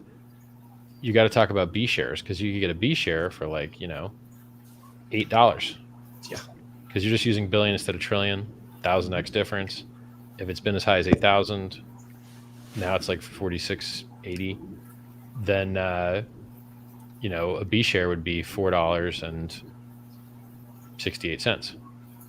And you might see that on go.hex.com. I know that it has been experimented with, the B shares idea. So you might see that roll out, because people do have unit bias, and you don't have to buy a whole T share. You can buy a fraction of a T share. Well, you don't have that problem if a B share just costs $5, And that gets us ready for our next 1,000x.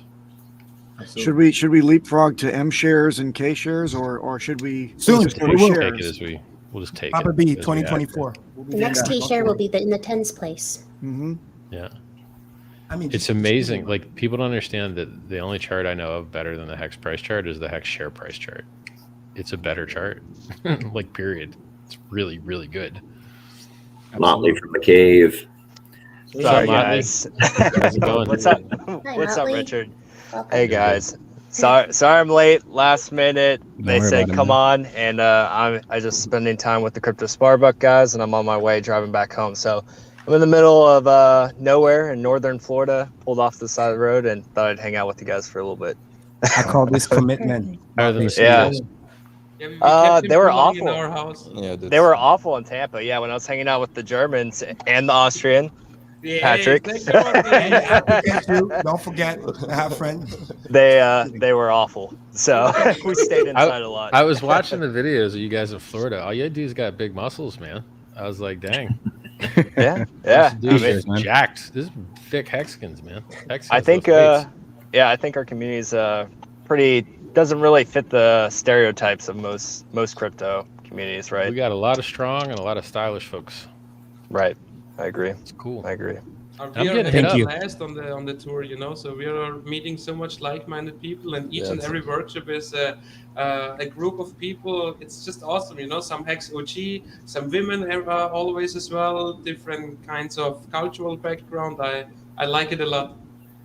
I'm getting a lot of feedback from social. Like, I did that link up interview in the UK. It took like a month to come out, but it turned out great. And like, I'm getting hit up by popular different kind of people, So, and then once you get a foothold with them, like some girl's like a bodybuilder girl, jacked, Ooh. Nice. and she made like a cool skull Pulse coffee mug. It was like a Pulse logo with a skull.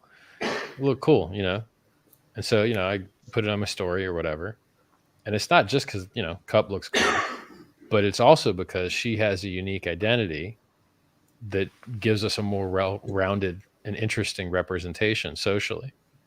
So when I see us getting access to or penetrating or having relations with other communities of interesting niches, it's really cool to me, because that's the foothold that you get that gets everything else, right? So like Joker, Twitch streamer. Okay, we're going to get some more Twitch streamers, right? Richard Hart, YouTuber. Oh, look, now new YouTubers were generated. Why? Because I was a YouTuber, And then now we got our foothold with TikTok, and now we're getting our hands into all these different verticals, demographics. Meet Kevin. Different types of being social. Exactly. Right. That was a great Not- interview. meet Kevin. I know he was just chatting with somebody, a hater. Yeah, Of course. he was reading the chat. We could see his eyes. There was a hater So feeding him questions just to try to course. spew hate. Of I'm course, just he's engaged. That's crazy. Come on, man. Don't do that. Don't just put the hater on. Like, But I'll what's mess him important up was directly. you got in front of his audience of almost 2 million people. They're investors, they're real estate, stock guys. They're looking for that next investment, and Hex is the best form of passive income you can find out there. So like that's the important part is you got in front of the audience. I think it was very clear to his group of people that you are the subject matter expert as opposed to him, which they're used to him being kind of the leading guy in the whatever he's investing in. He's like, so I Bitcoin's think deflationary. I'm like, nah.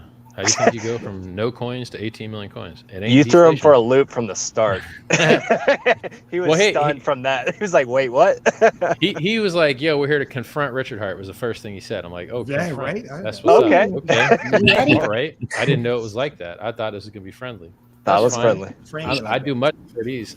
You're used to This dealing is the with majority hecklers. of my shows. We're gonna be combative. Let's go. I thought it went well. I mean, considering he's a realtor went well. and a politician, you know, It actually did go pretty good.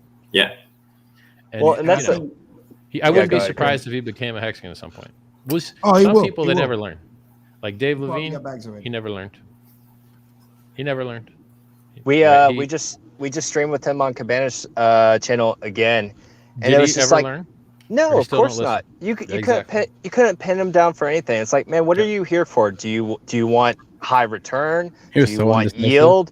Do you want the evolution of crypto? Like, you couldn't pin him down on anything because the man just doesn't want to be wrong. He's more concerned about not being wrong than when it comes to the best thing since sliced bread is staring him in the face, and he just doesn't want to admit it. And he's talking about 10, 20-year time frames. It's like, bro, what are you talking about? He's like, well, maybe in the bear market I'll pick some up. I'm like, bro, does it kill you to DCA into the fastest appreciating asset of 2020? Like, not it's a dips better aren't store available. value. We got Everything. 16-70% dips every once in a while. Yeah, Like, we're in come on one. now. We're still technically in one right now from all-time Yeah, highs. right, Like, yeah. pick some up, and you have a whole new ecosystem of Pulse Chain, PulseX, all this stuff launching, and you're telling me this isn't a prime opportunity that comes once in a lifetime to get in? Like, the guy just doesn't want to be wrong. So there's no point in. You're just not going to save everybody. Some is what it people comes down convert. to. Like there were some haters that apparently converted, right? Like Right. people who came with personal attacks on me and stuff. They're Hexicans now. They're like, all right. Oh, sure. Richard, I know I a got a few. question. I got a question specifically Yeah. about that. In your heart and the level of respect, because this does mean a lot to a lot of the community. What's the ratio in terms of your love and respect for a hater that concedes and comes in and apologizes to you and converts, or a Hexican that's been loyal to the cause all along from the beginning? What's the ratio? I mean, well, we have so few instances of the latter that it's hard to really get a good sample size to tell you the truth. I mean, who's our best guy that like flipped? Not much. What about your friend that just did the tweet? Eric Wall? Video. Eric Wall. Well, look, Did he flip? he didn't We don't really know, flip yeah. though. Yeah, we don't did he know. flip? like So a he mean showed troll, remorse, yeah. he showed He regret, can still be trolling. but He should have come on a stream himself and did he then buy? apologize. Did Then I would he, have taken you it know, seriously. like he didn't really apologize. Like he just explained his own personal shortcoming, but he didn't, you know, apologize for costing people mad gains, apologize for saying silly shit. Like he didn't really apologize, right? So like I'll answer the question in a way I think you'll be okay with. I care about utility. If you're Hexican and you have utility, I like you more. If you're Hexican and you're doing great things, I like you more. If you're a hater and now you're Hexican and you're doing good things, I like you. It don't matter what, like, I care about your utility. So, and it's just like, let's take Ivan on Tech, okay? He never said a nice thing about Hex, never, not once. But he donated $100,000 to charity for the Pulse Chain sacrifice. And he did an interview for the Pulse Chain. And so, good to go, man, right? Still doesn't say anything nice about Hex, but that's fine. Like, okay, useful, you know, useful. Did he ask And you of then- an interview for PulseX? I DM'd him, but I didn't really give him a lot of time. I just DM'd him like a day or two ago. You so I don't know you if had different... you had BitBoy on one of his streams.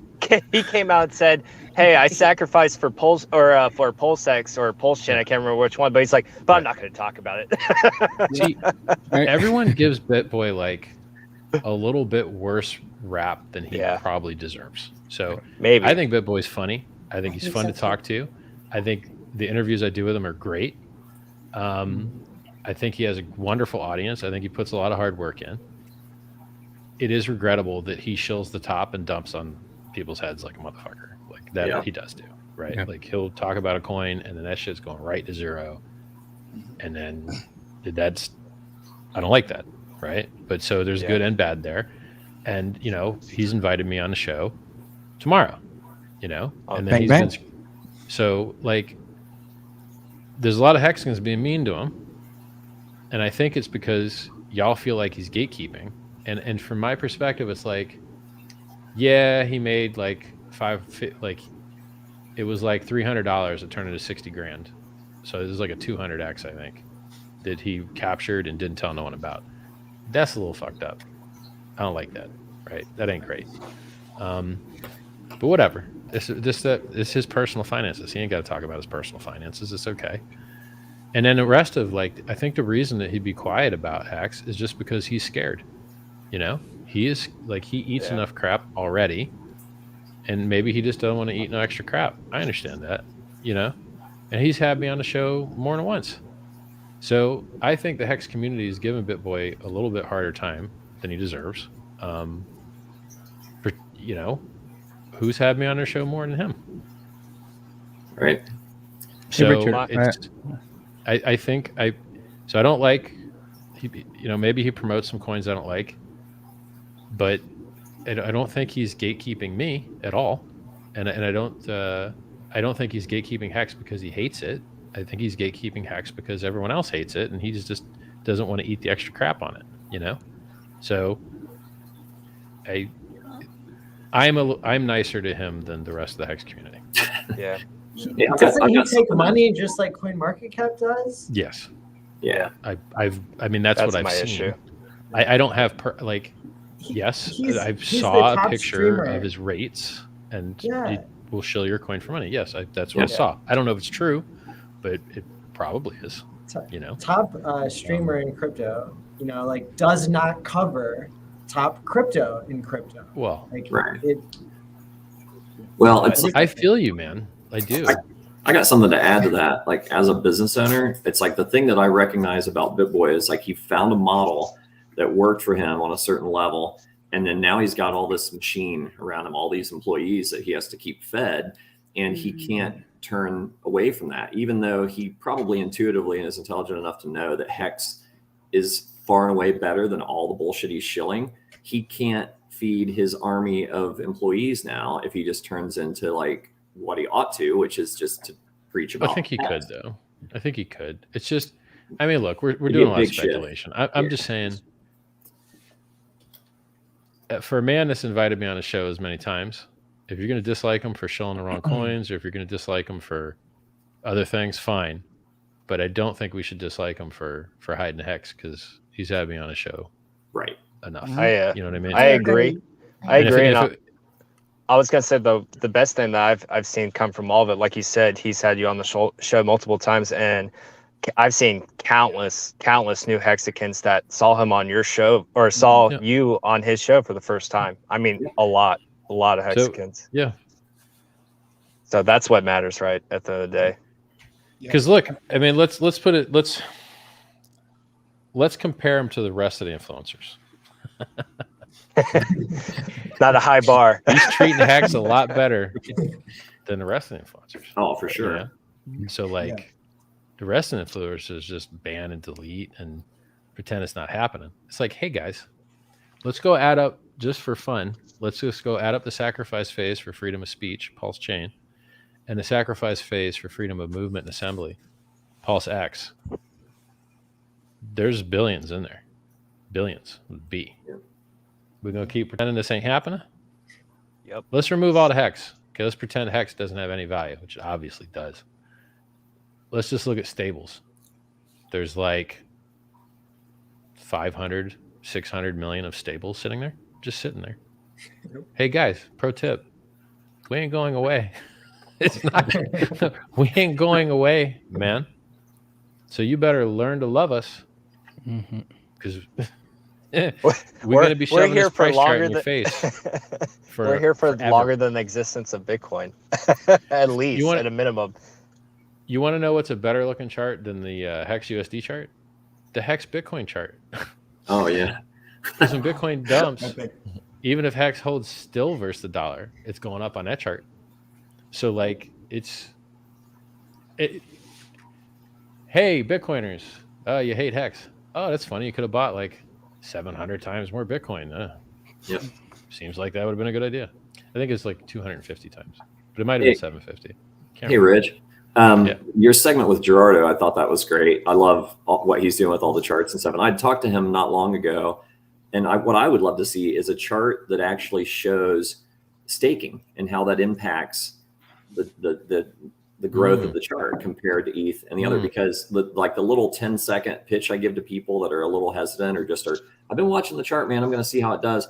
I explained to him, I'm like, if you stake for the average length of time, 40% APY, I'm like, that's hedging you to the downside. Hex could go down, and please correct me if I'm wrong here, because I've been saying no, you're right. It's like, but if the yield that you get from APY cancels out negative price movement. Yeah, it's true. So 20% a year, it could go down 20% a year forever, and your fiat value would stay the same. And then it amplifies your gain to the upside by 40% a year. Yeah, and like that is a good pitch. I've never used that one. Yeah, but if you use that it's a good one on a chart, like if you put that on a chart to flatten out those dips and to amplify those gains, I think people. Well, I've seen that chart, and the chart doesn't look that good, actually. Oh, no? No. We have that chart. Oh, okay. Well, it's the same exact line tilted up a little bit more. Okay, gotcha. Sadly. So not so yes, it is awesome, but right. It's hard for people to understand how much better a slightly tilted up line is. So it's like, so it's like this. you go from a million X, you go from 1,000,000% to 1.5 million %. It goes like, oop. It's like, yeah, 50% more is a lot, but on this chart, it doesn't move it that much, right? Like, right. So I have seen that chart. Got it. Cool. And they should learn to use log charts as well.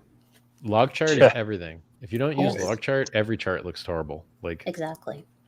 Hex. So this is another thing. So I package up these ideas in ways so that you guys can go kill other people with them. Thank you. I have not packaged up. I've not weaponized this idea yet. People talk about the distance from your all-time high, how far down you are, and it's the stupidest thing. It's the stupidest thing. Because what percentage of participants in the network bought during that 2 or 3 month period that was higher than now? And Very what small. percentage of the participants bought for the years where it was so lower? silly. It's so silly. And then you've compared like a negative 60% versus a positive 400,000%. Exactly. There's no comparison, and only the log chart shows you the reality. The log chart shows these guys all won unbelievably massive, insane amounts, and these little bit of guys lost a little bit compared to these other guys, right? It's the area under the curve. It's the same thing like when I called the Bitcoin top. You have to learn how to frame these things right. And this is part of why my arguments are so effective, is because I get the frame right.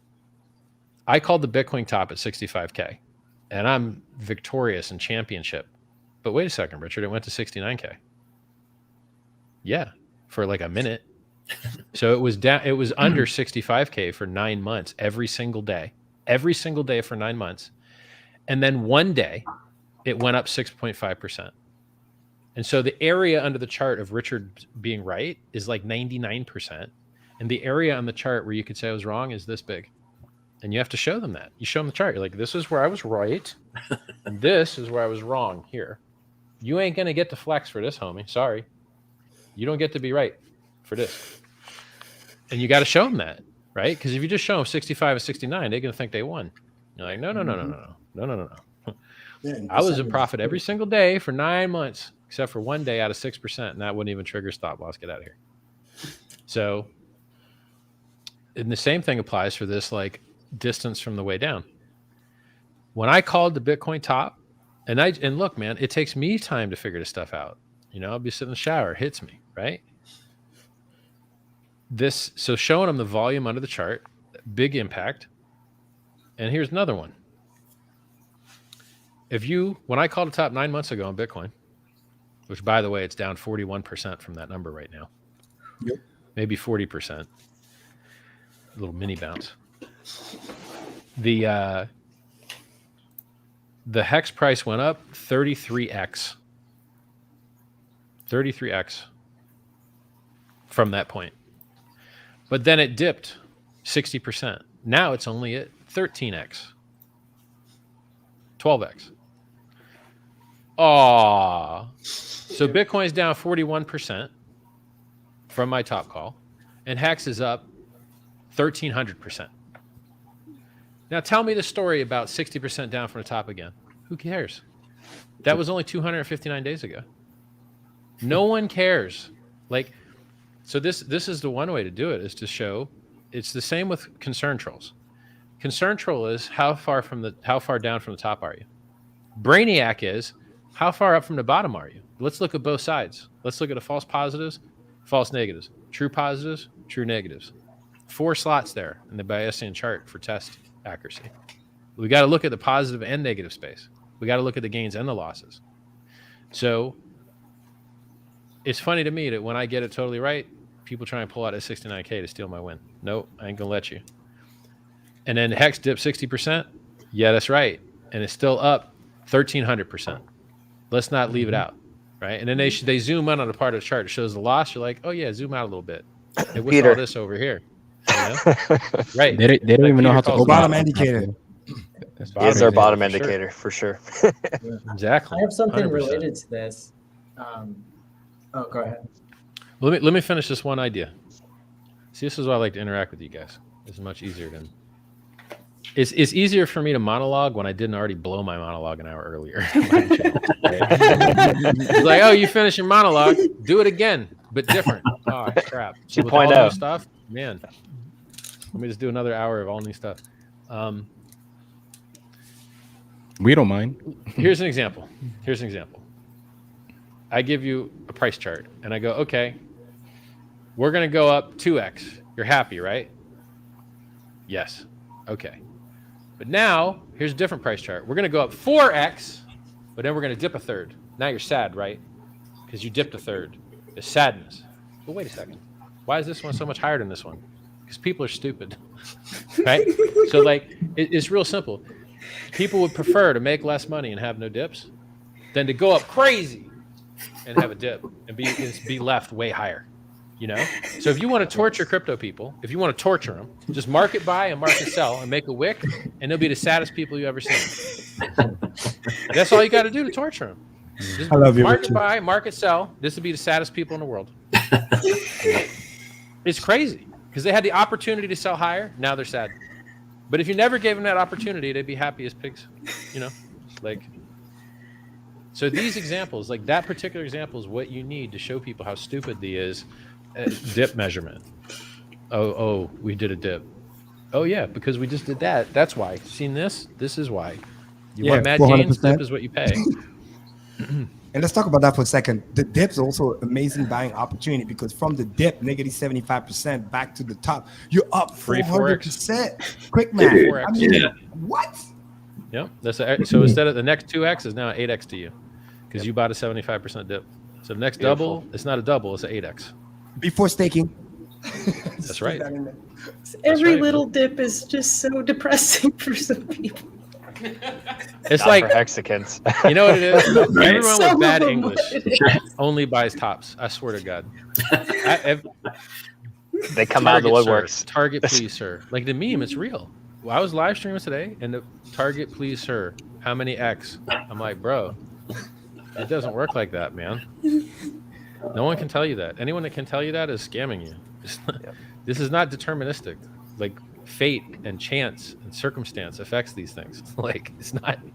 They don't even ask you a time frame. They're just like, how many X? Infinite X. Over what time frame? What are you talking about, man? It's crazy. I like to look at the game theory. You know, people say that Bitcoin is it has value because of game theory, because there are miners stopping double spends and they're wasting all their electricity. Yeah, because But when I waste look is at- benefit. Yeah. When I look at Richard, I see the watches and I see the Bitcoin calls, and I see a founder who maybe doesn't need to sell. And I know that he can't speak, about his crypto without, Hex. We don't want Hex to be a security. We want Hex to be the greatest crypto ever. And so there's a lot of value to that. But when I look between the lines, I really see something that I don't see anywhere else. Vitalik sells Ethereum. Correct. Yep. Chainlink founder Sergey, he sells Chainlink Every All week. the time. All the time.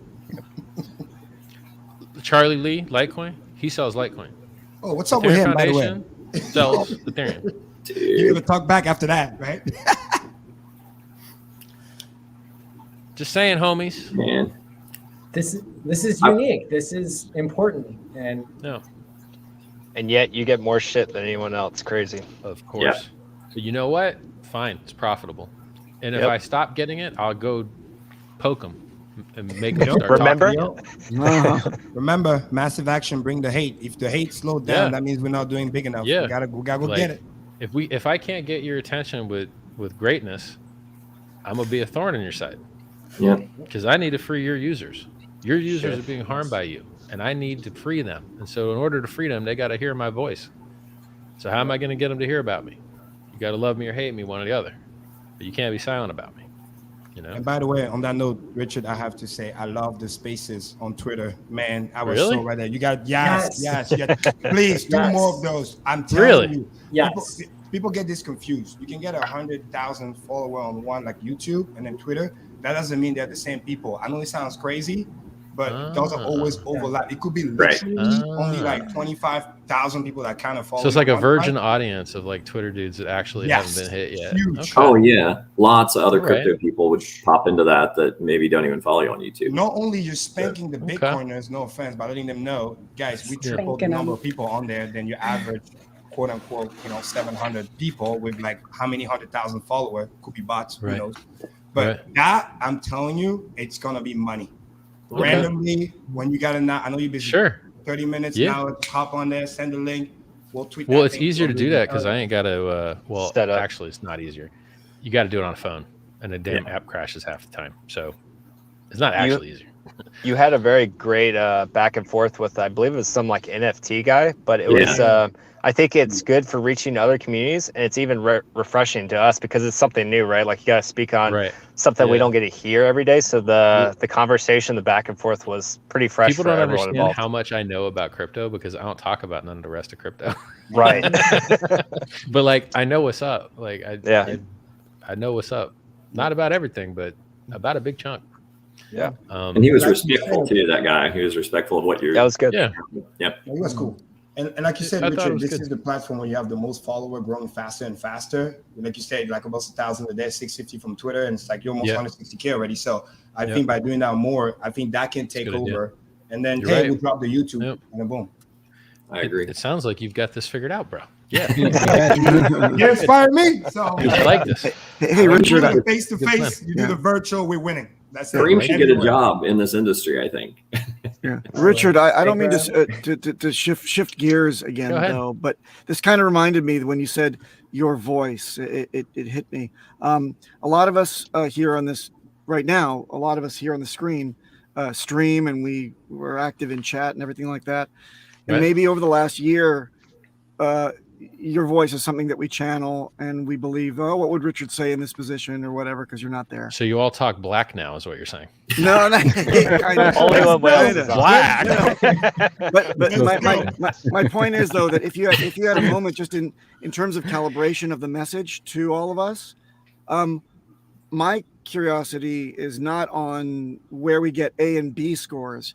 I want to know where we are C and D. I want to know what you would point out as maybe the wrong message, or where you'd like us to tweak it in the positive from where we have to grow. Improve. I thought improve. everything was Improve, fine. please. Like,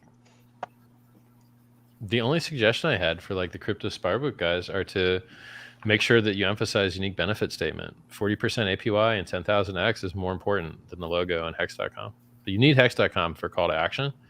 But like the logo's optional. So just hex.com and the text, the unique benefit statement plus hex.com is more important than the logo plus hex.com with no unique benefit statement. No one cares about that. No one's going to that website. They need a reason to go. 40% APY is the reason. So Yep. you got to get with that 40% APY and everything. Or you put 38. 38, it's, it's not rounding, and it looks like you worked harder on the math. So don't you worry, Rich. both Give it about a month or two with a T-shirt deflation there. We'll get the 40. Don't worry. It's about to be a true statement about a month or two. You heard it here It first. could be. People. Yeah. Yeah. We gotta be there. Could be back up to 40. Yeah. We'll see. Hey, Richard, can I ask you a quick question? Before I do, I appreciate being here with you and all that stuff. That doesn't change our Hex Flex, competition we have to do each other. Let's bow. I bow down. Get him, Marco. Show him, Marco. Show him. This What is you got? billions, bro. Don't forget about that, right? But what Papa B said, I think is phenomenal, right? Because if you think about it, this is our second conference. We had the first one, and you've seen the journey of the Hexicans and how we moved, how we talked. We seem blowing like up. Angry new folks, ones left right? and right. I can't keep up with all these new ones. Exactly, And they grow right? fast too. Like my man And Waves now- there in the corner. I don't know where you came from, dog. Where? Oh yeah. So it was recommended. It was recommended on YouTube. This was back in the depths of the last bear market, and Right. all I can say, I'm very glad I found your Nice, live streams. I learned a ton watching your streams, so I absolutely appreciate all the content you put out there. Especially from where I came from, because I wasn't as I guess how everything sort of played out.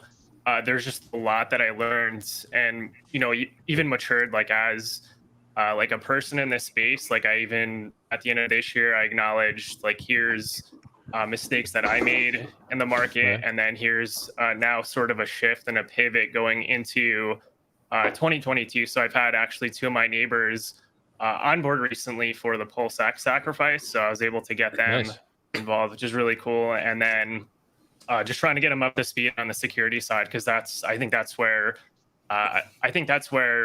there's sort of a disconnect, at least with some people or just some friends that I try to get involved so that they can start to participate, going into the Pulse chain. Poor Marco. Marco forgot what he was going to say. No, I remember. I'm just waiting. Go ahead, hit us, Marco.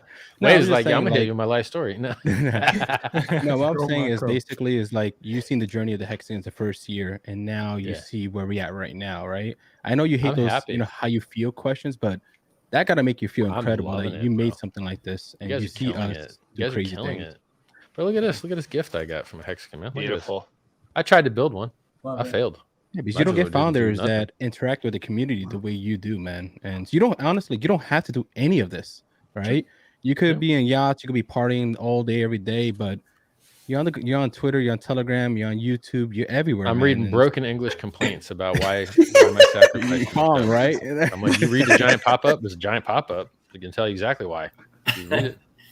But we appreciate it, man. Honestly. When thank you. When Moon, Target please, sir, and when Binance? Literal questions. I'm like, dog, this straight out of the meme playbook. You took these questions from the memes. You can't be real. You can't be real. Sir, Richard, can you go ahead. turn your medallion around when you stream, because then it's still up and to the right. The hex. There we go.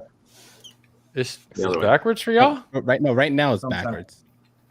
Flip it This again. is That's my correct. camera. Yeah, is that's showing the it correct right. way. No, Yeah. I always leave it the right No, way. it's up No, to the right. earlier you had the opposite, and the whole chat was going crazy, like flip it. Really? Flip it. Dang. I check it before I go live usually. Huh. My bad. Absolutely. No, and, So and it's, Richard, it's for me. It's up and to the right. Well, now, yeah. yeah, bang, From bang. my psychology My bad. background, I look at our ability to onboard, and one of the things that occurred to me recently, when I'm in real life and I'm pitching Hex to people, I'm listening to where they're at already. Right.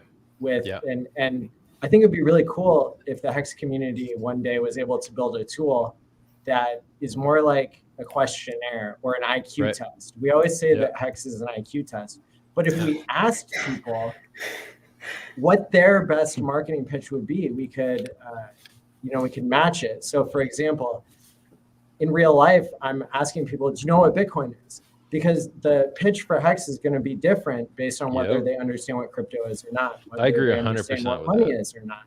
And if people had the opportunity to tell us what they know and what the best marketing pitch is for them, then we could deliver that in a way that helps them understand themselves and understand Hex in a more streamlined. But remember, I agree with everything you're saying.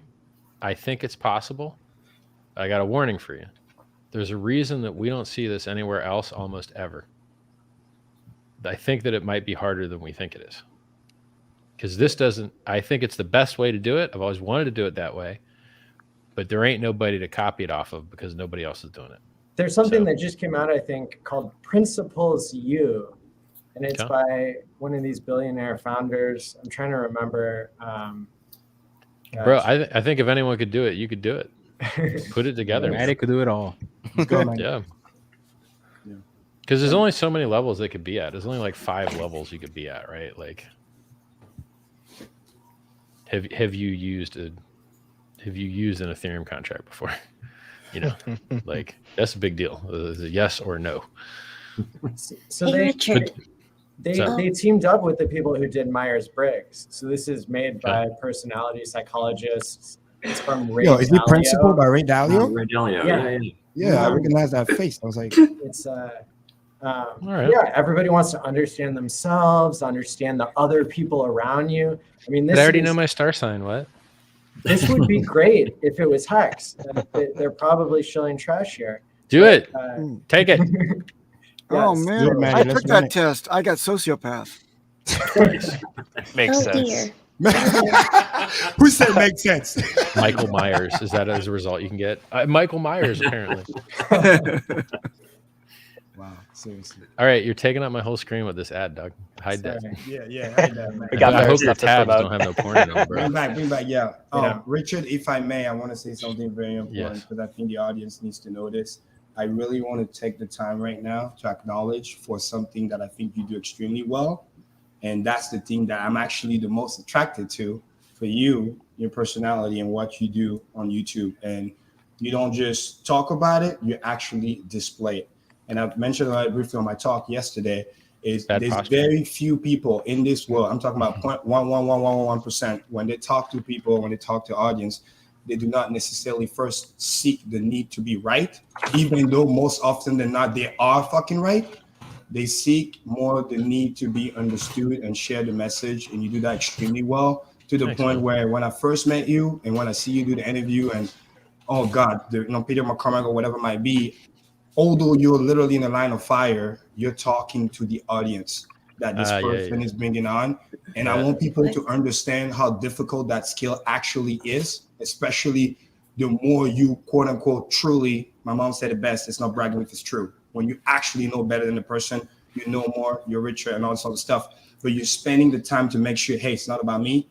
Let me talk to the audience this guy has brought to the table. Yeah. And that fires me up more than anything else. I just want you to know that. That's Thank what you, man. I'm die hard. Like I staked that thing 15 years. I told people, even if I die, the money goes to the Hexicans. I know it's gonna be good use.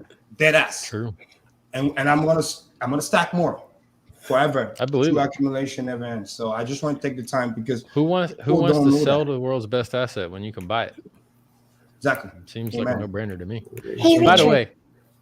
way, hold, bro, one more second. Before you say it, if you wanted to take hundreds of millions of dollars of Hex off of the market, you couldn't do it with hundreds of millions of dollars. You'd need billions of dollars because the price would run up so high.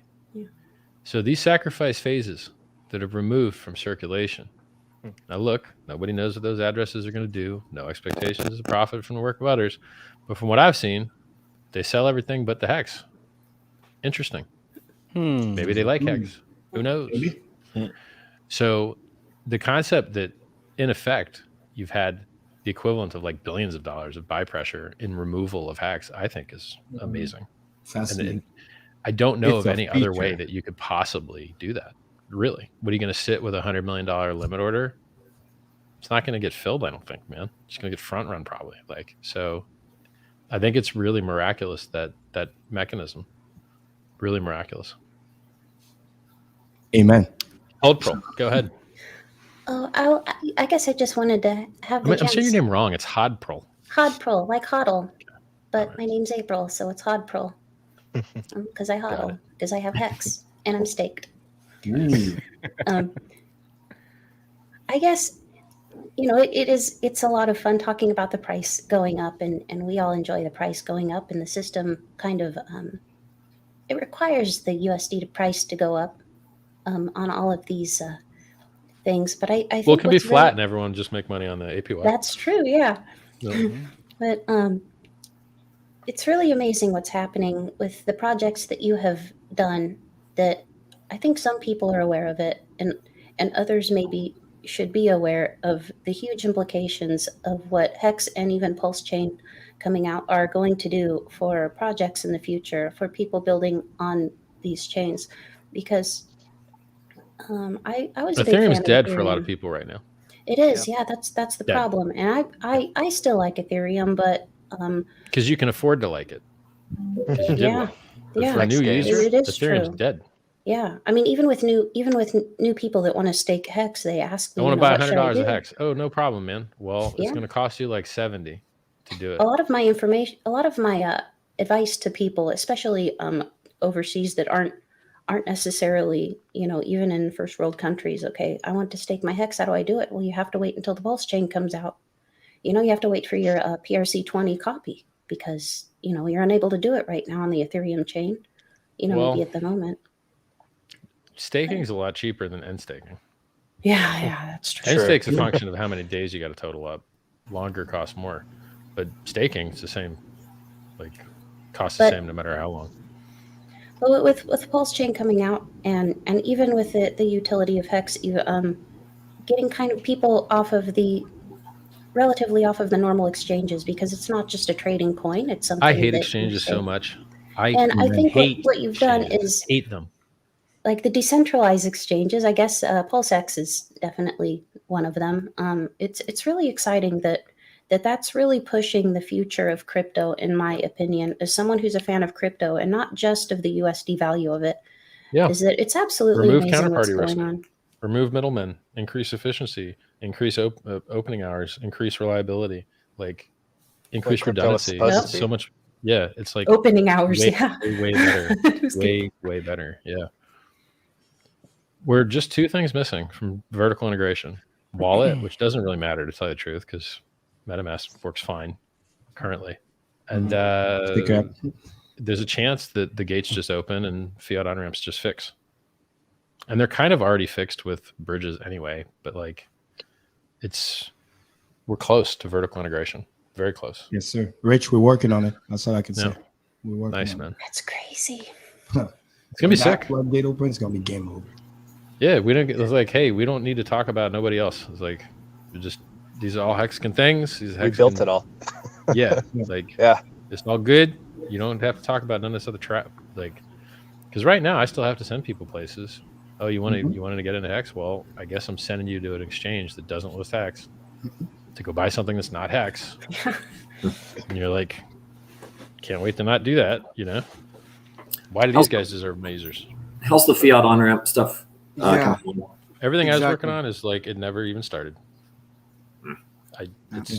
To be one, the key is it's just a game of getting a license. That's pretty much what it is. Yeah. But once you get that, it's really game over. One of my best statement that I love from Richard, what he said before was, when we get all that, literally we act like those people don't exist. You can literally just stake, date, and chill.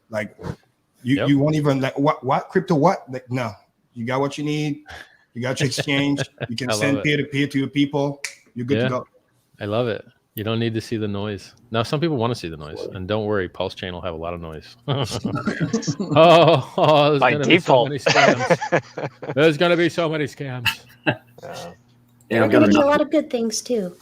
I'm Sure. excited. Well, There's going to be a lot and- more scams than good things. And the world's gonna find a way to blame you for the scams. Watch. Right? No, We'll be there. they're Don't not. worry. They're gonna try or not. You guys try is not happening. Nobody's with you doing it. Come I on, talk guys, about support the 5 tickers Ethereum. basically. I talk about Hex, Pulse, PulseX, Bitcoin, and Ethereum just for getting their users. That's about it. So That's all we need. That's all we need. And by the way, for What those who else are do you thinking need? about bringing new coin, that's fine. We're not maximalists, but understand something. A, bring the code. B, bring the audits. If not, the conversation is a non-starter. we're not gonna. Again, we got what we need. Richard set the standard already, so get the message to your brain. If not, I genuinely mean this. Don't even waste your time. We don't even have time. We're too busy onboarding and doing the saving the world part. Right. So Marco, did we ever clear out the thing that you had queued in your head? Did we get it? Yeah. No, you definitely did. You definitely did. Stuff. But I had a little quick one. The other day you mentioned about you like the idea of the swarms of the social medias and stuff. Yeah. Have you ever thought about making a list of maybe 10 people you like that's positive and 10 haters, and then we could actually focus on those 10 different type of people instead of just going to random stuff and I think it helps out. I think that we have emptied the hater tree of its utility, truthfully. There's so much more to be gained by the friendly people than the gross ones, because they're just gross. You're like, oh, you don't like us? We already won. This isn't up for debate. We already won. It's over. The match is complete. You lost. Case closed. Yeah. So, if we focus, crypto's tiny, man. Yeah. It's tiny. And the follower counts of crypto people are pitiful. I'm doing interviews with guys that got 2 million followers. Nobody in crypto has 2 million followers. Nobody. Absolutely nobody. But you can find people in a normal world with 20 million followers. A lot of them. A lot of 20 million follower people. So how about make a list of maybe people outside of crypto? I don't watch these people. I don't know none of them, man. You got to make the list, bro. I don't watch none of these people.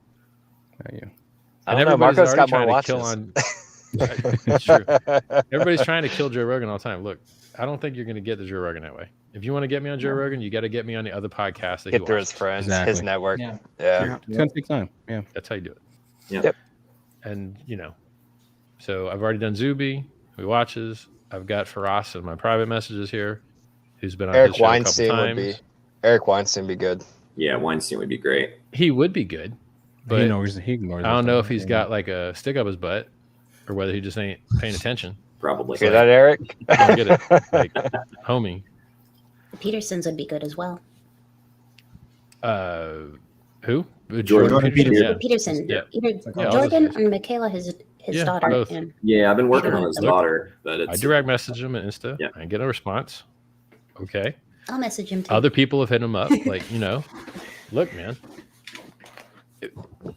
By the way, Richard, side joke, is the Lex Friedman interview ever going to happen?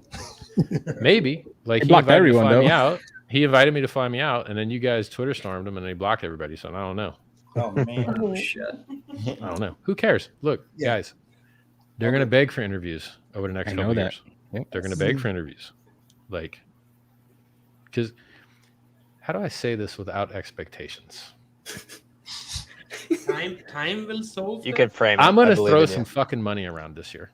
Hey, That's all I'm saying. make it rain, baby. That's all I'm saying. Nice. I have too much money. Facts. So I'm going to find creative fucking ways to use it. Hex.com, put that respect on that name. Sounds So good. the haters going to learn. They're going to learn. No expectations. Yeah. But like, It's time to get to work. Go to work. That's it's what time it to is. get creative. No, it makes sense, bro, because you got to show people sometimes, even, like Mick Mill said it best, there's level to this. Even in the flex, there's level to the flex. Like, literally, I met a guy literally in a club who was one of the guys I've been following for 3 years. And then the level of the flex he has never seen, and then shout out to SuperHex because he did something crazy. But the next thing you know is like, take my number down, let's talk. Because sometimes we say, oh, crypto, this, that. They think it's like, yeah, rock pool, this, that. You make a little bit of money. Right. Like, no, the money is real. You don't see it. That doesn't mean it doesn't exist. Look, these watches, I don't have a watch addiction. I bought them tactically. I don't too. They're the highest value things I could have on my live stream that I could fit in the studio. It's really not a studio. It's my office, but like, I guess it's a studio. It's a studio. I mean, my lights are just a chandelier. I don't really have like production lights here. I do have an actual studio with production lights over there. I never use it. I just sit in my office here. If people don't see it, they don't believe it. They don't. I've been retired for 20 years. But I care about this flex so hard that I put the model numbers and the prices under the video. Nobody does that. But you know what? It's the only thing anyone cares about. People care about a price. They don't have time to memorize all these model numbers and all this crap. They just care about the price. And by the way, when I see other people's stuff, I usually just care about the price. Like, hey, look, is that expensive? Right? So I think that this, one, they went up in value. Cool. But two, it compared to crypto, the value that went up is trash. But they amplify my ability to get my message across. Mhm. So when I wear a stupid, look at this thing, man. It's all marketing. Oh, Richard. Yeah, that's pretty stupid. Yeah. You never Grandma had, hey, Lovely. You didn't know it was for Reverend, sale. guys, come on, from London, respect. Oh, You didn't know it was bless for your Little sale. Hex heart. on the prairie. Jeez. My wife There's saw that. the You didn't know it Is that existed. Richard? Wow. So I wouldn't be surprised if that thing costs a couple grand. I think it costs like 700 maybe, or something like that. You catch water with that, man. But it's euros, so like it's expensive in dollars. So like, why am I doing that? It's gonna be rare. I'm wearing that hat out. It's gonna be rare. I'll do it. But I don't know how Only when many it's 90 times. degree rich, when it's super hot. You'll get attention. Exactly. Yeah, that's the So, point, right? That is the entire point. Is the entire point. So like, I can do other types of strategic flexing that doesn't have depreciation, maybe, right? So there's certain cars that are just so rare that they don't go down in value. Oh, well, okay. Maybe I play that game. But planes, you're losing money. Not top tier cars, you're losing money. But like on a Ferrari, what am I going to lose? 50 grand a year? Guaranteed. I got more than 50 equity out of that. Guaranteed. Right. Guaranteed. That's cash positive. So, you know, when people won't accept your money, you got to get creative. That's all I'm saying, man. And if we ain't limited by funding. Sorry. I was just gonna We're say, limited even by the creativity.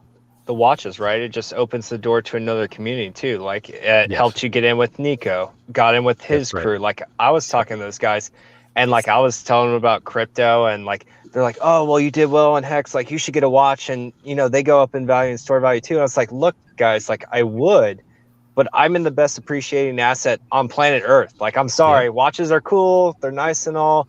I'll get one someday, but the opportunity cost right now is just too great. Right. It's just too great. For sure. You go buy 10 Look, of them later. Buy one that's now. right. Don't That's true.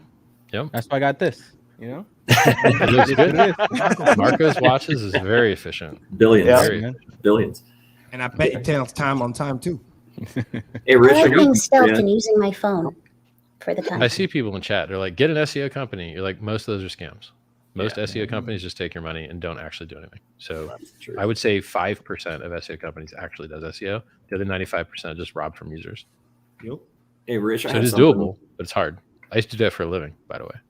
Go ahead. Yeah, to add to that same vein of garnering attention for people that are looking for high priced items and getting eyeballs on you.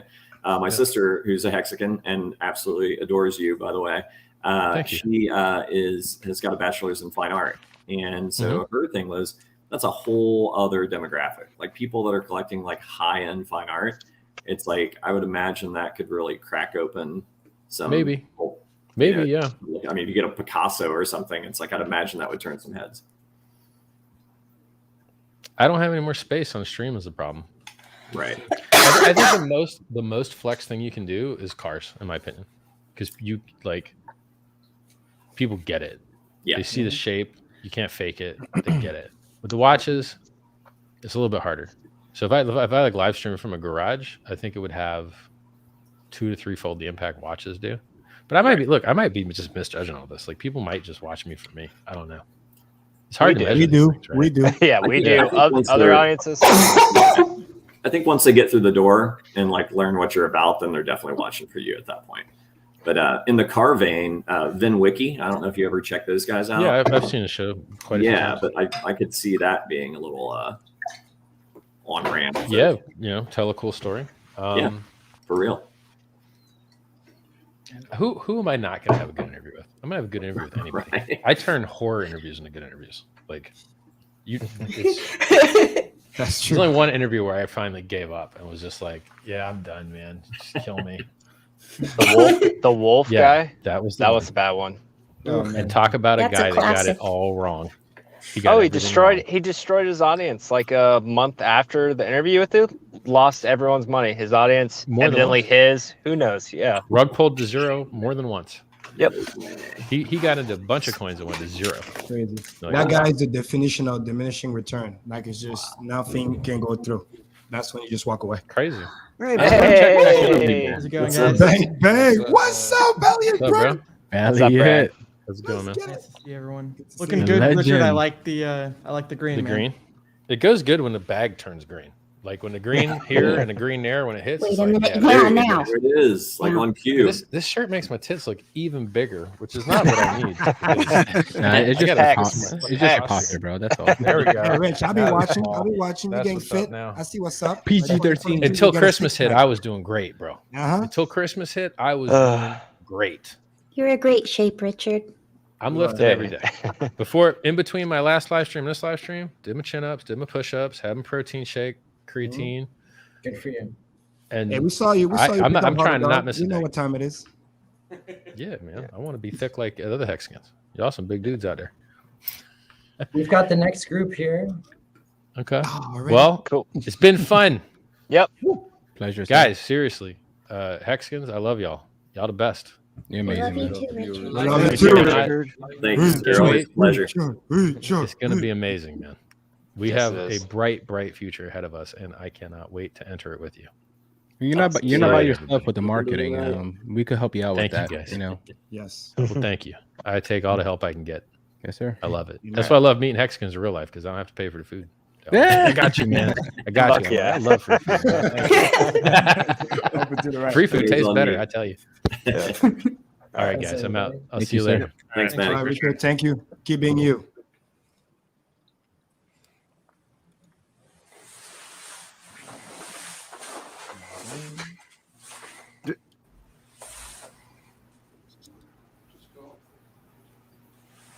Do we press the ejector button, Maddie? What do we do here? So, yeah, let's keep all the spots filled and Oh, right on. give it up for Richard. The crowd's going wild. That was amazing. That was awesome. That was cool. That was great. He's awesome. That was brilliant. The Great Namaste, Delusionist, Hexicans. Pulseicano, Dheeraj, right on. Sticker guy in the house. God bless that kid. He's awesome. Oh my What's goodness. happening? Everything is falling apart. Where am I?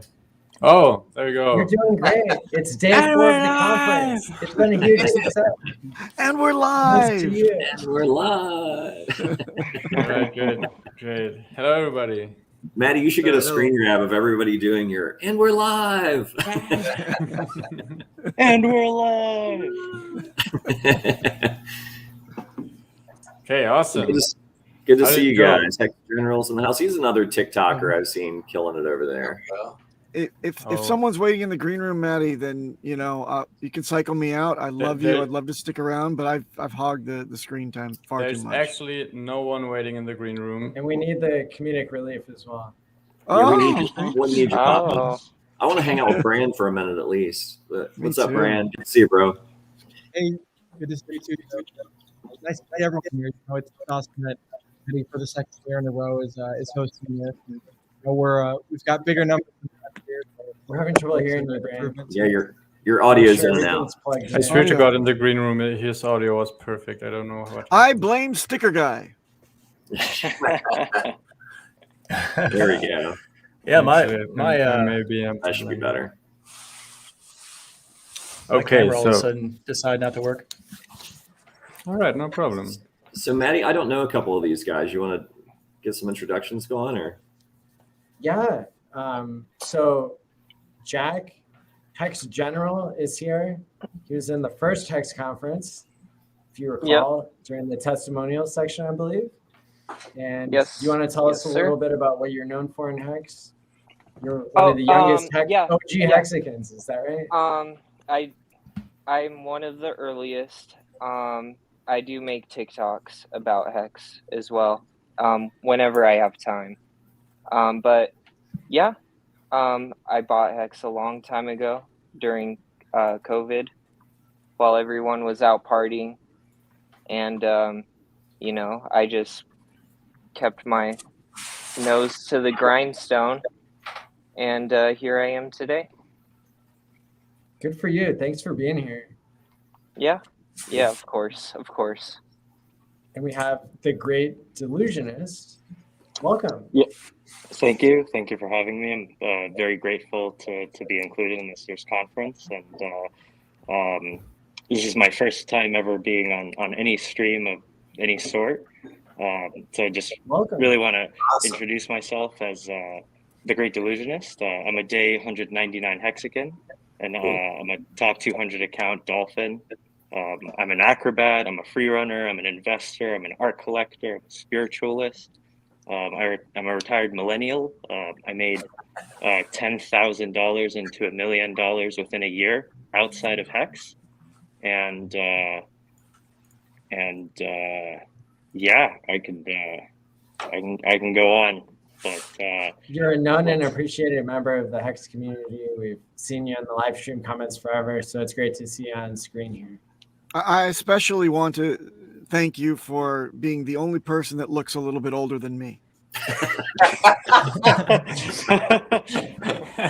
Absolutely. Toby one, I saw you posted on Twitter your mom is sick, or is she doing better now? Or she is, yeah. That was a while back. We had a little scare with her blood pressure meds, but she's doing great. She is a big Richard Hart fan and supporter, and is thank you for inquiring. She's doing good, and she just sacrificed for the PulseX sacrifice. Oh, okay. So, yeah. Bless her heart. Mom's crushing it. Yeah, she's doing good. Just killing Yeah, it. My mom's sacked too. Yeah. Well, see, and that's a great example of just this community. I mean, how awesome it is that like it's genuine people that actually care about one another as human beings, and it's not just rallying around a product or project of some sorts. It's like the Hex community. I can't say enough good things about it. It's like I've just met so many good people in person. I got to meet Maddie in Vegas, and then I ran into him again during the US tour with Kryptosparbuch. And Papa, we've yet to meet in person yet. BallietBran and I got to hang out in Vegas. That was great. Hope to meet all the rest of you guys sometime. But yeah, the community is solid, and I mean, and good thing that we like each other, because I mean, we got 15 years at least, right? To watch. I'm actually, as the psychologist in the bunch, I'm required to ask you all how your relationship is with your mother, and whether you've gotten her into Pulse. Much better than the one with my father. That's right. Oh yeah. So it takes time. It takes time, sticker guy. Let's keep checking I in have with people here. I have two fathers. Right on. That's nice. Not really. No, not really. I was talking Did you? about. Well, you onboarded your dad to Hex. No. He onboarded me, but I that's kept right. I kept buying heavy, so. Awesome. We've got Yeah, Casey the great. Hexican here wearing a beautiful Hex hat. How's it going, everybody? Nice. So, my relationship with my mother, I did get her 10,000 into Pulse sacrifice, so I think that means that I passed the psychology test. Correct. Okay. Good job. How's it going, everybody? I'm coming from Napa, California. I went to the first Hex conference and met Maddie and several others. And if you've seen one of these hats, they call me OG, but I just made hats, man. And I brought 100 of these, and I also donated about 400 to the Kryptosparbuch team for their tour. So if you've seen this hat, probably came from Napa. So I actually have one. You give them away for free. Thank you. Yes, those are nice hats too. Very nice hats. Awesome. My favorite hat. I'm an IT director here in Napa. I work for the Napa County, so telecommunications manager. So I'm early adopter in Hex, and even earlier Richard adopter. I mean, just followed the guy, and just been an incredible journey. I don't have much of a social media presence, so that's probably why some of you don't know me. but I'm around. I appreciate the relationships and look forward to hanging out with you guys. Yeah, and thanks to everybody who's going to be coming to the event here. The Hex Conference is going to be in person in Las Vegas in 2 months from now, March 6th through 9th. There might still be tickets left, although if everybody on stream buys now or has already bought them, then they might be gone. But go to hexticket.com. You can pay. So Richard pointed out that Andreas Antonopoulos does not accept Bitcoin for his conferences, and that he also has weird things about conferences. Yeah. I can tell you the Hex conference does accept Hex and Ethereum and USDC as forms of payment for the ticket, which you can get at hexticket.com or hexconference.com, whichever you prefer.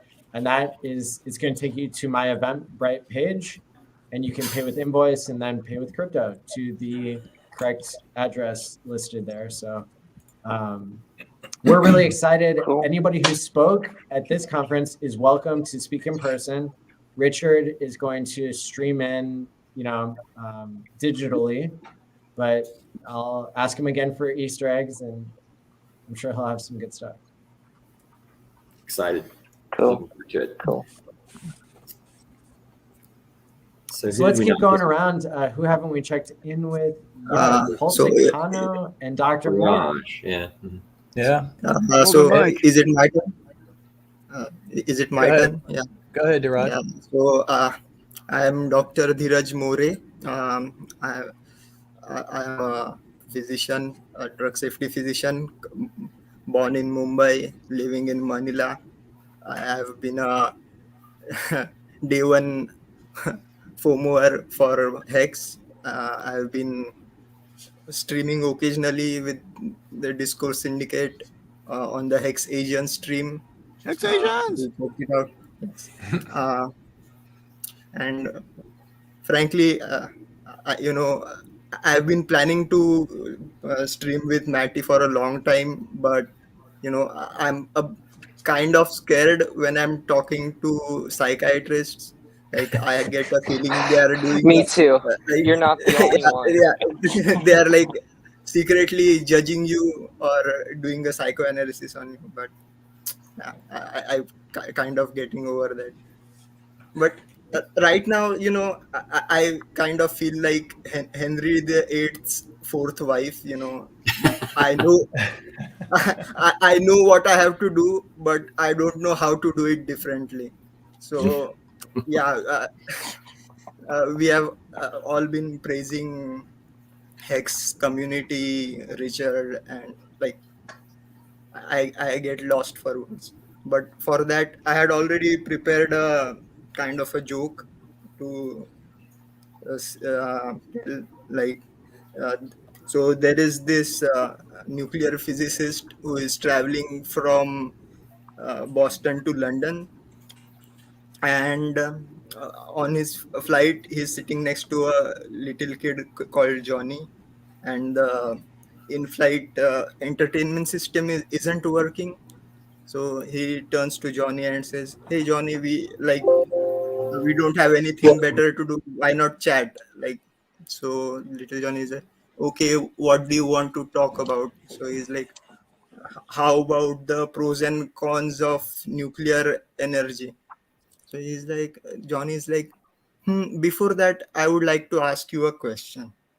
See, a cow eats grass, a horse eats grass, and a goat eats grass.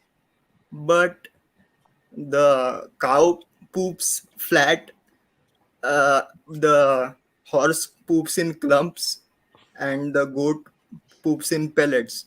Why is that? And the nuclear physicist is like, I don't know.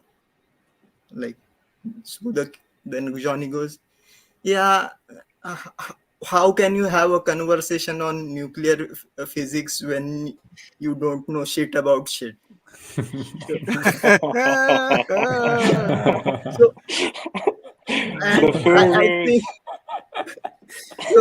I think we have already experienced this in crypto. Like there are a lot of gurus who don't know anything about anything, but they are like cryptocurrency experts. Like cryptocurrency itself, like Bitcoin itself is just 13 years old, and smart contracts have been there for even lesser time. So anybody who calls themselves a expert is kind of winging it. Yeah. So yeah, I had a lot of, I already had I wasn't feeling anything like low or anything, but I still had a coffee because it's my lucky day. Dheeraj, I want to say that I can tell that you've had caffeine because I've never heard you speak this fast before, ever.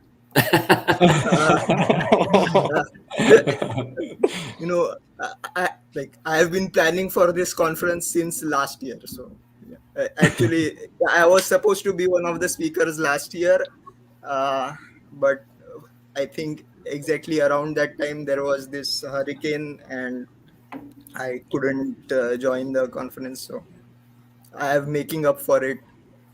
And right. Karim says that he's going to come to Asia to campaign and onboard.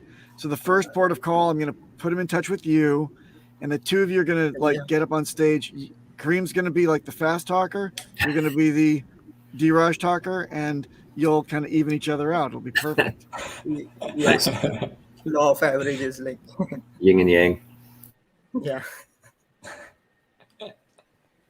Awesome. Thanks for being here, and Pulseicano.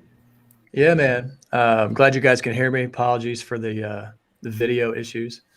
You wouldn't know it, but I've been chilling in the background for like 3 hours, talking with everybody in the green room, and the video was doing good. Everyone on the panel at least knows what I look like. He's a beautiful man. Oh, yes, he is. We saw you briefly, and then the camera cut out. Yeah, it's weird, man. It was working great in the other room, but have you closed all your other tabs? Yeah, I'm absolutely dedicated to this stream. So it's kind of weird. I'll try a few more times. I know we're going to be on here for a bit. Well, so I'll try. Yeah, you're good. Yeah, thanks for being here. We can hear your voice, and so I met you in St. Louis on the Kryptosparbuch tour, and really appreciated our chance to chat. And I'm glad you're on stream now. Welcome. Yeah, man. Thank you for inviting me. I was telling the guys that I'm just your average Joe. I don't produce content. I'm on Twitter. I'm following most, if not all, of you guys, and everyone who's really been speaking over the last few days.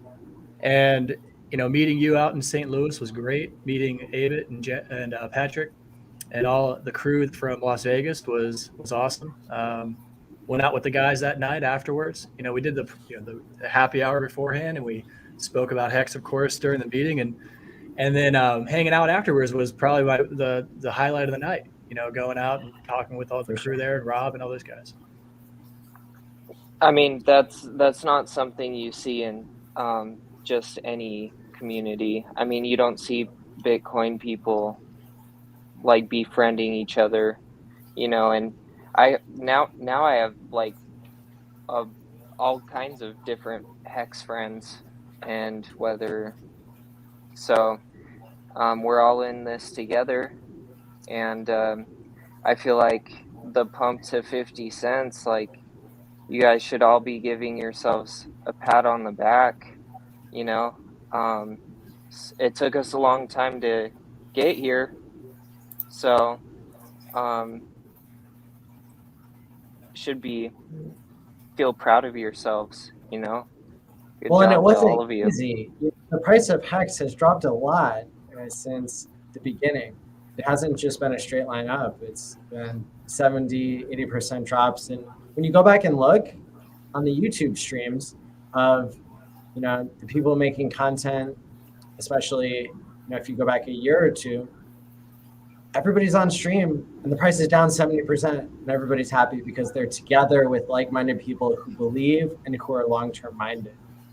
And So it's the price going up and down in the short term.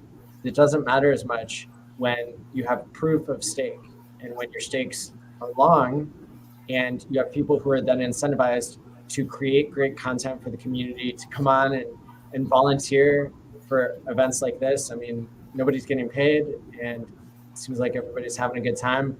And that's what happens whether Hexicans are online or in Las Vegas or in any city around the world. I hope that, Hex meetups become more of a continuous thing, like they seem to be coming. And, just the more community we can build and the more relationships. I know that I never had so many people to talk to about crypto, and it's a huge hobby for me. It's more like a calling, but at the end of the day, I know that there are a lot of people out there as well who they want to talk about crypto, they want to understand things technical, they want to build wealth and find like-minded people, and there's so much diversity in the Hex community as well. I love that too. Yeah. I am absolutely going to the Vegas conference, and I cannot wait to meet all you guys in person. Awesome. Yep. Hey, Maddie, I'm sorry, go ahead. I was just gonna show you guys my tattoo. That's right. I got a Hex tattoo. It's cool. I love my tattoo. I can chill on the go, and and it's cool because it brings, when people ask about my hand, like people didn't do that before, and so I like introducing people about it. I like telling people about it, and if you don't want to buy in, that's cool. Can we see that again? Can you flash that again? Yeah. Is it one hand or both hands? So I have the 5.5. It's on his TikTok, really cool. Oh, okay, right on. Right on. I have Hex on my hands. So yeah. Wow. Great conversation starter for sure. Yeah, and honestly, you've ensured you've kind of put the gun to the deck in terms of success in Hex, because now you're going to call your shots by putting your hand on the table. You're not going to be looking to interview for a mid-level management position with a 5.555. They're going to think you got like a prison record or something. It's okay. Like, I make sure that people understand that it's not like a gang related thing. It's not really. Hold up. Like, I just got this tattoo so I can actually start to tell people about it, and people can ask more questions, and that's how progress gets made. For sure, man. You gotta crack the egg somehow. This is like what sci-fi tip for conversation or rapport building. Like it's also a part of the Dale Carnegie speaking course. Like, always have a what's this and what's that. Like, always have something on you that intrigues someone, like a tattoo or maybe a necklace or something. So they are tempted to ask you what's this, and then you can go on about exactly. Or other way, you can always start something with, oh, what's that?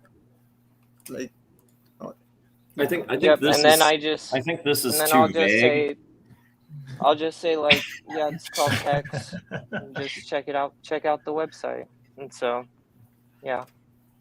I just need to get this done, but with Donnell Rollins having like Hex eyes, maybe. Yes. Maybe that would garner more conversation. And to that, I would say Hex eyes, like pupils. Yeah, right. I also have a Hex tattoo that I'm working on, and it's a testament to what's a bigger commitment than a 5.555 stake. And there's so many Hexicans getting tattoos, and that's a commitment for life. That's a lifelong commitment. And Pulseicano is back. There he is. Look at that smile. No, he's moving. All right. It's got him, kind of. There he is. Slow. Yeah. Slow blink. Very slow. Oh man, this is gonna be fun. The average marriage length is 8.2 years. I have a question about that, because on the Staker app, why does it say 6.1? And I hear a lot of people talking about 8 point something. What's That's the matter? just Staker users. So people who use Staker app have a longer average stake length than everybody else, which includes MetaMask users. Oh, that's good to know. I didn't know that. And I think it is because of the it's weighted, like it's not just your stake length, it's how much you have staked as well. So Okay. I think Staker app does a weighted average. So bigger stake for longer will have a larger. Because I have the feeling that the especially in Staker app in the last 2 weeks, the number went up from 5.7 to 6.1 so quickly. It felt quicker than before. The other thing to remember is that Staker app didn't exist in the first 6 months or a year of Hex, especially as a wallet. And so when you look at new users, they're coming in staking longer on average than early users who didn't even know what a t-shirt was. So before Stef and Staker app, even most OG streamers that you can think of, we didn't know the t-shirts were better than Liquid Hex. And frankly, the APY wasn't that high in the first 6 months of Hex. So a lot of things changed for the better. And so I think that's what people are continuing to predict. If we look at the Kryptosparbuch keynote from day one of the conference, they're predicting that the average stake length will continue to increase with new users, which Richard said last year at the Hex conference, that Hex was designed to leave meat on the bone for the next guy. And so that's something we see when new people come in, they can try to catch up to old people by staking longer than the earlier adopters did, and won't necessarily be able to catch up completely, but compared to what they could have, longer pays better. Is there any option to get a second Staker app wallet? We don't want that to happen on Ethereum because it's so expensive for Staker to create that. It costs them $100. So we don't want them to have to pay that so many times for the same person over and over again. Okay, that makes sense. Yeah. So maybe when Pulse, then more Staker, because I really love the Staker app, and I would love to have more different Staker app wallets that I could go around with. I think you can get more phones, man. Get more phones. You can actually, but still, don't get more phones now because we don't want to take that opportunity away from other people. There's only a limited amount of $100 wallets and they're spending so much money. It's a testament. I was gonna say it's insane, but it's a testament to how amazing the Hex community is and how much investment and long-term thinking is going into the technology. Staker app being the #1 deployer of smart contracts in the world now. Wow. That puts Hex in a league of its own. Yeah, focus not on the amount of wallets that you own, but the amount of T-shares that you hold for the longest average length that you can afford to hold them. Wait, now you tell me? I thought I was wallet rich. I have over 700 wallets. I'm telling you, Motley and I were chasing those airdrops. I made a lot of wallets. All right, no doubt. On MetaMask. I fell into that trap for a little while. I mean, hopefully a few of those will pay off, but I've got way more wallets than I ever thought. I can't do it anymore because even doing 1 cent with an $8 fee, I would rather put $8 into PulseX. Absolutely. Get that 100 or 1,000 or 10,000x out of there. It doesn't make sense to chase airdrops anymore. Richard changed the game. I agree. Hey, Maddie, would it be? I mean, it's not financial advice, but I didn't know if it would be okay to talk about tax at all, because I found out some interesting tax things talking in CryptoGov recently on Telegram. Well, it's different in every country. Right. Well, for the U.S., I think we have probably the bulk of our users are in the United States. 49%. Yep. So this channel. Good portion. Please share, Toby. I want to hear. Yeah. But what I found out from my own tax advisors, and then I'm getting a lot of confirmation from others that are doing the same thing in the United States, is that with the sacrifices, whether it was for Pulse or PulseX, that is at this point with crypto laws as they stand in the US, that is considered a deemed sale for $0. And what that effectively means is that is not a write-off per se, but it can be claimed as a capital loss. So that's definitely something to talk about with your tax advisors. So if you've sacrificed for Pulse or PulseX, you can actually go into Coinly or Token Tax or other types of reporting software or websites that you can use to help consolidate your tax info and actually change that withdrawal or that send, both of which are non-taxable events, to a trade for $0 and then basically whatever your cost basis was on what you sacrificed, that will immediately be reflected as a capital loss. So if you have any gains, then those will be offset up to the amount of your loss. So Toby, you wouldn't be perjuring yourself if you declare that as lost, and then if you take it as lost, then that establishes a $0 event where you've not disposed of the asset for gain. So could that be?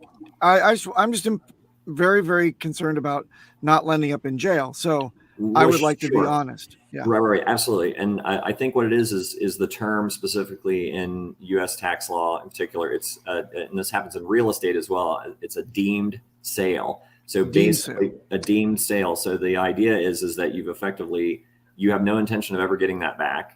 You're not sending it to a pool to receive anything in return. It's not a swap.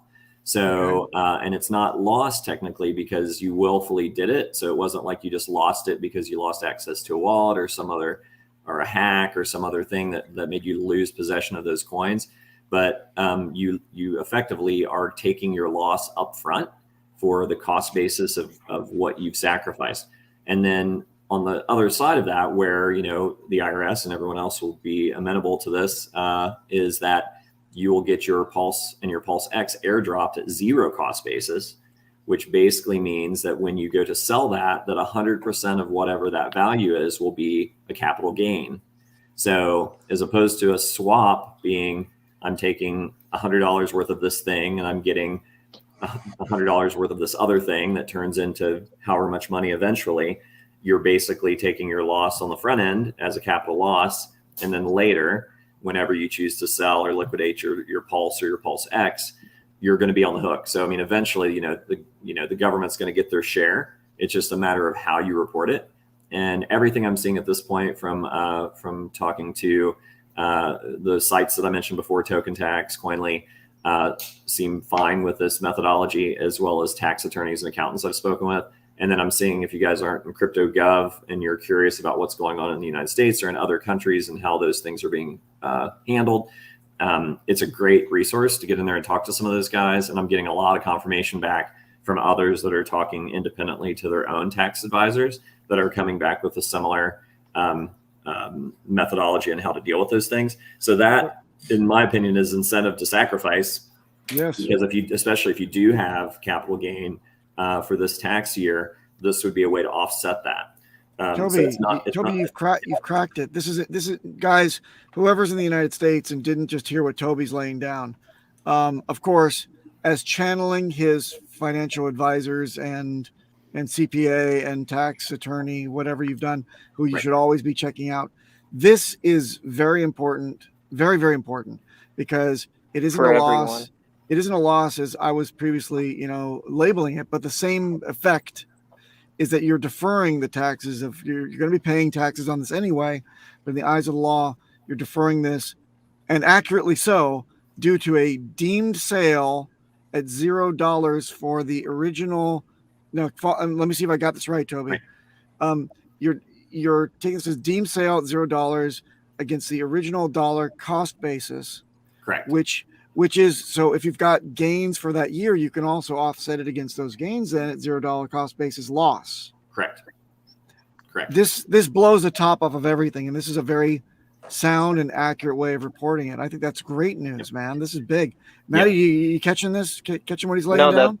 It's good information. Well, and the other thing that's key about this is that the crypto laws are kind of taking form in the United States as far as how they're looking at staking rewards and income. Hex is unique from what my conversations have yielded thus far, insofar as that it is a smart contract that you yourself are interacting with. So when you are staking your Hex, you're effectively burning that Hex, and then you are the one that's minting it later with a proportion of the inflation. I know that it's commonly referred to as interest that we're gaining, but we're not gaining interest. We're getting a percentage of the inflation. So that terminology also is very key in how it's taxed.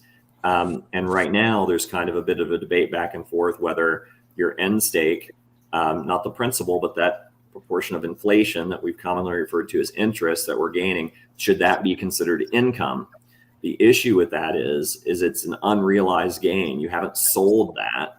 So therefore it's akin to taxing unrealized gains, which anybody that's paid attention to tax law for real estate or any other number of things is untenable. And I know that there's certain factions in the current administration that are trying to push in that direction, but I think it's going to be quickly kind of realized that that is not a tenable way to approach how to tax crypto gains. And effectively, we're in this period of time where we're setting precedent. So if people are willfully just going and following the path of like, well, I need to report this where every time I've ended a stake and I have this yield, this interest, this percentage of inflation that I've won or that I've been given from minting my end stake, I'm going to report this as income. Well, you're setting precedent for a thing that's really not tenable and not the ideal scenario for not only the IRS, but for also the people that are taking that hit. The thinking is like, if you sold a house or you didn't sell a house, but it went up in value, and then they wanted to tax you on that unrealized gain. So your house is worth $50,000 more than you paid for it. So if it became law that you would be taxed on that unrealized gain, you might literally have to sell that house to pay the tax bill. So that, I mean, that's a pretty glaring example of how this can be a bad thing. Also, what happens the following year if the value of the house goes down? Well, you've already paid tax on the $50,000 gain. So now you're going to be fighting for a refund on that. How's that going to work? So there's a lot of things that make that path murky, whereas this is a lot cleaner method. And it's really basically, in a nutshell, treating crypto like property. If you have property and it appreciates in value, you don't pay any tax on that until you sell that property and realize that gain. So people that have done, have dug into this a little bit, the terminology and stuff will probably ring truer than people that are maybe just getting into it. But I would definitely encourage everyone, do your own research, get a good tax attorney and a good CPA, and make sure that they understand that there is some interpretation that we can do at this point when it's not been gelled into like hard law as far as how we're dealing with these different kinds of crypto gains. Toby, one more thing about that too. You've only touched on half of the problem. If you got unrealized capital gains as income at the point of receipt into your wallet, which by the way, you've never lost control over because you've always retained your seeds, then you open yourself up to double taxation, which is, an unrealized capital gains as income. And then upon disposal of the asset, you are taxed yet again for your gains. Right. So that's not going to fly in any way, shape, or form. Right. I think that's currently being reviewed with another crypto community that is facing the same thing. Yep. They just want clarity on that. Yep. It's not like they have ever been declaring it, so I don't think that. Right. Personally, I want you all to go talk to your CPAs and tax attorneys and make sure that they're on the same page so you can have a position that's supported in case of audit. Yep. But the way I see it, you want to avoid, like Toby said, getting in a position where you've overpaid to the IRS and are looking later to reclaim what you've already overpaid. Because they don't like that on their books. It's a liability, and they show that they didn't make their amounts. So they're more prone to look into it and fight back. They don't like it because it takes more of their bandwidth, and you're not going to like it because you've got your money tied up, and that's just stupid to throw it to the government, right? It's just a cleaner approach all the way around for everyone concerned, including the government. So I think ultimately that's the way that'll shake out. But at this point, since you have a choice, it's important that you choose wisely, because if lots of people are just like, oh, I guess it's income, I'm going to claim it as income and I'm going to put it on my taxes that I got this much in yield this year and then pay that tax. For people that maybe didn't make a lot of interest or inflation from their end stakes, it might not be that much money. But later on, if this is now the new thing that precedent becomes law, then you have to realize that every time that you end a stake, whether you're intending on selling any of your Hex or not, you're going to pay tax on all of that interest that you earned. And that's at your current income tax rate. So that is abominable. It's a horrible, horrible way to go with this. And it opens up a whole can of worms to try to regulate and try to manage. So we promote the nomenclature of percentage of inflation and deemed sale at $0. Yeah, those are the two things you have to. Everybody must program themselves to start, saying that as the accurate portrayal of what you're doing. Yeah, your percentage of inflation. It's not. Percentage of inflation. It's not interest. Right. It's not even yield. This is more accurate in terms of IRS terms, and I think this would fly in the Middle East, where we are currently trying to win over a lot of that market.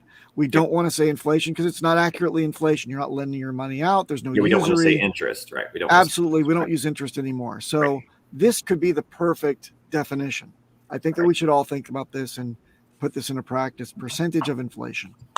Right. Because there's some religious barriers to people as well, where they can't, they won't invest in things that are interest bearing. It depends if you're onboarding or offboarding, what you should call it. And it depends what the person you're talking to, what their knowledge is as well. Not just for tax purposes, but if we're deciding what to call something, it depends who the audience is. It depends who we're speaking to, who we're trying to communicate with. I think it's great that we're exploring these terms and definitely. So like from the beginning, 40% APY, right?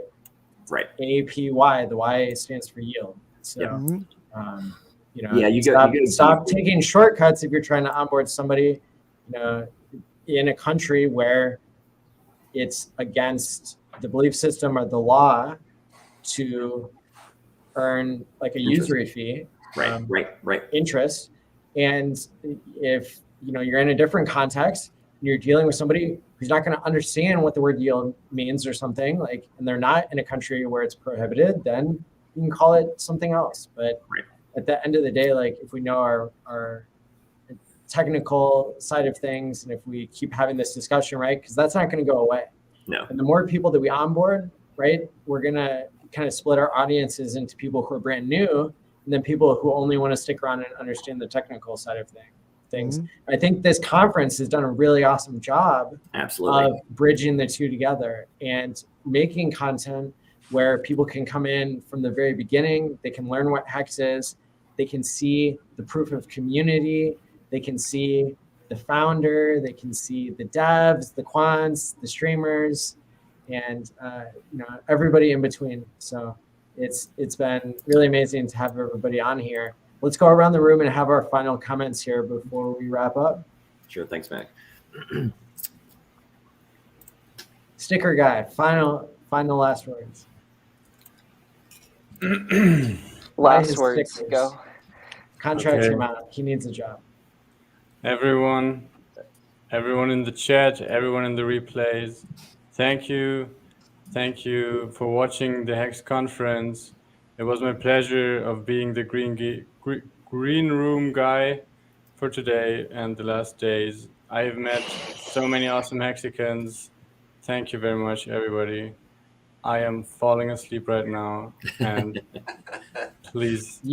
You've been going against your sleep schedule. It's this was the worst possible time in your time zone for us to schedule, and you've done an amazing job. Thank you so much for everything. Thank you. You rock. Hey, and everyone. Okay, PulseX. Oh no! Oh damn.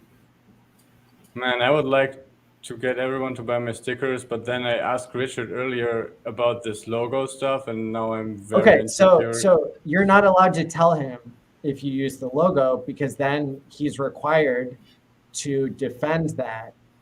Otherwise, he loses the trademark. So I didn't. You did do it without him knowing. And it'll be fine. or you can change it if you really want to be legal with it. But either way, he's not going to have to sue you. Like the law says, he has to sue you if you tell him. I just asked. It's not. So don't ask. Like just research it, right? And what you'll find out, and if you like read between the lines of what Richard said like a year and a half ago. By the way, if you are somebody who wants to demonstrate that you've listened to all of Richard's streams ever, then you're going to know about his branding tips, and there are a lot of them. Yes. Yeah. If you're a streamer and like you're violating every like thing that Richard has ever said about branding, you're showing that you haven't watched all his streams. You're showing that you're that you haven't put in the time in that regard, or that you weren't listening. So, for all of us, we can go back and we can get into that old content and really, I think, still learn a lot. I'll rewatch it. But because you've just spent the last 60 hours in the past 4 days or whatever, I'll give you the abridged version. Like, just don't let the founder know that you're using the logo. And he won't have to defend like legally in order to keep his trademark. Right. But also, if you want to match it up and put it into fair use, that's fine. Yes. Originally, we all minted our own t-shirts because we could download from hex.com/downloads. Yes. The perfect file to give to the t-shirt printer at our local mall or retail outlet. And that's really cool. But we want to support Sticker Guy. He's going to come up with some great designs. You can talk to him. He'll design something for you. Yes. So he does like high-end like car stickers to hand out all across the place. So yes, well, it's not time yet, but in the future I would like to make live streams with all the Hexicans and get some design ideas so everybody can get their design that they want so we can make it on stream, and then I can make stickers out of that. How do people get a hold of you? Mostly Twitter. on Twitter. Twitter is Sticker Guy Win. YouTube, it's Sticker Guy, but there's another Sticker Guy, so you just look for the right one. It's me. And Shopify, just go to the Twitter. There's the Shopify link. It's so complicated. It's like Shopify/Sticker Guy Win. Oh, it's easy. Shopify, yeah. You'll find it. I just dropped the Twitter link. Thank you so much. Thank you, PapahBoehner, everyone. final comments here. Final comments. Thank you, Maddie, for having me on so many of these portions and segments. My wildest dreams were realized as being alive and involved in this whole thing. I'm happy that I'm going off soon because the radioactivity from this logo is burning my face off, and that's okay. But also, can I shill a couple of things? Can I just? Okay. So I wanted to give a shout out to Hex Asians. We've been doing it for about a year now, and Richard Hart has finally discovered us, most likely because we have a stunning young lady that just joined the cast. So obviously Richard gravitates toward that. Come in and tune in and understand, especially if you're in Asia, please join us because that's what we're trying to do, outreach in Asia and the Indian subcontinent. Australians are also, you can squeak in under that as well. And if you're just kind of just a Hexican, you're also welcome. But anyway, there's that. Let's see, new group coming up of newbies born out of the Telegram chat, Magic Carpet Ride. Also a good bunch of guys that are starting to come up in the streaming world, which you ought to tune in on. And then of course, Wake Up Hex at the Discourse Syndicate Network. And last but not least, I didn't get a chance to say it directly to Richard while I was sharing a screen with him. Graciously, again, Maddie, 1,000 thanks. Thank you, Richard, for creating products and projects that, although I went to college and although I spent 25 years slogging it out, working, can give me my wildest economic dreams realized where the others could not. So thank you again very much. And thank you for BallietBran for inspiring me to stream. How you doing, Brian? Hey, good to see you, man. I was just seeing if the audio was fine. Someone was saying it was a little bit choppy, so hoping my audio is good now. Yep, sounds good. Final comments there, Bran? Yeah, I mean, I just wanted to say the same thing. You know, thank you again for hosting this online. And then we've got the physical conference in about a couple of months. It's awesome to see a community and be a part of it. You know, you can definitely grow so much more than if you were just solo doing it on your own. Totally. Well put. Jack? Final words. Congratulations to all of you. You know, we have a bright future ahead of us. And no matter how you contribute, you know, I know that there's people that are contributing in other ways, whether it's away from streaming or social media. So all help is appreciated, and you guys are hard workers, and yeah, we got a lot to look forward to. For sure. Yeah. Thank you. And Casey.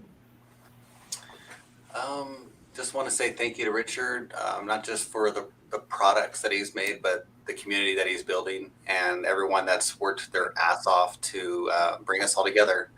There's a reason. There's a reason for it, and it's just beginning. And I look so much forward to seeing you guys in a couple months.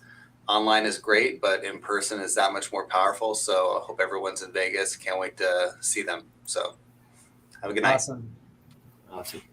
Cool. Hey, Maddie, much thanks to you, man. I mean, you've just been plowing away at promoting Hex and all these great Richard Heart products and projects for as long as I can remember. And really, I'm honored to be a part of any of it over the years, and hope to be a continued part of it with you in this journey that's been just so rewarding on so many levels. Hope to be able to attend. Thanks, man. I hope to be able to attend Vegas. I've got my ticket, but depending on some other obligations, I may or may not be there, but I'm hoping to be there.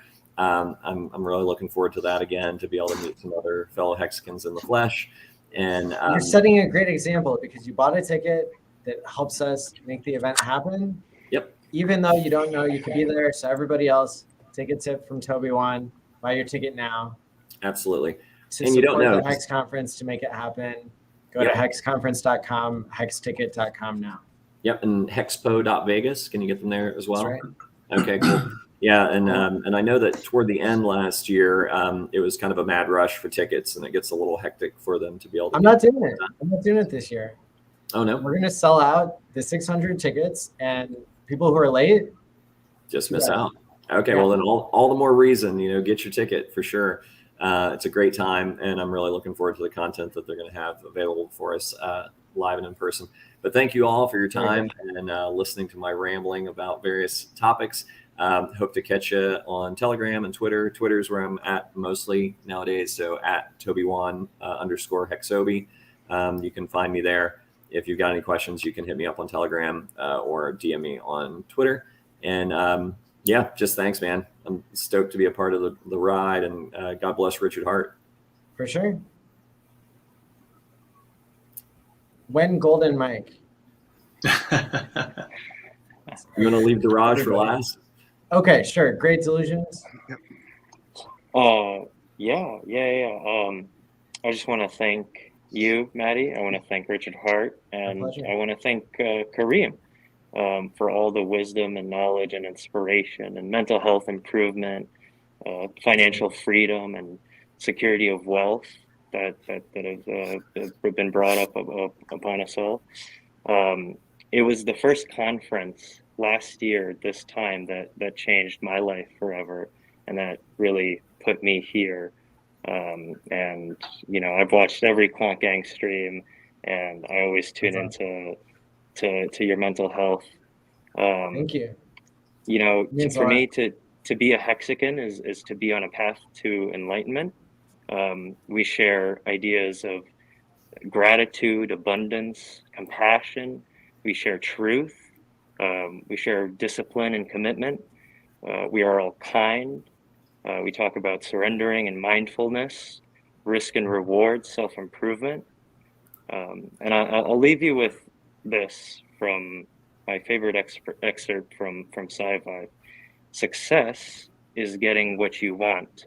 Happiness is wanting what you get. And wow, that's it for that's me. awesome. Nice. Thank you. Pulseicano? Yeah, man. Hey, the Great Delusionist, that was awesome. And I completely agree with all that. The Maddie, man, thank you so much for the community, or for helping build the community. And I can tell you that I was telling the guys backstage that it was your Quant Gang show that I obviously still watch that got me staking long, and my 555s were all inspired through that show. So thank you so much for helping me help my future self.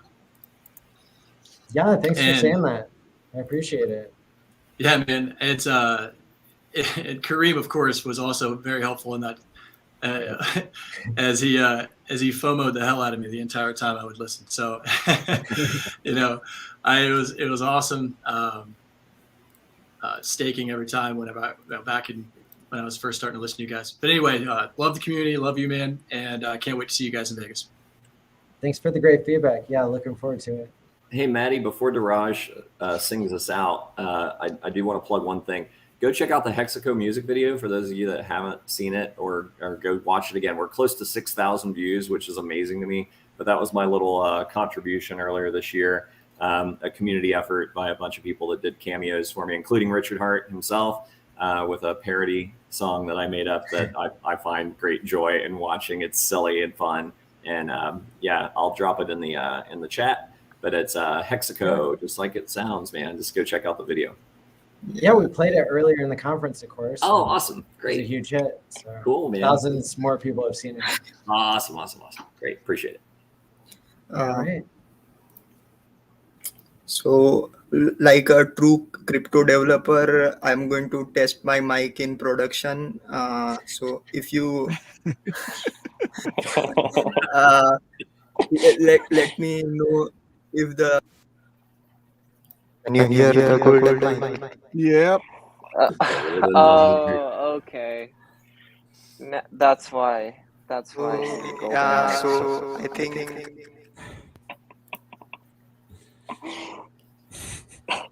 this is a song. There have been many versions of it, but I think it boils down the essence of crypto and Hex especially. There must be some kind of way out of here. Said the Joker to the thief. There's just too much confusion here. I can't get no relief. Businessmen, they drink my wine. Plowmen dig my earth. None of them know along the line what any of this is worth. No need to get excited. The thief kindly spoke. There are many among us that feel that life is just a joke. But you and I, we've been through that. That is not our fate. So let us not talk falsely now, because the hour is getting late.